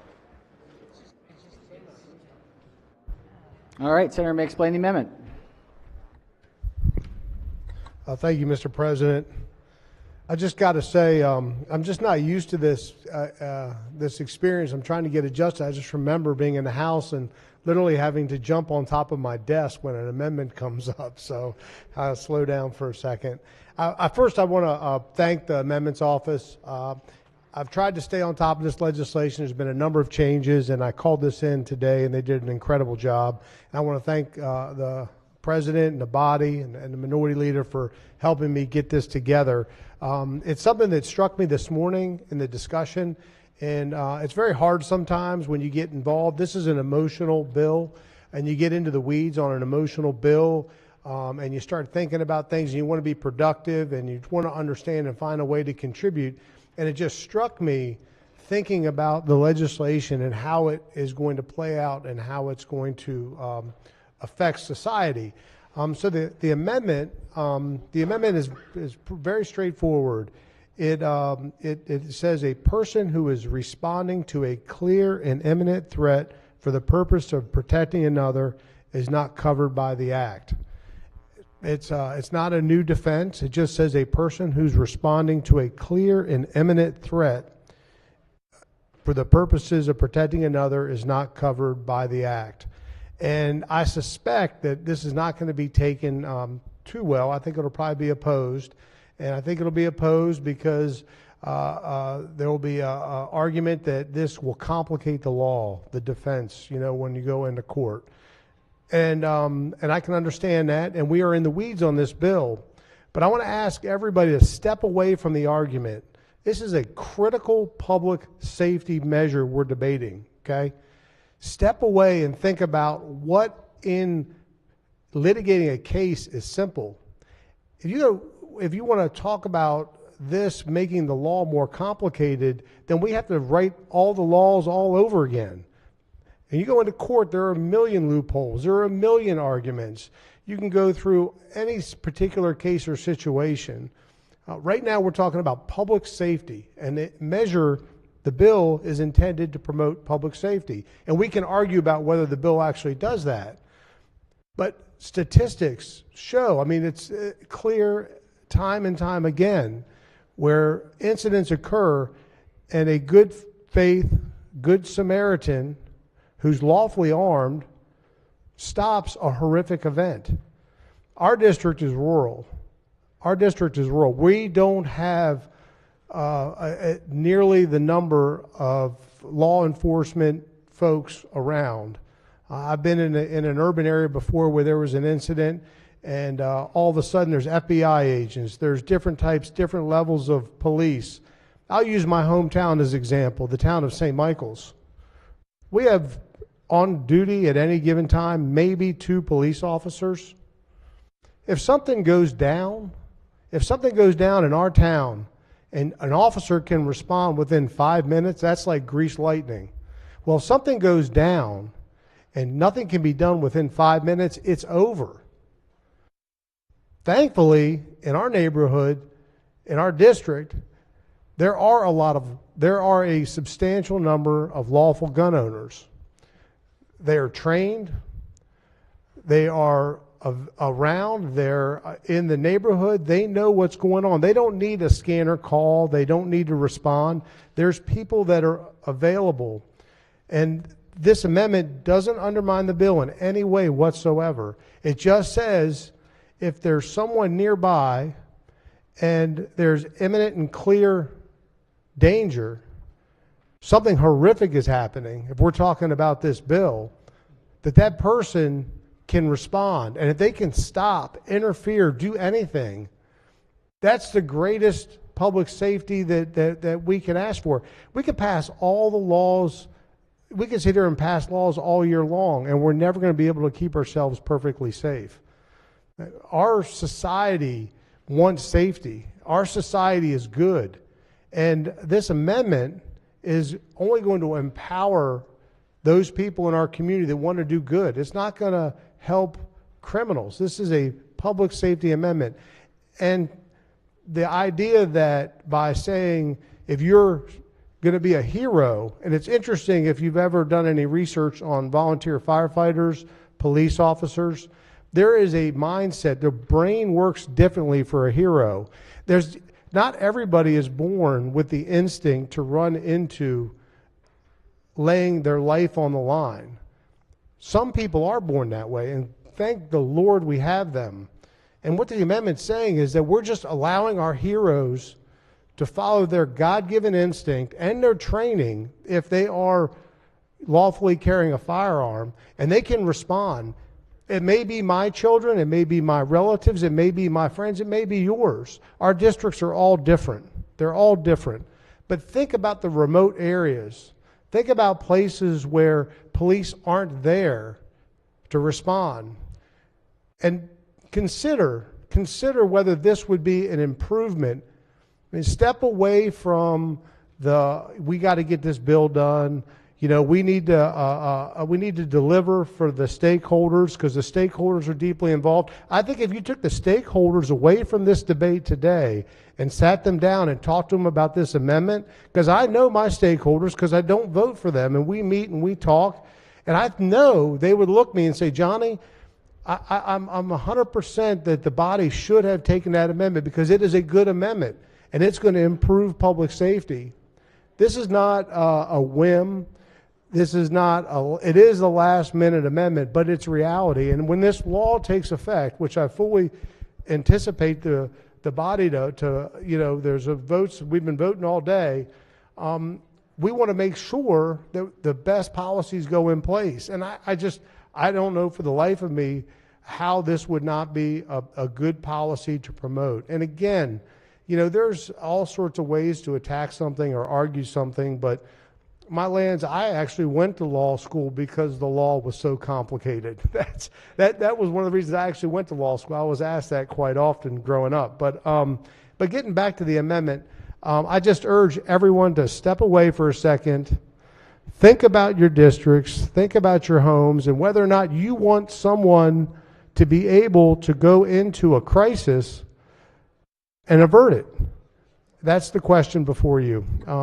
I press the amendment, and I urge the body to vote in support of it. Thank you, Mr. President. All right, question is on the Senator has moved the amendment. Chair recognizes the floor leader on the amendment. Thank you, Mr. President. I'm going to urge the body to reject this amendment, and let me tell you why. The gentleman's amendment will accidentally but seriously threaten public safety, because this is already current law. Let me read you the Maryland Criminal Jury Instruction 8.05, Defense of Others. It's very short because it's very meaningful. A person has a right to go to the defense of another person. That's it. That's the entirety of it. That is current law. Let me read to you jury instruction as to necessity. That's 8.12. The defense of necessity is available when a person is forced to choose between two evils, committing a crime or a greater evil or harm, and the defendant acted to avoid the greater harm. That encompasses the factual situations you're talking about. So let me tell you why this accidentally and unintentionally is a serious threat to public safety. Because what the senator describes is already current law, if we add this amendment, it will send a signal to our judiciary that it is no longer current law as to all of the other laws on our books. Self-defense is a defense to murder. Self-defense is a defense to assault. Self-defense is a defense to every crime in our book because it is current law.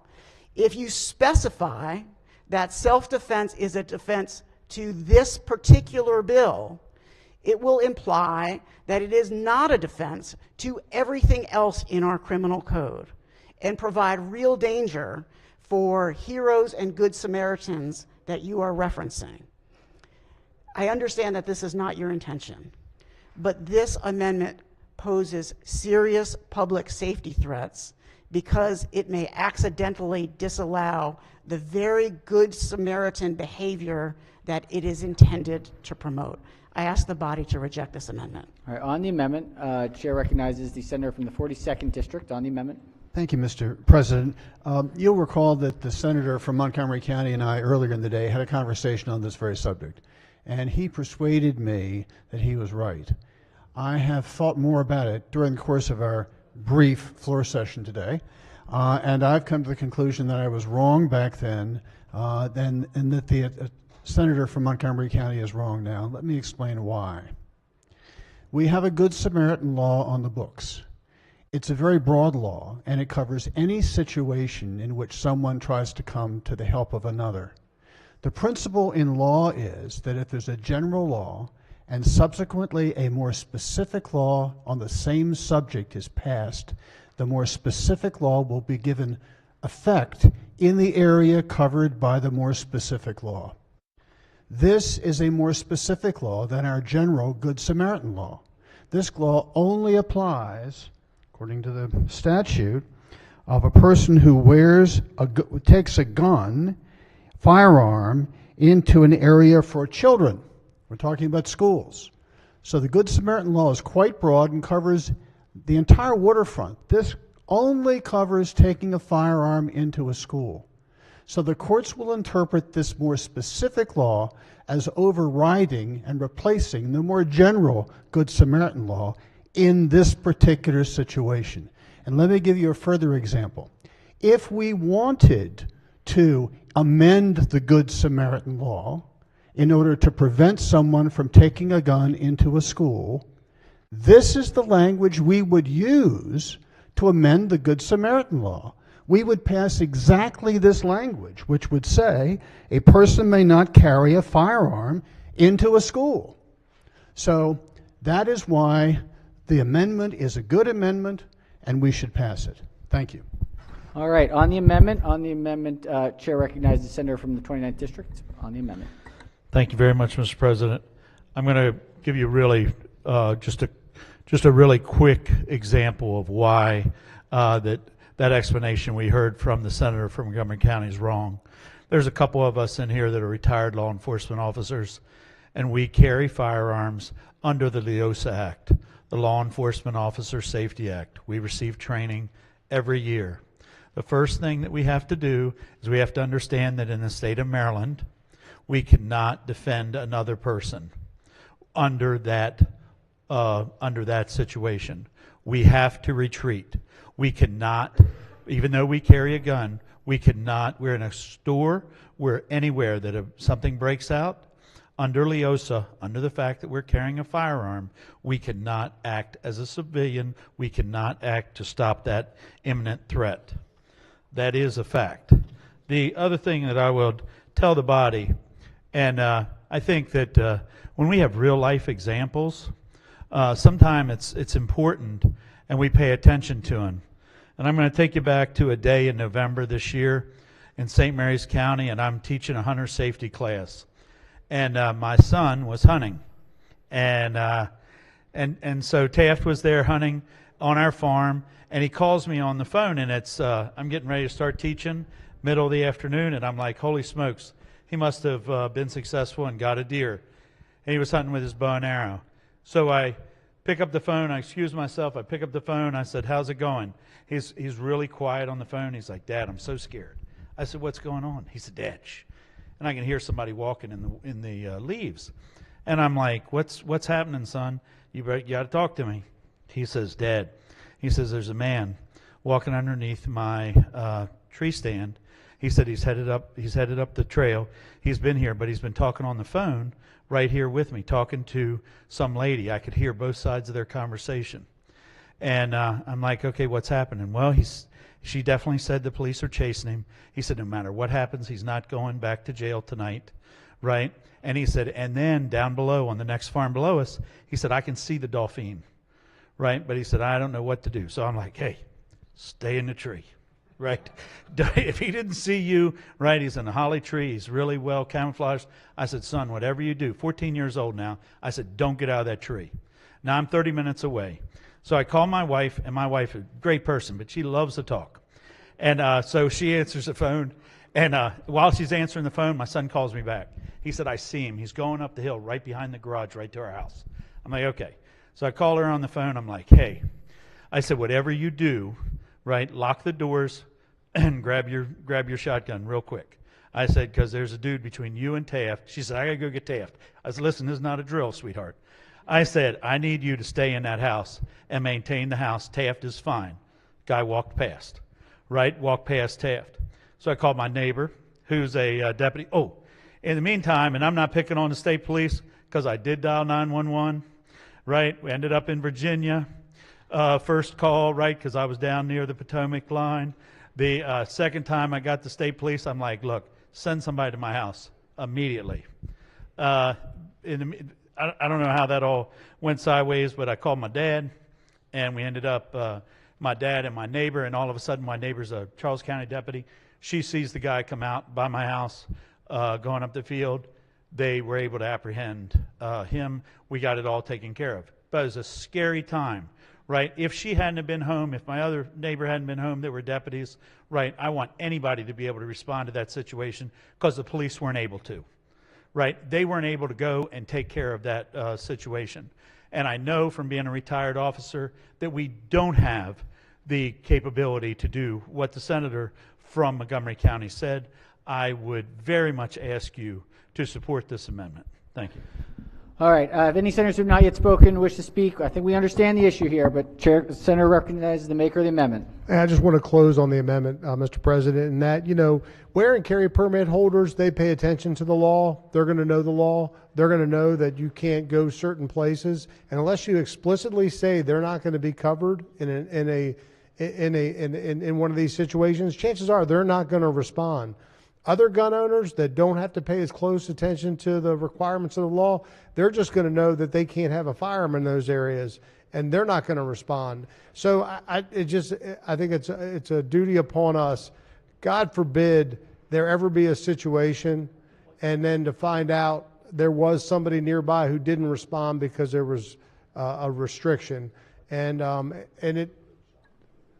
Yeah, like the recent trooper that was our constituent who was shot. But God forbid this should ever happen, and there could have been somebody that could have stopped it. And it doesn't hurt anything to include this amendment in the law. It doesn't create a new defense. Urge the amendment. All right, on the amendment, I think we know the issue. Any further discussion? If not, the clerk will call the roll.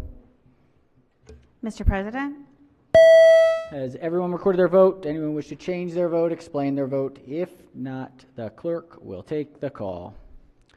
With 27 votes in the negative, the senator's amendment fails. Chair recognizes the minority whip has an amendment. Thank you, Mr. President. I do have an amendment, and I believe this will be our swan song for this Pages will just engagement. But distribute the amendment. Unless anybody else has one, but I don't think so. And this is actually, folks, I know we've had a very in-depth, the senator from Talbot County talked about being in the weeds. The weeds is where policy is. So I know we've had a lot of those discussions this afternoon. This is a really important amendment, and I think it's actually a really good way to send the right message to the communities that are going to be impacted by this without harming the overall intent of the bill, despite how I might want to harm the overall intent of the bill. That's not what this amendment does. I think we have to recognize when we pass restrictions and laws, I'm talked to often, and I've listened often to folks who in this chamber that talk about the disparate impact of different laws and criminal justice on specific communities. And I obviously have debated back and forth. Sometimes I see that point of view. Sometimes maybe I argue against applying it in certain cases. I think this case is a good example. We have a bill that's going to be put into law, and it basically, upon a first offense, there are some criminal penalties that are pretty serious. And it will cause some people who are otherwise law-abiding but did not pay close enough attention to be swept up in this. And if you are arrested once for this, it's going to be very serious for you. So my amendment, recognizing that some places also there's more, one thing we didn't really get into in the question of the bill was how is this going to be enforced? And I think in some communities, this will be enforced where if someone engages in a bad activity and has their concealed carry firearm with them and isn't following the law, that's how it'll be discovered. But there's other communities where there's more policing, there's more eyeballs, there's more engagement. And so there will be more of an impact, more incidental arrests. Let's just call them incidental for lack of a better term. And so what I'm suggesting with this amendment is simply to have the first violation of this be a citation or a warning. And then a second, obviously the second time, if you were caught twice with this, then the criminal penalties apply. And I think that's fair. You should follow the law. I think almost everybody will follow the law with this. But I would move the amendment, Mr. President. I think it's a good, hopefully a good compromise, and seeing it's a friendly amendment, we'll see. But I do think it's a good idea, and I'd like to move the amendment. All right, Senator moves the amendment. Let's hear from the floor leader. Thank you, Mr. President. Very briefly, appreciate the gentleman's amendment. As we've talked about earlier, this bill has been extensively changed, altered, and vetted so as not to jam people up. We've done those edits with both sides of the aisle, and I think we have a tight bill. And so the worry that people will get kind of caught in the maw of this legislation who aren't otherwise intending to violate it, I think is not correct based on the wording of the bill. The penalty here is quite low at the request of the advocates who support the bill. The idea here was not to create punishment or to penalize, but to rearrange incentives so that folks know that sensitive places are not a place where you can bring your weapon. There is no mandatory minimum in the bill. The penalty for first offense is up to 90 days, which is a very low penalty relative to all the other penalties in our criminal code. I'd ask the body to reject this amendment. All right, on the amendment, any senators who have not yet spoken wish to speak? Chair recognizes the maker of the amendment. Just in response, Mr. President, there will be a criminal record on somebody's criminal record, though. And so I think we want to try to avoid that as much as we can. We understand the impact of once someone gets something on their criminal record, that can be very destructive to them, even if it's a minor charge. And so I would just move the amendment, ask for a roll call, Mr. President, and ask for the support of the body. All right, if there's no further discussion, clerk will call the roll. Mr. President? Has everyone recorded their vote? Anyone wish to change their vote, explain their vote? If not, the clerk will take the call. 28 votes in the negative, the senator's amendment fails. Are there any further amendments? Chair recognizes the senator from the 32nd District has an amendment. Thank you, Mr. President. Just a sponsor amendment I'd like to be added to the bill. All right, so let's just make sure we draw it to the right one.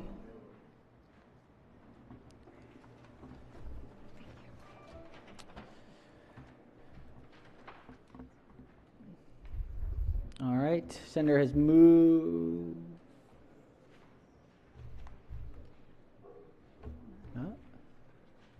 Doesn't want to catch it. There it goes. All right, Senator has moved the amendment. Any objections to the Senator's amendment? Without objection, the amendment is adopted. Are there any further amendments to the bill or its title?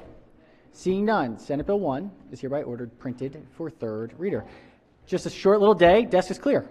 So, you know, one little day in the Senate. All right, let's do committee announcements. Chair recognizes the Chair of Finance.